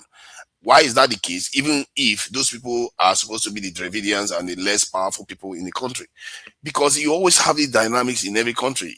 While the people that will join the military are probably from the north, that are the dominant and the Brahmin group in India. So the south in Nigeria now, the southwest, they are more educated. They are the ones that started most of the stuff that goes on in the country. Do you think those people will be their priority will be going to join the military? No, they will not care about the military. As a matter of fact, they were very, very underrepresented during the period of this in Nzogo. And the same thing in the southeast too. These dynamics, you can't force people. If you go to the southwest and say you want to force them to join the military, you're going to have a problem. You're going to have a problem on your hand, because they will say like, no, my child is going to go and study and become a doctor and a professor and a PhD. That's all they care about. You see what I mean? Everybody has their priorities, and you can't say, okay, the nation should be hamstrung because one side didn't join something. You can't do that. And to be fair, Nigeria has tried. I don't know why we keep doing this thing. We keep expecting Nigeria to do something that is impossible. Like Nigeria actually passed laws to try to make every group represented in every institution. Like this thing, what they call it again, this stuff that ensures that the people are well distributed in the ministerial positions, including even in the military. They tried anyway. Why do we always hold the country back because of fear of other tribes? Do you know where I have problem with your type of argument? You think security, you think military security is all about the military, and that's the kind of thing that I've been trying to correct you all since, because that's why you keep talking about go and recruit military. Let me tell you one thing. That's why I gave you an example. I live here now, for example. And I know, you understand, the only place that the federal guard in our forest in my province are where they have national park. Every other things outside national park, it is the duty of the province to recruit resources to secure its forest. I'm still telling you that this military you are even talking about that can be skilled, we don't necessarily need that.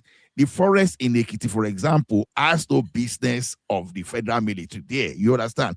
You should be the business of Amotekun, which is a forest, a form of forest guard of Ekiti branch. The one in Oyo should be. So if you allow those things to be, you can decide to say, okay, I need about 2,000 people to secure my forest. You understand? You keep saying we should go and say the military we have today, you understand, the type of operation they are doing in the Northeast is their job. But our own in our forest, it hasn't escalated to that level. The question is this: you have to be proactive, not necessarily reactive. So I'm telling you, if the forests around this place are not securing your forest, if they are not proactive, probably someone will have taken over their forest. So what we are saying, Oyo State to Ekiti State to Osun State to Ogun State to Lagos State to, you understand, Ondo State to, what they are supposed to do is to have their own security men in their own bush. So don't even allow those people to even gather, to even have a place to even to even put their tent to even assemble. That's supposed to be purpose. How much do you think it will cost to do that? Guy. See, when you come Let to all him this, answer. I would like you to give me an idea so They that have we can. security votes, don't they? There is security vote that is not But documented. let him tell us how much now, because if he no. knows how much, then maybe we'll have an application. Hold on. You keep telling us that they should recruit 1 million soldiers. Now, Yes. where will they get money to pay 1 million soldiers? When you are saying that you're that, I'll figure it out yourself. Now, let me tell you one thing. They are giving these people. Hold on, guy. Hold on. They are giving these people security votes. They've increased their allocation. You understand? Now, not now. I keep giving you an example that it's just because we have stupid and lazy, incompetent leaders. That's why they are doing all those stuff. Even when some people were even challenging Awolowo at a particular point in time that where will you get money to run free education? And they even predicted that it was going to fail. And it surprised them. And Yoruba is still benefiting it up till now. We still carry that extension. What I'm telling you, what I'm saying, when Obasanjo was trying to stifle Tinubu, you understand, everybody was even, people were even telling Tinubu, go and beg, don't do this, you won't be able to do. You understand, he proved them wrong because he is competent enough to know how to bring those things out. Now, I'm telling you. Ola, I want to even ask you a question. Where did you people hear the news that they are beheading the children that they kidnapped? No, the teacher, one of the teachers was beheaded, not the children. One of the 6 teachers or so. Okay, the teacher that was killed immediately during the raid. No. The one in captivity. Obe not figure on really you Ada. So I don't want you to show but because why do I feel like all these arguments about when I ask you the amount is going to cost you, let me answer your question. Let me answer your question fully. So I will now what I'm saying is this. Even when you see the National Association of Hunters today, people volunteers. I found a situation in the banking industry whereby people volunteer in the banker forum for the security of that environment. I speak today. What I'm telling you is this. There are well-to-do people that they volunteer to secure the environment. All those farmers that go to the farm, that they are with their hunters farm. You understand? You don't say all these our farmers, they have hunters gone. They are only afraid of the government. It's not as if they don't even have what they can use to fight. But the government is now saying that, but we see an example where some people defended their life. They ended up in the court getting death by hanging. One Sunday is still there now. You understand? Look at all those. So that's what we are saying. The government, they should do the right thing. Allow people, now, there are some farm in Ekiti now. Who are those people securing those farms? The individual that have that farm. Yeah, I support Ola actually, because the governors should not be let go of freely, because they collect between 800 million and 1 billion every month for security. Every month. Okay. What do they do? Hiding under that they are sponsoring the federal police. Naira we are talking about. Oh, Naira. Every month, yeah. Naira. Okay, hold on. Baba, let me ask you this question. If we say they are not let him be coming. He's been intermittent, please. Let him have his say. Dr. Zimba, go ahead. So why are they, if they are not in charge of the security of their state, why are they giving them security vote? Okay, exactly. That's a good one. They are giving a security vote to maintain a level of security, maybe for the forest guard and the governors and officials. Why you went there forest guard? Now, what kind of rubbish are you talking? No, I thought they said it. I thought is that not what he's saying? He's the one that said it now. That from the this thing since democracy started, that they gave Simba. Let me answer your question. Sorry, guys. Greetings to everyone in the house. Yeah, talk now. Simba, is that talk now, right? No, it's progressive. No, this is Akim. Yeah. Okay, go ahead, please. Simba, so you see that security vote came in as a bribe. I think it was during Obasanjo government or Jonathan government. One of those two. No, security is Obasanjo. No, it's the military. It's the military. No, it's not the military. It's not the military. No, it's the military. They inherited it from the military. I'm telling you. No, it's not the military. That security vote came in. Security vote. No, it's a carryover. No, he came in. He came in as a bribe to the governors. It's one of those bribes that they do not. They do not listen.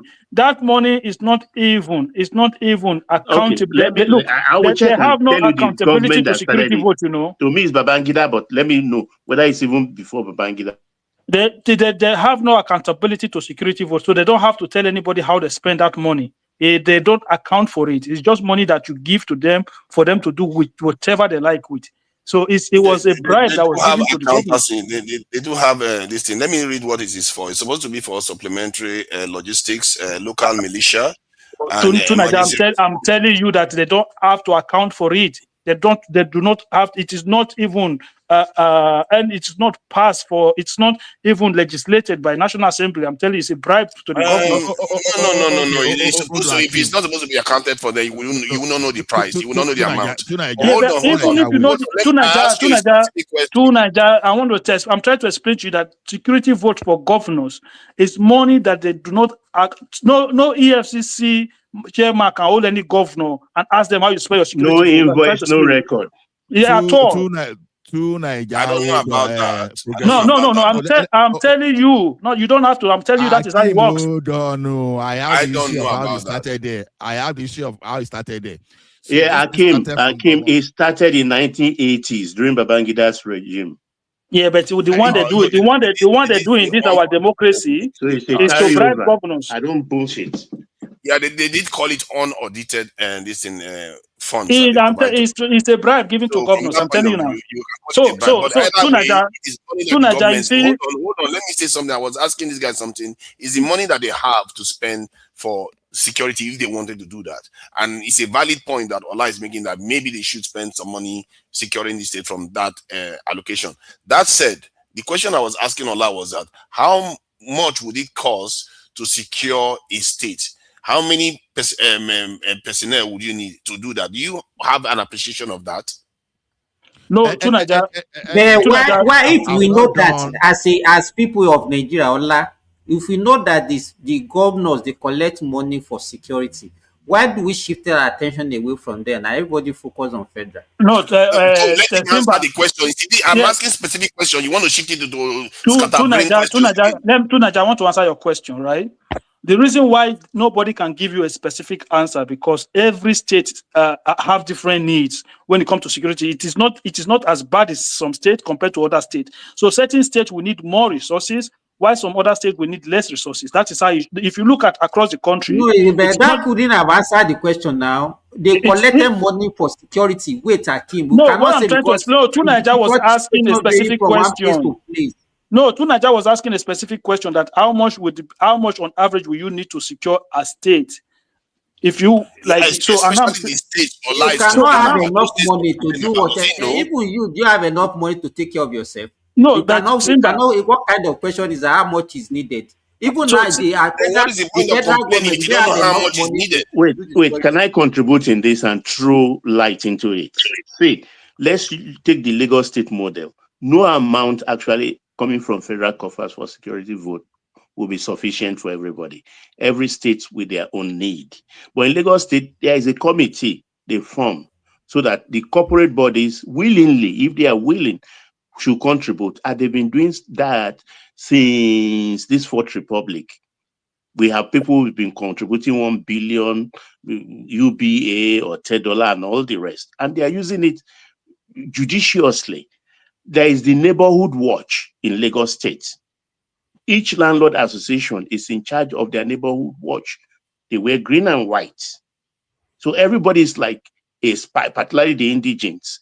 They are like tutored already by their local associations to be very vigilant, and they pay them. They pay them. So that is the model. Even to buy equipment for police, Lagos State have been known, apart from other mechanical devices, for rifles, AK-47, they give money. They procure based on the invoice given to them by National Security. They import, and the National Security will hand over the rifles straight to the IGP of police. It doesn't get to the state governors. Though people like Amosu was known to have secured some and hid it in the governor's house So when he was going away was when he released those rifles to the Over IGP of 2,000, that. over 2,000 AK-47, and I think there's several thousands of rounds. Okay. Yeah, Baba, in Ogun governor's house. We know that most of our cities no, to and Niger, states I are will secure. respond to I don't know you. why we To keep going Niger, forward to and Niger, backward on this. I will respond to you. I will respond to you. You see something to Niger. When you look at this thing that way, you are even looking at the current resources, and it doesn't work that way. And I will tell you why. Now look at it this way. Now, even let's take Oyo State as a case study. They got 1 billion every month, but I would not be naive to say everything will be allocated to the officers. Now, if you are paying 150,000 monthly, that alone can recruit 6,600 officers. Granted. Now, I'm not even looking at 6,600 officers. I will say, okay, let's assume that we even say we want to fund just 2,000 officers in Oyo State, right? Because I still expect operational vehicles and some kind of logistic around that, okay? But it doesn't stop at that. Now, if you are providing security in Oyo State, and the Oyo State people know that you are providing security, life is very important. I said, okay, just because I'm now providing you security, I'm going to now tax everybody additional 10,000 for security, or maybe you pay you additionally that we are going to pay as you earn to contribute to security every month. If people knows that their children will go out and will come back without problem, if they know that nobody will kidnap them and go and buy them in the bush, some kind of activists will key into it just for popularism for maybe just a few weeks, and they will complain and they shout. But at the end of the day, they will pay that tax. They will pay that tax just for them too. So when people are saying that there are no resources, no, they say necessity is the mother of invention. You have to find a way to solve your problem. This Amotekun you are talking about today, they raised like 500 billion, if I remember, if that figure is accurate, when they established Amotekun, because they listed that, okay, they were going to buy drone, everything. Now, the question is this: how were they able to raise that money? I strongly believe that if these people are serious, there are so many people that are ready. There was a time that banks in Nigeria, especially banks in Lagos, they were contributing to that Lagos security vote. I was in that bank that time. You understand? When they were launching all those things, when the like of Akimbola, Jimovia, they were doing competition in contributing to that state security. So when people are saying there's no resources sometimes, because I don't want to talk too much. You understand? I don't want to talk too much because let me add to what you're saying. See, let me just add. I hear what you're saying about the states having some funds to be able to do some things, and maybe even private individuals come together and start doing those things. At the core, there are two major problems. One, it may not be sufficient still. Like based on if I use your higher figure 6,000 in your state of 8 million people, it may not be sufficient to even secure the state to prevent. Maybe it may reduce the level of insecurity a little bit, which I don't necessarily think Oyo is that insecure compared to the north. So the way we are, because of this tragic event that has occurred recently, it seems like we're acting as if Oyo is being overwhelmed by insecurity acts. That is not the case. Most southwestern states are generally secure and guy, peaceful. I don't want to even hear that one. Let's make one life. You can keep saying security. It's a fact. No, I hear what you're saying, but don't compare it to the north where the fire is. See, what is happening in the north is not my business. Hear me, read my lips if you can read it. It's a business. I'm only concerned about what is happening in the southwest Nigeria. In the UK, people are subject to loss of life too in the UK. People are subject to loss of life in America, where you see. Let the northerners come here and talk about that. Hold on now. People are subject to mass shooting in America, killing. As a matter of fact, people that die from gun violence in the US is more than 40,000 a year. So let's not act as if every event that occurs is a national security challenge now. And if you want to secure your state, fine. You can argue that the governors, maybe I should support you on that front, actually. If you are looking at it from this point of view, that, okay, let's just create a kind of police force within the state to ensure that this type of thing is reduced to a minimum so that people can be. My own standard is people should be able to walk in Nigeria in the middle of the night and feel safe anywhere in Nigeria. So in other words, the people that should be in charge of the state are the people. They should be in charge of every single inch of that state so that people can feel safe around their own homeland. In terms of national security, this is where the equation, you have to be careful. Because if you create powerful states and the center is not strong, you are going to have even a bigger problem on your hands. You know, in the scale of the kind of civil war we had before now. So you have to always be careful. Think about statecraft here. Let me tell you one thing, bro. You live in the UK, right? If I may say. Yes. Now, do you see British police carry gun up and down? Right? No. But these people don't need to. Now these people we are talking about, they can gather intelligence about insecurity even faster than what we will get in the United States of America. What I'm telling you is this. I'm not even asking you to create forest guard that will be carrying AK-47 now. I'm telling you to create forest guard that will be proactive enough that once you see strange face, you stop them from there. So you will work with all those. No, that's the fair point. I'm not going to disagree with that. And I'm not going to disagree with you arguing for high level of surveillance because the UK is highly surveyed. And in other words, when there is a security challenge anywhere, within minutes, you will see security officials show up there. So everything is not gone. Everything is not gone. No, but that's why I keep. People are there. That's the thing you have to know. People are there to respond. Okay, to Niger. This you see what you just said now, right? When there's a security challenge, before you know it, the security officers are always there. So, what leads to that? Yes. Because they do not operate a centralized police. Hold on, they do not operate a centralized police system. Okay, you have the West Midland Police, you have the Northumbria Police, you have the City of London Police.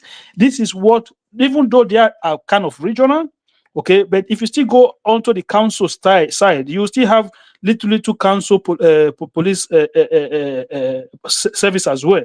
It's a simple no logic.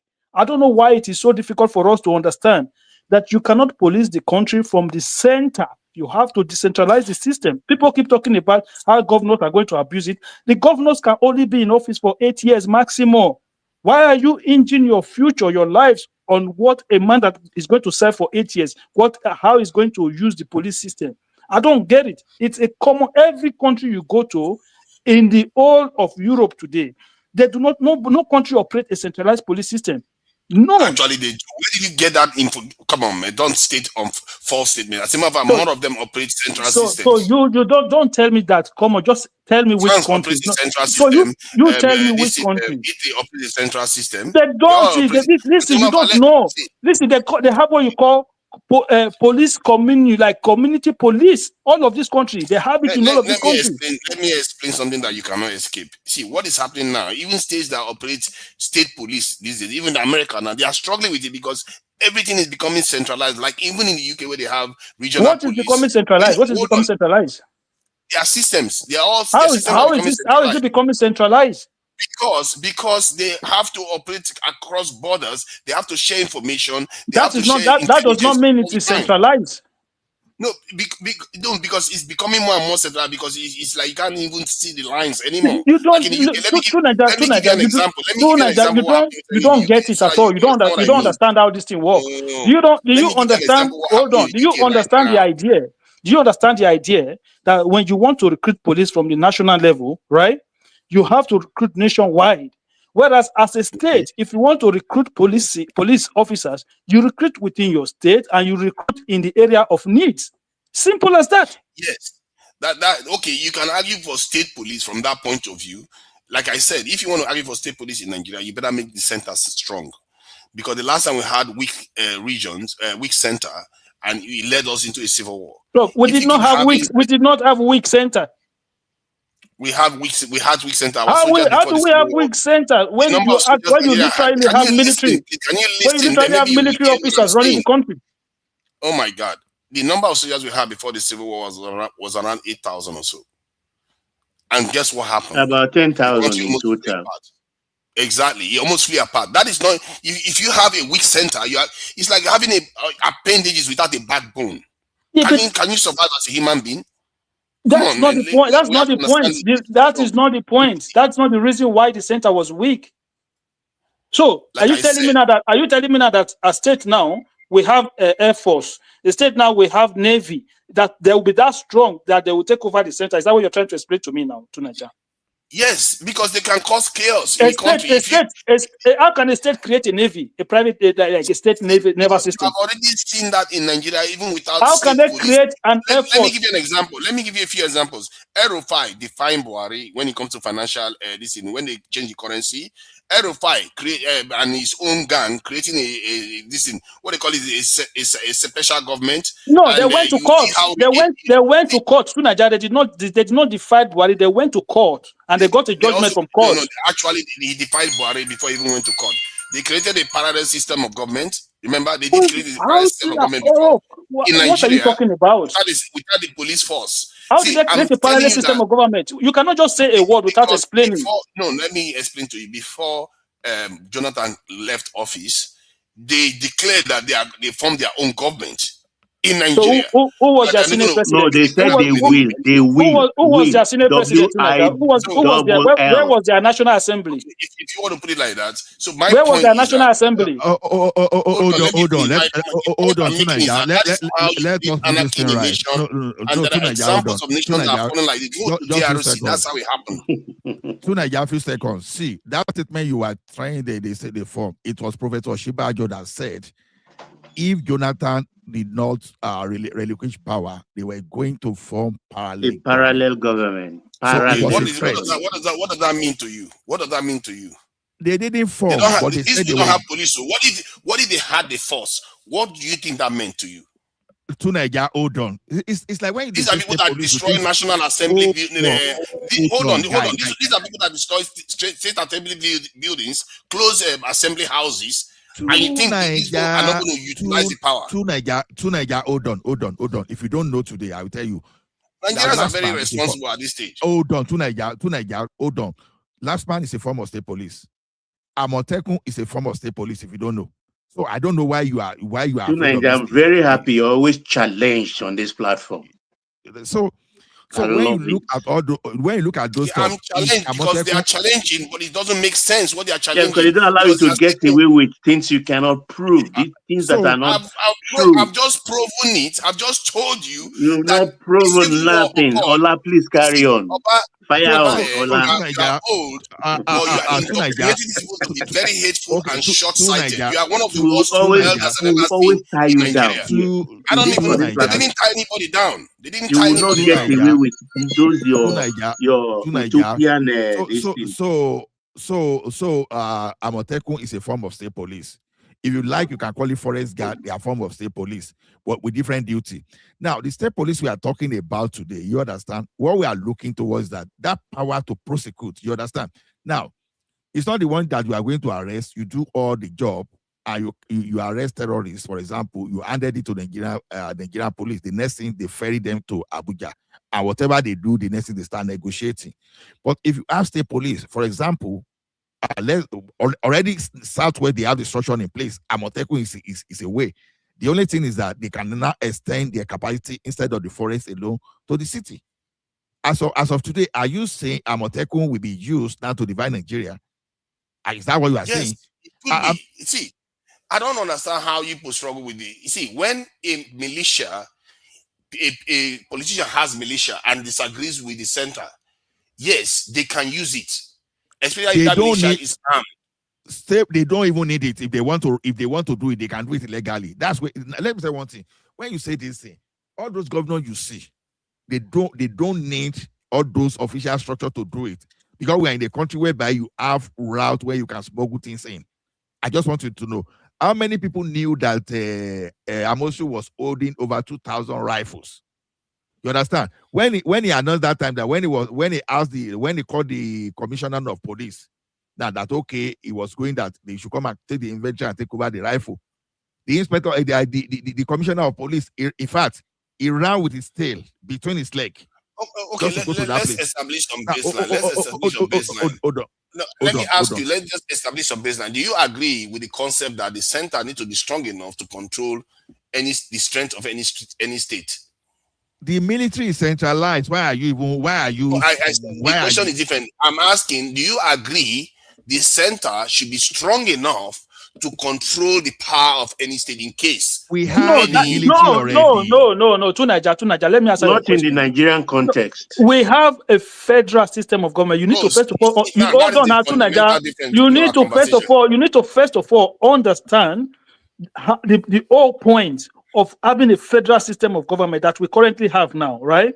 A state is like a country of its own, independent. Do you understand the whole point? Why do you need a federal to be able Not to a control a country state? on its own. That's why they don't have this in a military of their own. You don't Come on. understand the logic. You don't understand the logic Wait, do you behind know, that concept. Akim, wait, let me even tell him this one that looks Centralist ordinary. government, I understand Now, the concept. do you know the president cannot ordinarily pick up his rider and say, I'm going to make a visit to Oyo State without the approval of Makinde? Do you know that? The state governor, of course, they have to see each other now in case That's what Akim is trying to tell you.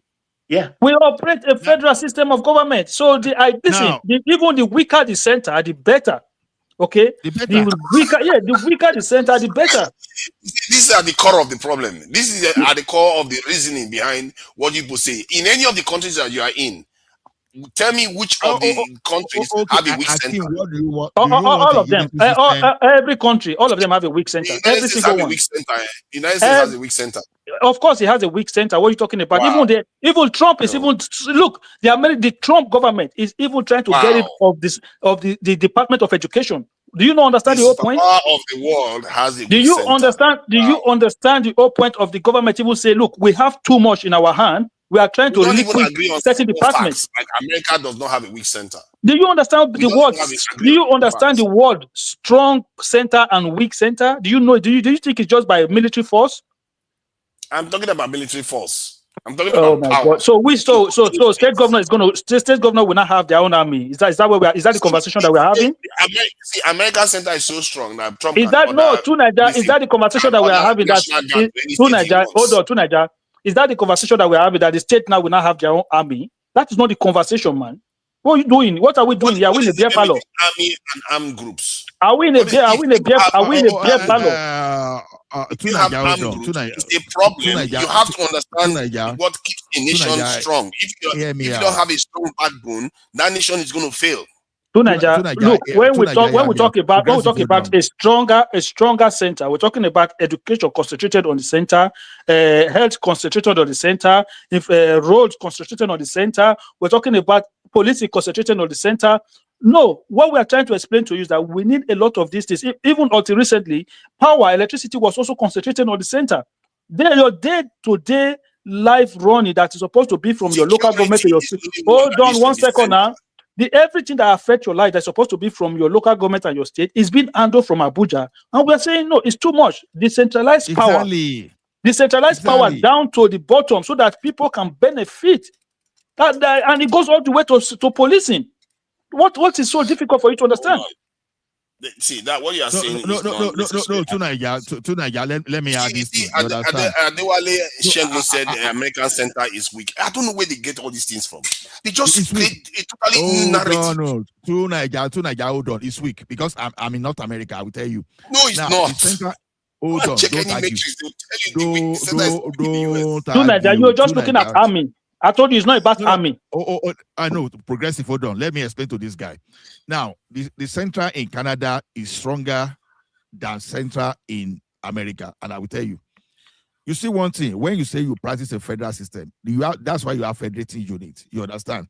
Now, every state, like in Canada now, a province can decide to get out of Canada, even without the strong center. You understand? Quebec has tried it. They went to referendum, they didn't get it, and the federal could not stop them. Now, they wanted to do it in Alberta as early as up to April. You understand? Up to April, they were even campaigning. They were almost going to that referendum. It was caught. They used to stop it. It wasn't the military or whatever. And that's the center that is even stronger than that of America. So the thing is, like Akim already explained to you, when we are talking of the center strong, it's not about the military only. No, when you look at America, Nigeria, I don't care about anything else. Hold on. My own concern is stability of the nation. Healthcare, central or not, doesn't destabilize the nation.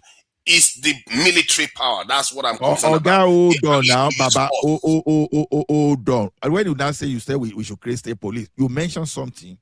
You said they are going to be weak. I said we have military. Military. Now look at why the creating state police will not weaken all those that you are talking about. Now the military is the one that is To Nigeria, read Kulata's comment on you. Kulata is You a understand? child. Don't you understand? All he thinks about is money. He thinks about military. Okay. All he thinks about is cashing crews. He doesn't seem to understand that you have to have military to have money. You have to be strong to be able to make money. Let me Is finish that not a form of my point. banditry? If you must use the power of the gun, So or in kind banditry of are breaking the law now.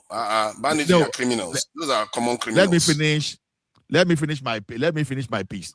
Now the thing is this: already we have the military. That's what I'm telling you. You keep saying that state police will make them weak. No, we have Air Force. All the Tucano jet of this world, all the type of warship that you want to talk of, all the aircraft, it belongs to the military. What does that tell you already? You understand? We are not saying the state are not going to carry missiles. The state are not going to carry an anti-aircraft gun.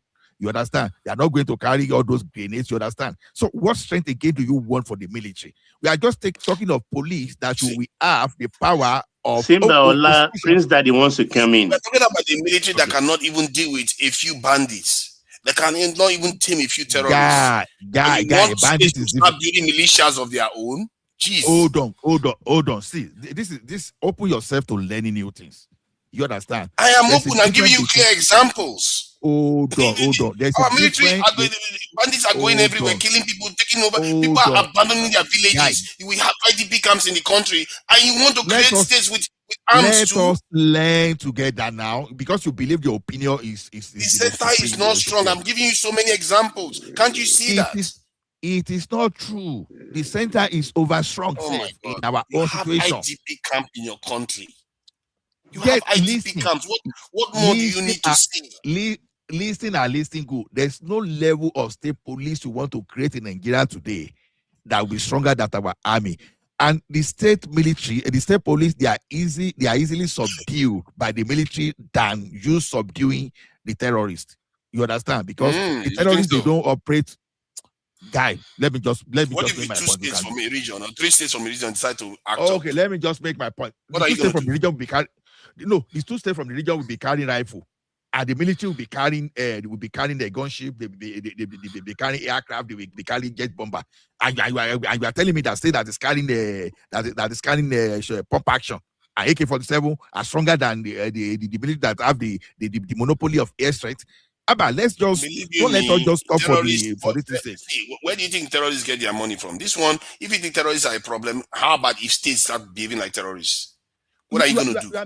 You are making a very big mistake. Okay, when the military now decided to go after all these terrorists with aircraft, even with all those things, you understand? Did anybody bring aircraft for all those terrorists from outside the country? You understand? Get this thing right. We are talking about those people to secure our forest. How many examples can you possibly see before you understand what this is? Okay. This is obvious. It's so obvious. Why you argue this point? It's not even supposed to be argued anymore. You can see that the Nigerian military is incapable of keeping Nigerians safe. Just by you asking somebody that why are they asking the question doesn't mean that you know what you're talking about. You absolutely don't know what you're talking about. I'm giving so many examples. That's why I think I know what I'm talking about. You haven't given any. You keep asking questions. Listen, Tunaja, you keep asking questions. Hold on, Tunaja, 1 second. Tunaja, you keep listen. Tunaja, listen to me. Tunaja, listen to me. You keep asking a question. The army has not even to deal with a militia. How are they going to deal with a state? Why do you think a state is going to declare war on the country in the first place? What makes you think a state will declare war? How many cases? Have you even met yourselves? Have you even met Nigerians? Which state declare war on Nigeria? Can you tell me the name of the state? Why do we lack? Can you tell me the name? Southeast is a state. Okay, No, guys. Southeast is a region. There It's was a a civil war in okay, Nigeria. okay. Can we, Now can you listen to yourself? Akim, can we listen to Prince Daddy, who is just joining us? Yeah, Prince Daddy, go ahead, please. Yeah, thanks, Baba. Thanks, Baba, for allowing these people to let me in. Hello, everyone. You're welcome. To Niger, as always wanting to dominate the microphone. You thought Baba was praising you, was actually trying to Baba call did you out. to come and save him. You know, I said it before. Listen, to Niger, your name is WIP, work in progress. When you come up with all this stuff, you come up with all this shenanigans stuff. You guys are See, scared of facts. I think That's the Akim was problem. talking. Say, by consolidating databases in America, for example, of law enforcement, does not mean decentralization of policing. You're totally wrong. And Akim was right. It's So I don't know where you get that from. I don't know. Wait. How do national surveillance works? Okay, It's becoming centralized. that means centralizing policing in America because they have a. See, haven't you heard about this? What's the name of this sharing institution? information. You know, sometimes hold on. See, don't make things. If you don't know, you don't know. Don't I make think things the less you speak, the better for you, because you are just spewing a lot of jargon. Sorry about that. You are arguing with what Americans say. You know, we have county police, we have state police, city police. There's policing everywhere, and they're all decentralized, obviously. But of course, they have to share information. If a criminal crosses state line or does something that's a federal offense, they have to work together. That's just the way it works. There's no centralization. And by the way, it's better to have a weak center. Your fear of the states coming together to try to attack the center, I don't think it's legitimate. It's not valid. In a federal system, actually, it's only black man that will explain something over and over again that they keep saying it's not valid. The federal states are supposed to be stronger. Isn't that a little bit retarded? How can the people explain something over and over again, keep saying no, it's not true? It's not true. It's only you. It's only you that's a voice that is not listening or refuse to learn because your mind is locked. See, I said decentralized health, decentralized power, decentralize everything, but don't decentralize intelligence and the security forces until the center is made stronger. Then you can afford to make state police. I don't have any. What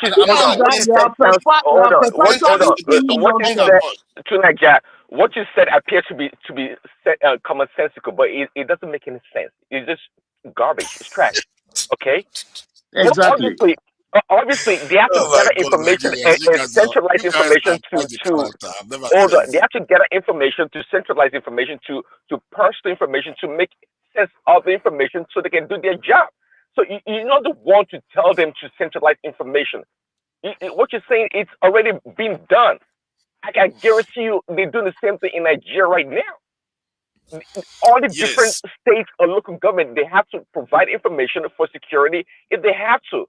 And it's up to the DSS or whichever organization would try to make sense of the data. It's done. That's how it's done everywhere. Their it's own not what president, you're talking about. President Tinubu went and centralized our national healthcare with Americans and gave our healthcare. Lastly, let me say, hold on to Nigeria. Let's bring that to speak. Hold on. Let's bring that to speak. I think it's better to make the states stronger. Okay. Than the fear of they coming together to maybe defeat the central government. Just like Allah said or somebody, we have the army. The army is pretty much centralized. All the strong military apparatus are centralized. So but let me ask you. So let me ask you then, do you believe in the principle that the center needs to be strong enough to deal with at least 3-4 states that are rebelling or at the same time in the country? Oh my goodness. You keep repeating the same thing. You believe that? No, I'm asking you now. I'm asking you a simple question. Do you believe that the center needs to be at least as strong as the American states are compared to Nigeria, with that caveat, it's 3-4 states. I say, okay, sure, I agree. As long as 3-4 states. Exactly. So why we decide, see, they show you how Baba is so stumped in the conversation. But what you just said is possible already. It is possible already. It is possible Okay, already. Prince I think Daddy, But- Prince but- Daddy, let me Prince Daddy, Prince Daddy, leave to Nigeria. You see, when you back him into a corner, he start to sneak himself his way out of that corner. Look at he's trying, he's trying to come up now. He's trying to come up. Oh, do you think the central is should be strong enough to deal with 3-4 states? So to Nigeria, who is going to tell you no? The center should not be strong enough to deal with 3-4 states. Nobody's who is going to tell you that. We're talking about the decentralization of security system. What is even saying is Baba, is very wrong. Look, wait now. Prince Daddy is here now. Let me contribute. During the War of Independence, during the time of Abe Lincoln, it is not the center actually that waged war against the South, the insurgents. It is the combination of the other people left that waged the war. So it's not about the center, it's about majority. Do you understand? It's about the majority. If four rebels, listen now, if 4 rebels out of 36 states, the 32 remaining will combine forces and defeat, not necessarily the center. So that is correct. And quickly, yes. See, in America, it was from the founding of the country, it was important for the state to be strong. So in order to prevent the tyranny of the center, or the federal government. So if the states come together and see that the federal government is trying to, impose their will wrongfully, they can come together and fight against the federal government. And that's what happened in the Civil War, pretty much. Exactly. You know the problem I have with Nigeria now is consulting ChatGPT now. I use that into. See, let me tell you something. We will defeat him and his ChatGPT. ChatGPT. The ChatGPT. We will defeat you. Oh my God, now, to Nigeria,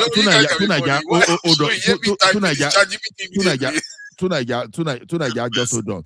I know you like making reference to the Civil War situation.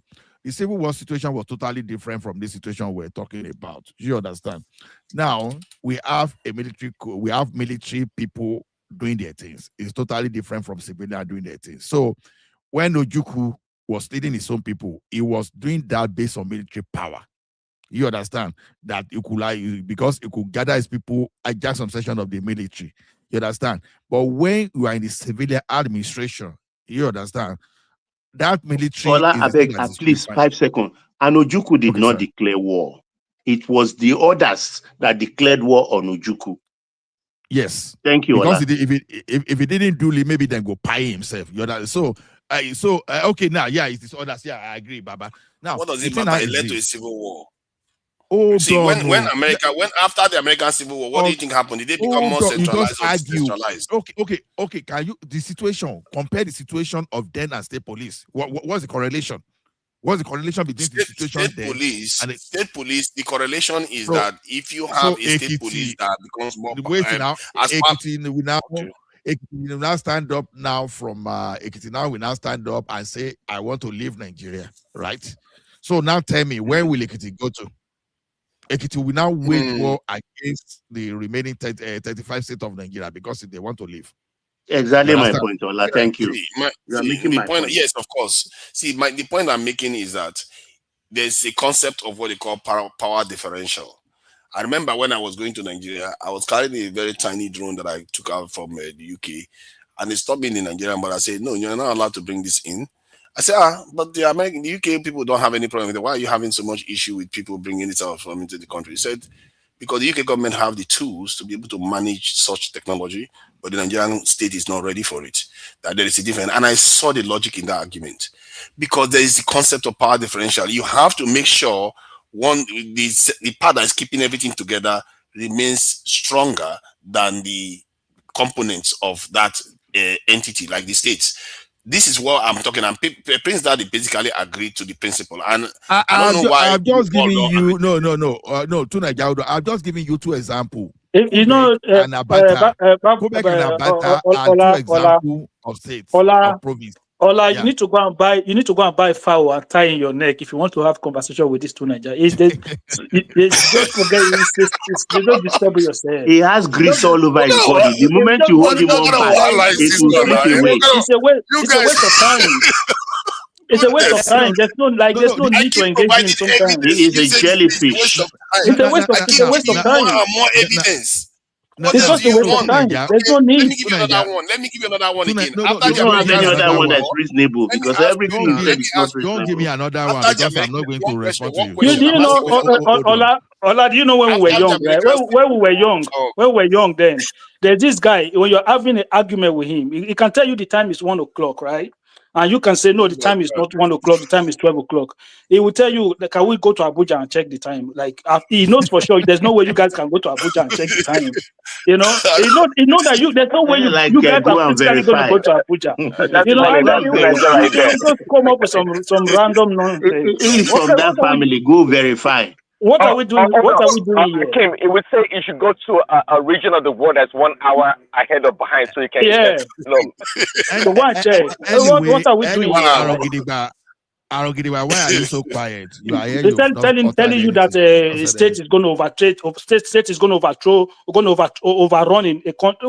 So we not sit down as adults and then we are having conversation on that kind of thought. Like, what are we doing here? Like, are we in a beer parlor? The power of force has to belong to the center. It has to be stronger at the center. Okay, now let me ask a simple question. After the American Civil we War, have military I'm now. asking a simple question now. Bro, is the state going to create a soldier? No, they just say state police. Nigeria, the federal government have army, they have navy, they have air force. They have air force. Even America have a national guide. What kind of strength are you talking about? When if look to Nigeria in the battle of war, anybody that control the airspace, like, is in charge in that moment of time. Which state in Nigeria is going to be that strong to now take over Nigerian airspace? What are we doing here now? What kind of conversation? America is in charge of Iran right now, isn't it? Because they control airspace. See, my point is no. So you I don't know, man. What are we doing here? I'm just if you calm down, you understand. See, at what point am I going to understand what you're saying? Let me try again. DRC made the same argument. You are trying to indoctrinate us. We are not. No. It's not only DRC. You call Singapore, call Egypt like your master. Call Taiwan.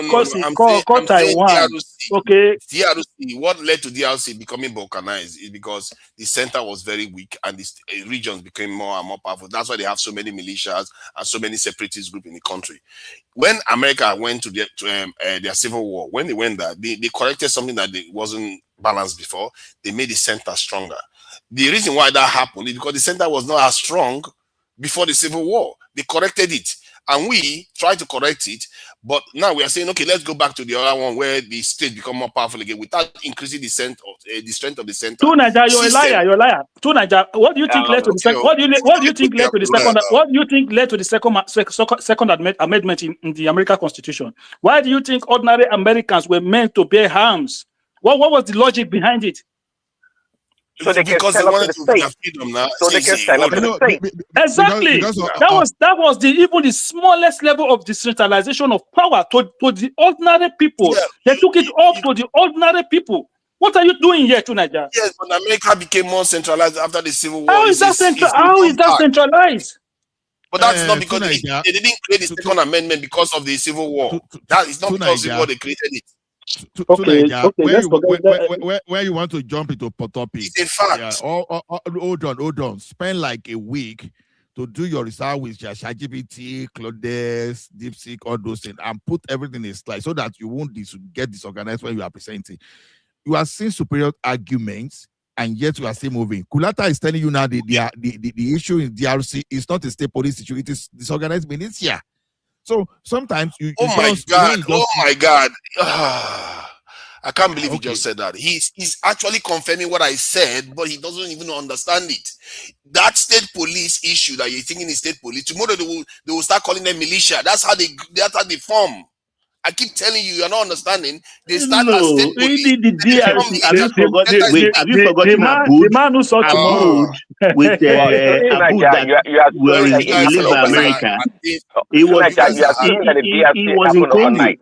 Same trying thing. to put straight No, no, no. Bam the or what the other It man's came as name? a result Ah, of the failed state. oh God. And that's why the militia or the other side, the opposition became stronger. It didn't happen overnight. Colata, you should Okay, and learn. they were able Colata should learn. they were able to Ah, go outside of the country and liaise with other nations, I don't know, Russia, whatever, to procure weapons.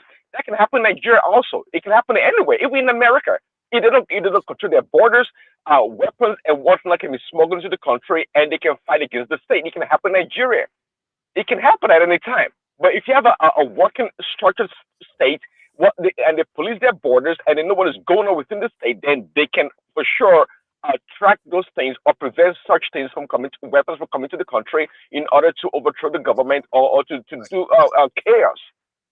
I Okay, can't it's believe not set in stone. Colata said But DRC is the not a notion to state try to police. paralyze Just the reality state they to make the understand center our issue. stronger, no. I think this is the point. Let me conclude. You believe in dictatorship. I can tell that already. Or authoritarianism. I think that's what you believe in, and I can sense that in your breath every time you speak.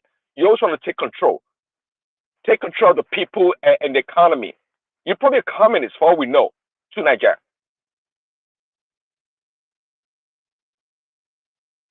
Of course, he believe in a unitary system. You understand? Yes, And I think it does. It so strongly does that. It does because now, it always talks about how to centralize power, how to take control of this and that. You always want to impose your will on the free people. Okay, people want to be free. They don't want to be controlled. All the time. We don't want that. And by the way, you're talking, the Nigerian military works around with impunity. They always, about 2-3 years ago, we all read how the Nigerian military hired a bunch of police officers because of whatever reason, and they did it with impunity. Nothing happened to them. Prince Daddy. That's the centralized power at work right there. Prince Daddy, you see the state where this thing just happened recently now in Oyo State. Not long ago, the governor just collected 30 billion. It just like that enter house. 30 billion. we would not have even known if not because of 30, Fayose. he just collected 30 billion naira. Fayose said they gave him 50 billion. I said no, they didn't give me 50 billion. It was just 30 billion. So you were having that money before. Right now, that man cannot be held accountable for what is going on in the state. He can't. Because he's going to give an excuse that I don't control the security system. I don't control the police. I don't control the army. I don't control nothing. And that is a lie. Do you understand? Akeem, 30 that is a lie. 30 billion, 30 in billions. If I see the video where Femi Falana just exposed all these guys, you understand? You'll be shocked. The state governors, as you speak today, even including your local government chairperson, they can do more on security than what they are doing. Actually, they can do more. Sorry, a lot. That's I was going to ask earlier also. This security votes or allocation they get, what is the purpose anyway? Somebody said earlier that all the states don't face the same challenges when it comes to security, and that is true. So they give them all these billions of dollars in security votes or whatever you guys call it. For what purpose? Really? Now, let me tell you something. You know that security vote started before the version of IBB own. You understand? The first person that promoted that idea of security vote was even gone. But when IBB got to that place, for him to perpetrate himself in a power, you understand, he did some kind of things, restructure everything. So the current structure of security vote we are having in that country, I strongly believe is from that version of IBB. Now, you see what Kolata said here again now, that Nigeria is one of the few countries without local police. Where did he get that one from? If you check the data now, it shows it that it's around 20%. Don't distract now. Let me land my point. So opposite to common sense. Let me land my point, I beg. Now, the thing now is this. You see that security vote that you see, the governors hide under that, we are the one funding the federal police. You understand? We are the one doing this. You understand? Like we were talking of Amosu that bought over 2,000 rifle. You understand? If I remember clearly, AK-47, AK-49, all those stuff. Now, so And even the Ekiti State governor, we said they won't buy an operational vehicle for those police. Okay, if those are federal police, if you are funding them now, we're not saying, okay, now let us have your state and let federal do federal things. You understand? Okay, or your state is collecting 1 billion every month. Some states collect 1.5 billion. I know by 150,000 minimum, let's say 150,000 to each state personnel in or your state, 1 billion can pay 6,600 state police every month. But let's assume that don't let us just be too let's be conservative. Let's say you just want to equip just 1,000. You just go 1,000, get 1,000 police to not state police now. Let's say even the bush police, the forest guard, whatever you want to call. You understand? Put them in your forest so that all these criminals will not have a place to stay there. So you can still pay them from that money, and you still equip them with vehicle, and you still give them even if you want to give the hunter's gun, you can still give them all those stuff and to guide your state. Now, if you now repeat that thing across the entire state in Southwest, you understand? That means that we are going to have additional 6,000.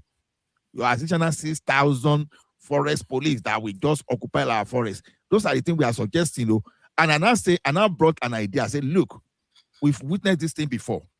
I was in the banking system where the banking, the bank started donating to Lagos State.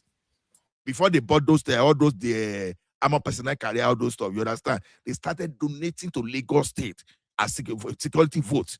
And I'm saying that there are so many companies that will contribute and do all those stuff. So the security vote has always been there, but the problem is this: the governors, they'll be eating the money. You understand? They will just spend maybe like 15% of it. I said they are equipping the state police, they are supporting the federal police, but they are not doing they are not using that money for the proper purpose. I'm now saying that we, the citizens, should be on those governors that money is enough to recruit more forest guards and send them to the bush. And even if you don't want to employ forest guards, go and use local vigilante coordinated by the traditional rulers, and let flush all these criminals out of this thing. That people, they don't have resources, they have. A governor collected 30 billion and nobody heard about it. If not because of Ayoshi, nobody would have heard about 30 billion that Sheyibi Makinde collected. So that you don't want to have that state police to Nigeria, even if you are supporting all this Unitarian, you understand? It's not going to work. We are going to have that state police, but when we even started, we started with even local government police. Exactly. And regional police. That's how we started. There must be a reason that for a reason the military cancelled all of this so that they can have the reins of power. And we know our military is skewed in favor of a certain particular region just to dominate. And we want to go back to that. In this same region, they are opposed to it. Why are they opposed to it? That's the question. Why are you afraid of it? Hold on, they are not dominate. Hold on, that's the whole purpose. Yeah, when you disarm the states and centralized power, then of course the tyranny of the center can be put on the people. It can be displayed on the people. So that's the goal here. They know what they were doing when they took disarmed the states, and that's what we don't want. See, when you do it, given what happened in Lagos the last time and what we saw even in South Africa, where the state is seeming to be behind certain actions of the populations, you can have a situation whereby a nation becomes destabilized because some people in one state feel in a certain way that they need to react, especially if they elect a right-wing leader that is very, very, kind of ethnicist, kind of tribalist. He could trigger some certain action with the state support to cause instability within the country. See, every argument I've made is still based on the idea that, okay, even that I can accept, but the center needs to be strong enough to respond when that happens. And that is my issue with most of the arguments you all are having. Now, what we are saying that the center is already strong. What state in Nigeria is stronger than the center right now, individually? What state is that? let me give you an example why the center is not strong. You have IDP camps clearly in your country. You have terrorists taking tax from Nigerians. You have students being kidnapped, hundreds of people. People are abandoning their ancestral homelands in the country. How are you making a point? Tunaja, please, that 1 second, please. Tunaja, how are you making your point? How are you making a point against yourself? I've never seen this in my life. Exactly. You're making a point against yourself. How do you look? Okay, listen. Tunaja, we're telling you that the reason why we have IDP camps, the reason why we have all these insecurity challenges is because the center cannot police everybody locally. It's inefficient. Do you understand? Inefficient. Do you understand that point? The center is inefficient. Oh my God. The center is weak, like I told you. The center has always been weak from the very beginning of Nigeria. Okay. It's always been Okay, let me ask you, what will make the center strong, in your own opinion? First, you need a manpower. Disarm the state. You need a manpower in there. You need at least 1 million in there to secure our states and the outskirts villages. 1 million you have what? to have 1 million military personnel. So you think that would be enough? In Abuja, right? To be stationed in Abuja, right? No, not to be stationed, but all over the country. They're securing every region of the country, every single inch of so Nigeria. it sounds like you're still talking about state policing or state security, right? Because it's not going to Abuja, I'm right? not fundamentally against state security or state police. Tunaja, is strong enough. Tunaja, how many do we currently have now? Nigeria 230,000 and so do you want it? So we should hold on now. So we should raise it up to 1 million, or we should add additional 1 million. We should raise it up to 1 million. So we should make it, let's say 4.5 times, 4 times more, right? Yes. Okay, so you do your mathematics now and see how raising the numbers 4 times more is going to cover the country. Yes, I've done the maths. And it will cover the country if you create all the necessary outputs. So hold on, let me explain what I'm doing.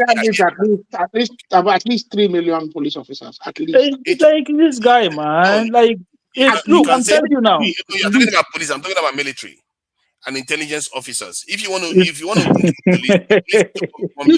Nigeria does not need a big military, as we need a big police. That's what we're getting wrong. Nigeria does not need a big military as much as we need, because in police, with the military, you can actually have reserves rather than having a standing army. Nigeria is not in active war, apart from the insecurity, which is wait. Let me finish my own statement. That you've been speaking since morning.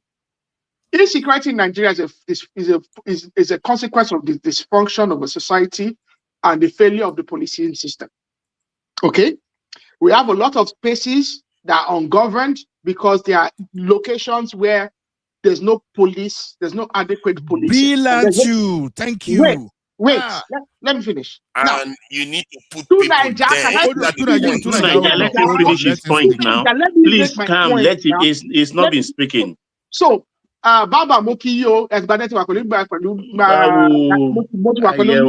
and I Baba. I salute yourself and Dr. Alexander.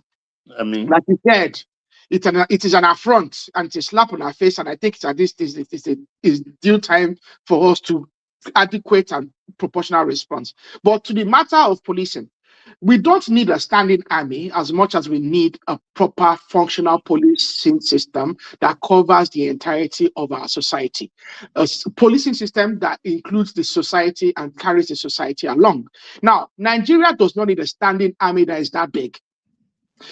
We shouldn't have army officers actually be the ones doing policing work, because that is what we have at the moment, and it's actually causing a dysfunction. It's causing the army, it's causing the army individuals to leverage that against the civilian populace. The army in Nigeria is too politically tied to the civilian situation. So we need a better policing structure. We need rapid response squads. We need special operations police and police intelligence. Internal intelligence that is centralized around policing, not around the army infrastructure. Because the NIA, as you have it today, you like it or not, The DSS, you like it or not, are still very much tied to the army more than they are tied to the police. So that's what we need to move. We need to move away from that. We don't need a standing army that is that big. We can have reserves. All this NYC that they're sending people to NYC, they can create an option for people that want to just do short reserve. Now they are trained, now they are reserves. If something comes up, they can get called in. We can draft. God forbid Nigeria goes into a war, we can do a draft. We can institute a law that drafts people in. That is, I know nobody wants to be drafted, but that in the history of humanity, that big wars have happened, from the Romans to they draft people in. They draft young able men. His genius plan. You know his genius plan. Be reactive, not proactive. That's basically his submission here. See, we have to. When the Romans reacted, they are waiting until you attack before when the Romans reacted, then the Chinese were reacted. No, the Romans. We cannot even. Nobody even the state of Nigeria right now, we can't even clean the sandals of the Romans. Nobody logically maintains an extremely big army. The Romans always have legionnaires, but they have legionnaires, but those people are not permanent officers. They have jobs, they went and did this, and they did their training, and they are reserves. They are correctly trained, they are properly trained already. They are reservists. We don't need an army or people that are permanent army officers. We can have reservists. Hold on. When was the last time Algeria went to war? Do you know? Do you know when the last time? I'm not even sure you've ever heard them go to Algeria are in a position where they think that they need a big standing army because they have neighbors around them that they could have conflict with. You don't have neighbors. Nigeria does not have any logical real neighbors. Togo is not a threat to me. Benin is not a threat to me. Nobody is Neither a real Cameroon. threat to us. Nobody, except for ourselves. Nobody. So tell me the it's my northern brothers that are threats to me. What is the neighbor that Algeria has gone to war with? Which neighbor have they gone to war with? There is potential there. They have perpetual. There's volatility in that region. Volatility between them, Morocco and Egypt, always has been, always will be. Okay, how about Brazil? Tell me who Brazil has fought. Tell me Mexico. Okay, Mexico. What's the size of Brazil standing army? What's the size of Brazil standing army? Argentina. What's the size of Brazil standing army? Brazil has almost 2 million. Argentina has a standing instruction. When you're at a certain age, you have to go into the army to be trained, and you can be called upon any time. It's a form of conscription. You don't have a standing army. You don't have idiots on this panel. You don't have idiots on this panel. See, I don't know who the name. Who is that? I don't know who is talking. Now, Baba, they talk. You're not getting. You not get idiots here. We know past you. Baba, when you are talking, we hear you from a million miles away. The problem I have with you is that you are too tribalistic. That's your problem.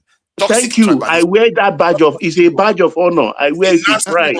Thank you, sir. That you are not that you are not tribalistic makes your point mute. You can idiocy because what Nigeria deserves, you have to be tribalistic. You have to be ethnical. It is the reason. I'm not going to lie down with my people and be slaughtered like fools on a slab of stupidity. No way. I can't believe you are the eldest, and this shows the problem of Nigeria. Oh yes, I am the eldest, and I have to talk for my people. People like you being slaughtered, you can't even talk about who you are because you are not proud of who you are. I am proud of being a Yoruba man. It has nothing to do with ethnicity or anything. I'm proud of who I am. I'm not going to deny it because to satisfy your whim, I don't know where you are from, whether you are Biafran or you are not. But I'm not going to sit down and allow you to slaughter our people. It's not going to happen. We will kill you for it. Okay?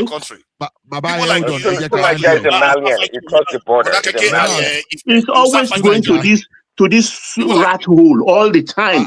A man who's not fit to be a black man, who doesn't even have identity. You think that's a plus for you? You don't have identity. That is stupidity of the highest order. You are opaque. You hide under nationalism. Nationalism, my foot. I don't want your Nigerian passport with people like you. One voice, guys, one voice. I don't want to be in a Baba. nation with people like you are faceless. Tribal all the time, and he's the Baba, eldest Baba, man Baba, here. if you You want are to supposed check to bring it 100, Because I'm Baba, not stupid like you, and I'm not stupid like the elders, wherever you come from. No, your people have ruled, and look at where you got Nigeria. No, your people have not ruled, whether you are Biafran or Hausa. That is the thing you do. You are dubious with that kind of thing. You are not showing your chest. You are not showing your identity. You hide under opaqueness. Opaqueness, you think you can get away with it. You can get away with it in your watering hole, not here. You are fake. Most of his life singing about people like you. You don't know anything. What Fela? What do you know about Fela? You don't know. You just jumped and picked topic. Did you even pump Fela's feet? Did you pump Fela's hands? You don't know anything. You don't know Jack. You are not educated in everything. All you talk about is nuclear. You talk about weapons, and you don't know about Jack about it. You are just an idiot. Baba, a very fake fellow who hide under opinion. Your generation in wherever you come from are stupid. That's why they were if you are Biafra. You are very stupid. You are uneducated. You don't know anything. You are daft and dim-witted. You are daft and dim-witted. You think it's your watering hole when you talk to people and they swallow it. I will not swallow nonsense from your people, even your fathers who are my age. I will not swallow nonsense from them. I will put them and teach them exactly what happened because I'm a witness to history, which your fathers are blind to. You don't want to secure your country because one part of the country is going to be I hate sharing space with people like you, who are not proud of the country and hide and foment trouble unnecessarily. And I'm proud of my tribe, and I'm proud of what tribe are you? Okay, say it. What tribe are you? You don't have a tribe. You hide because you are not proud of the tribe you come from. Whether they are fierce eating tribe or crocodile leading tribe or all on skin. Say it. Let's hear who you are. You're very stupid. Stand with this very stupid, uneducated fellow who come here to rabble rounds all the time and spew propaganda. You are very stupid.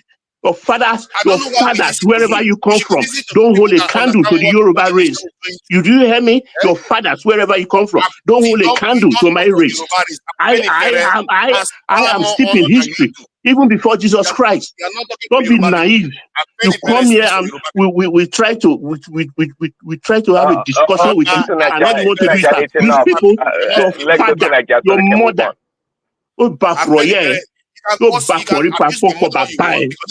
that's where you reduce your own argument to. All I can tell you is that it is you, and that's where you want to always bring it to. No bafo, yeah. Do you know that your mother's ass, your father's gumption? I'm talking to. See, insult bastard like you. You think you want to? I'll go raw with you. Do you understand? Don't ever question the supremacy of my race. You are a dog. You are a monkey. Where my race stands, you don't hold a candle to us. It's a favor that you are in the Nigerian space. Do you understand that? You are animal. Okay, I'm an animal, but I'm not. Yes, you are an animal because you don't have a space, you don't have a race, you don't have a space, you don't have a doctrine. We don't know who you are. You are an animal. One man, can you come in, please? One man, can you come in? No. Just hold on. Tonight, I'm muting you, and Baba, I'm muting you too. So, gentlemen, please, gentlemen. If not for us, if it was at the back, then. It's somewhat disrespectful to the audience who are used to elegant conversations of high function that is degenerated today. So let's move the language on and move the conversation on. So let's just let's calm it down. Clearly, Baba and Tunaija, they are not going to find a common ground. So maybe just move the mic around and carry on the conversation. Sorry, gentlemen, please. It's just, the audience don't have to suffer. Thank you, one man. He insulted my father. He insulted my father. Nobody's asking to apologize. Enough. He insulted my father and my mother. Nobody has asked him to apologize. You insulted my race, my ethnic group. No, I didn't and insult that your is race. more than your father and your mother. You understand? Ola, can we change the topic in that case, please? Baba Ejo, Ejeka change the topic. Now, the thing is this, who is here to speak? Okay, hold on, Shaz. Let's start with Akim. Because Akim was only interjecting. Akim, please go ahead. No, sorry. Can you go to Aro first because I'm kind of busy here. Okay. I think Aro spoke the other time. It's like a Shas want to speak. Shas, the floor is yours. Yes, you see, I'm happy what the USA did, bombing that terrorists in Nigeria. Cause these funny people are nothing enough. They're trying to divide Nigeria. And Bible is right. Bible 100% right. Who helped the find people all? Find people not even Nigerian. They're from Nigeria. Come to Dava. Who they find people all? The ragtags. They're not even Nigerians. Why the hell for come to divide unlike people in Yoruba land? For what? Finding people with ragtags. Stop unlike people in Nigeria. They're not even Nigerian. They came from Nigeria. They're not even Nigerian. Why? How the hell do family have the God to unlike people in Nigeria for what? Who they are? They're not even Nigerians. Nothing of this shit. Why Okay. are you defending So people? Who they are? The ragtags. you declare your support for what what America did. So how much of that are you expecting from America going forward? Because it clearly looks like our military is politicized. So how much of that are you expecting from the American military, from the US military? Look, I don't want Mexican, but I'm sorry to say this. The northern people control the army. We have to the family people control the army. They don't do shit. That's why Mexican me. Because I'm sorry to say the family people don't want do anything. The northern people don't do anything. They control the army. The other reason why Nigeria is called a terrorist state. There's the reason for that. They put Nigeria in a bad image. I'm sorry to say it's a fact. How can we live in the same country with these people who don't want to change? They want to live in the 18th century. Coming to the 20th century, they want to change. They're unlike people in the north. Enough of this shit. I don't come down to south live with people. No. We can't tolerate that shit. Enough. No more. Bible is right. There's enough with these people.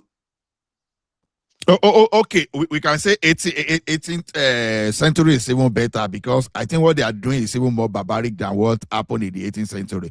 But then, what will you suggest as a permanent solution as you are seeing them? Do you really see anything like you think, okay, if they come with permanent solution, that is what we are going to achieve? What would you suggest? I feel like Tinubu should just do with them like animals. Just do with them. Don't care. Just do with them. Because these people, that's something to care about. You ever do force? That's what people care. Just do with them. Nothing. Tinubu just go there and just do with these people and show them who's boss. They can't be slaving out people for so many years and think we will be quiet for nothing with these people. You can't unlike people, wipe out people in villages for what?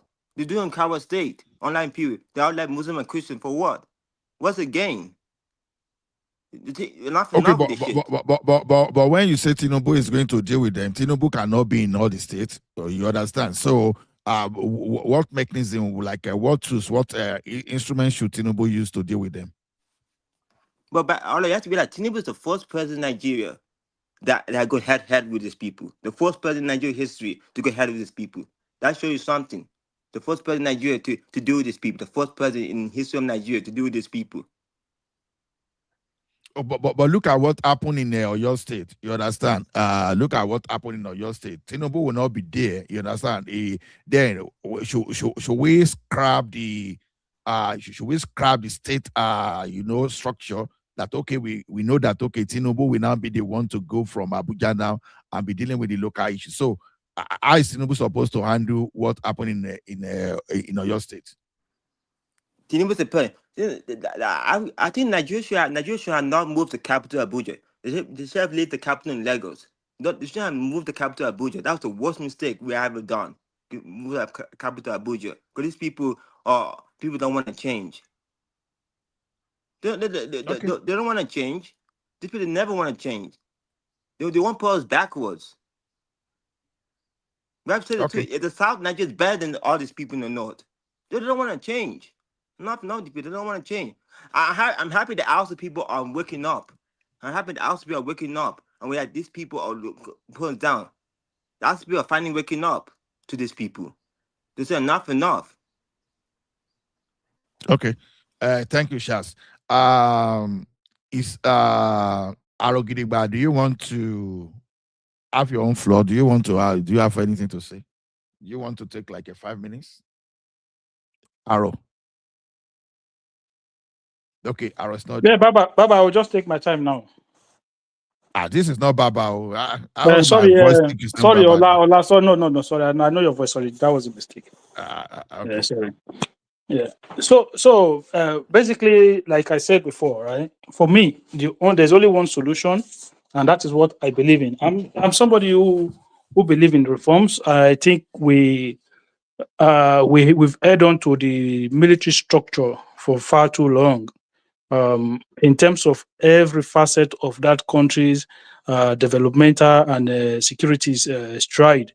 So the system that the military is left for us, we've not really I think this is the first time that we're actually moving towards that federalism way of governance, the way the constitution is poised for us to actually succeed.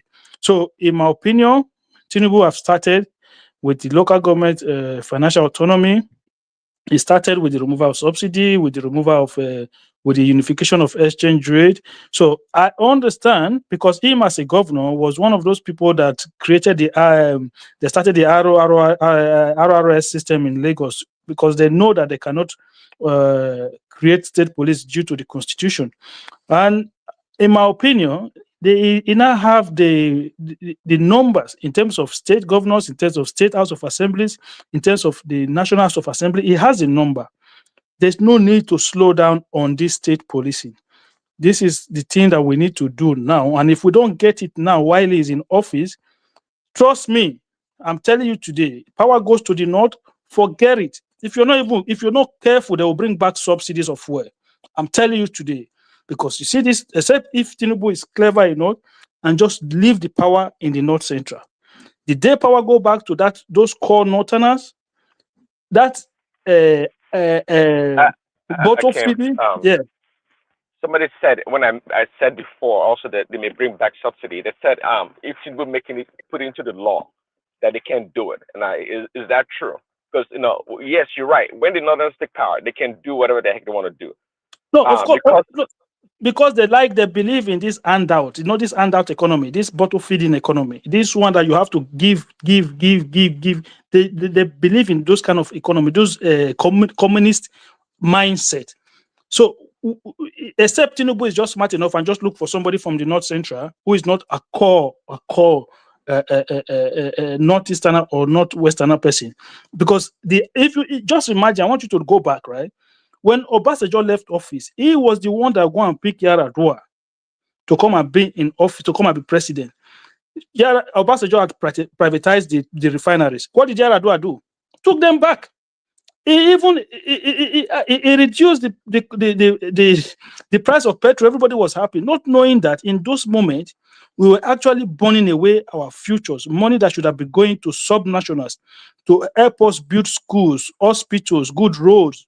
We've never seen development today. We've never seen development in that country as we've seen today. Even at state level, even the worst of governors in that country today is performing far, far, far better than some of the best governors before today.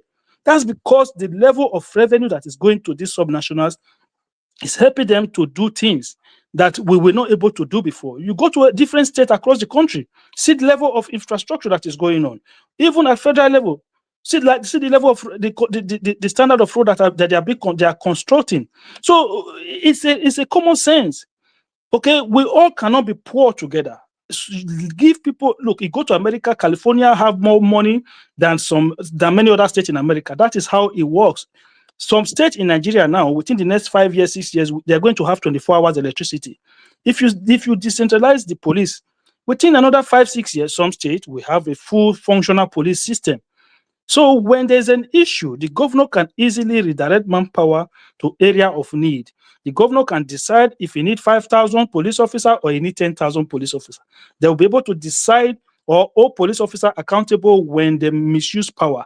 Because at the end of the day, the governor needs to go back to the people for re-election. And if he's mismanaging or misappropriating the fund or not supporting the police structure, he's going to suffer for it in elections. So for me, it just doesn't make any sense that we're still continue in this centralized police system.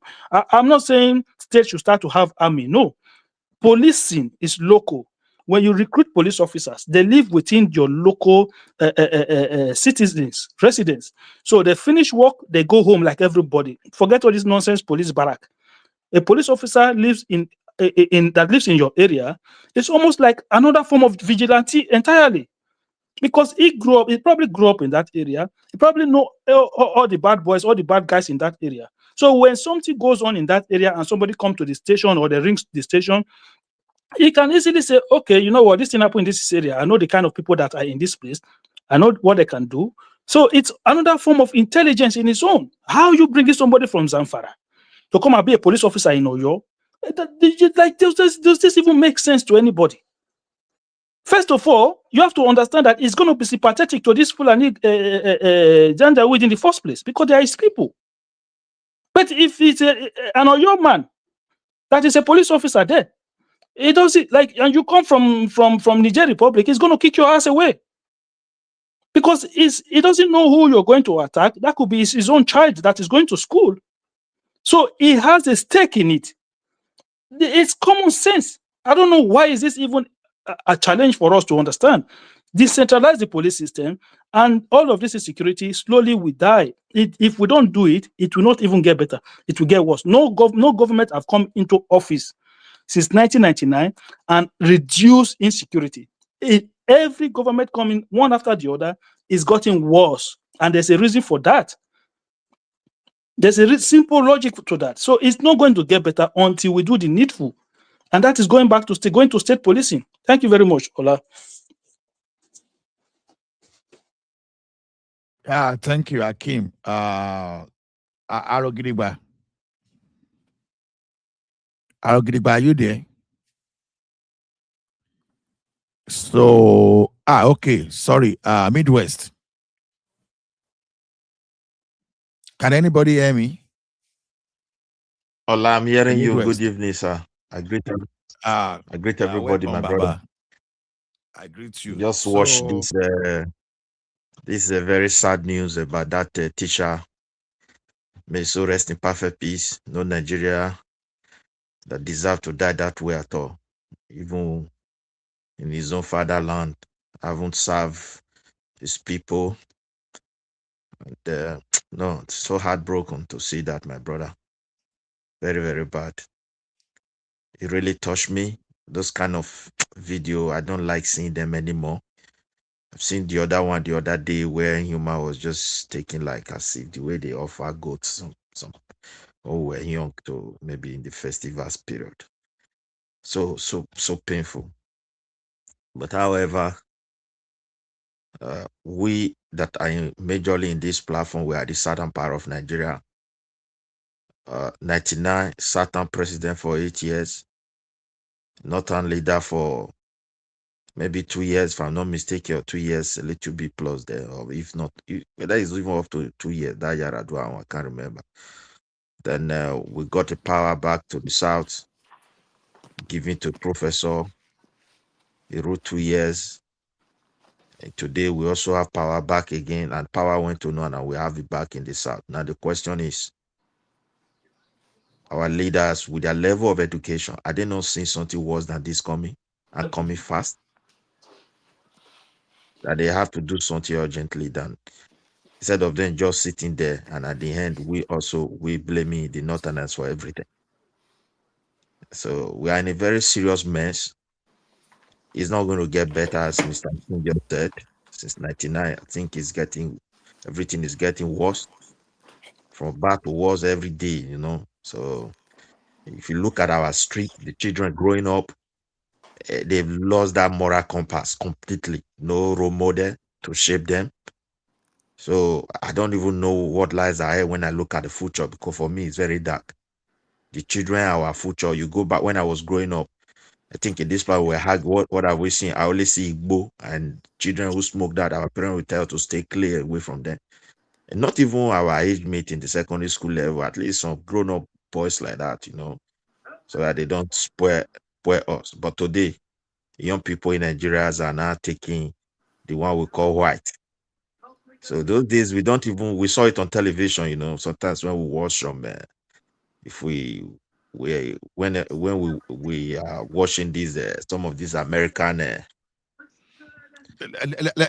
let me ask you a question now. When American after seeing this sad event now, because not everybody can watch it, but after seeing it, what exactly do you think government should do? Because we be having this thing a lot, and I know that we've discussed the strategy around me, this thing. So, what do you personally, I think they don't should believe. do? See, at the moment, the political structure cannot have anything good. Whether you put state police or not, is the politics will destroy it, or the way they are destroying our society. So they will also destroy it. It will be very easy for them to hijack it back, because either through during electoral period, they can just throw some will there, and politicians create a cross in a state, and at the end they mobilize the army, because they own the army at that time, to say we declare state of emergency, and at the end, whatever they want to do, they can do. So they may be.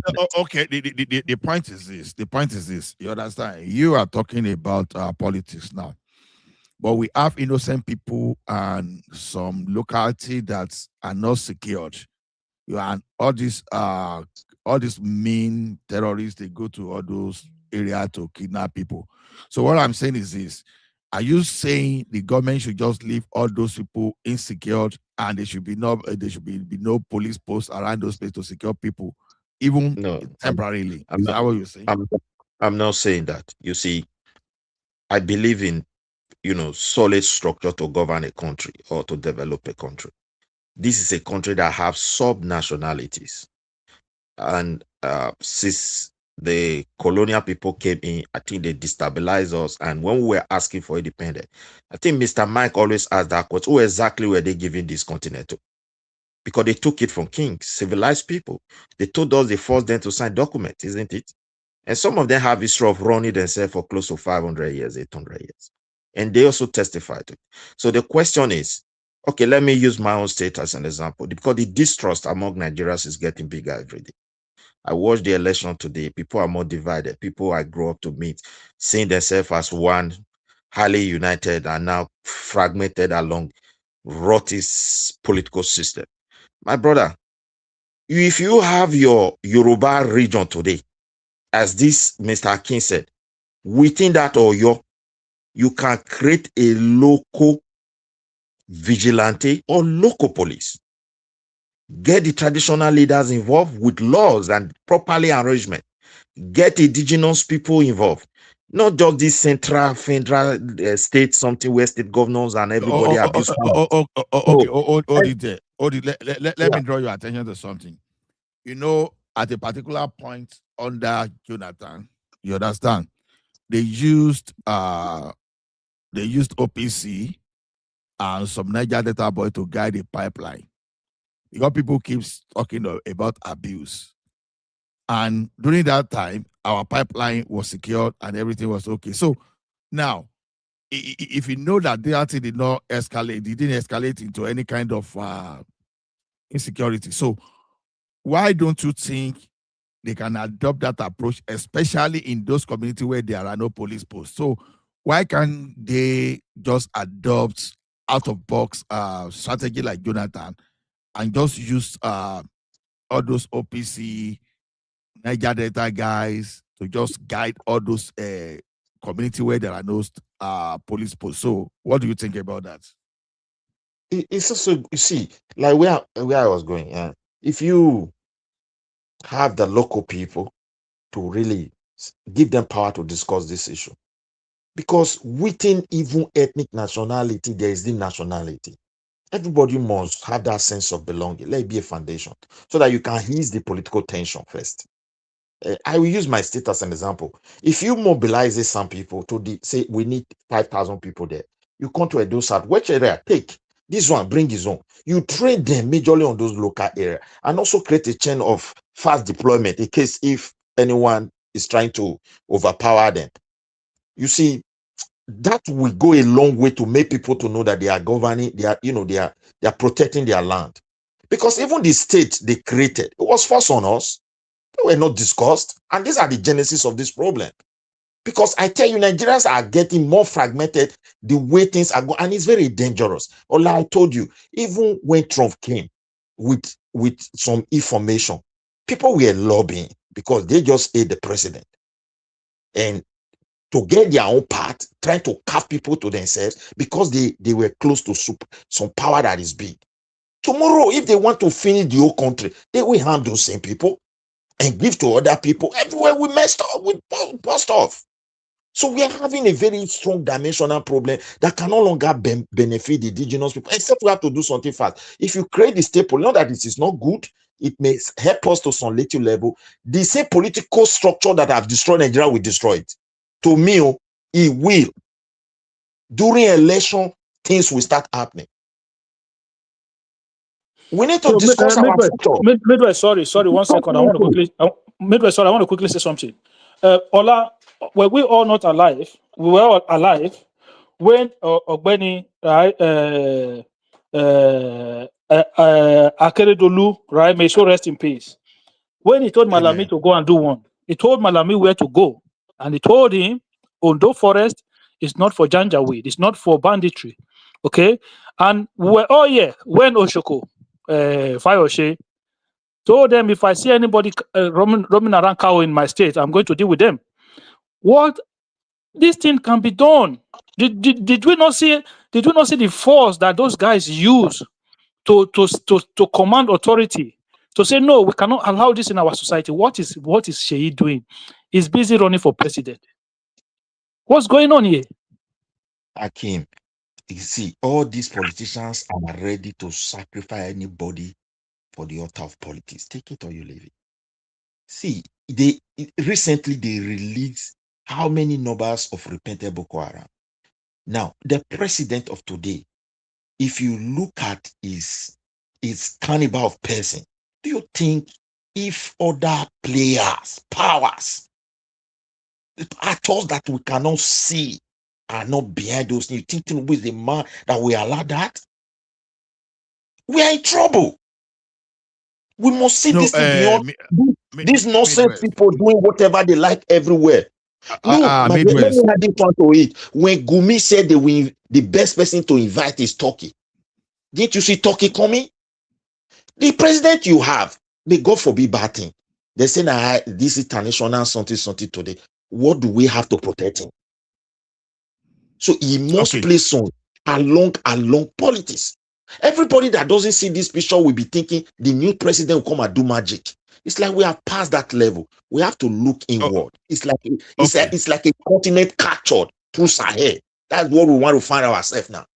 Black race. Now, I want you to look at this because you know the reason for pushing this thing out. You know, sometimes when we speak like this, it filters out, and at the end of this, some politicians they make.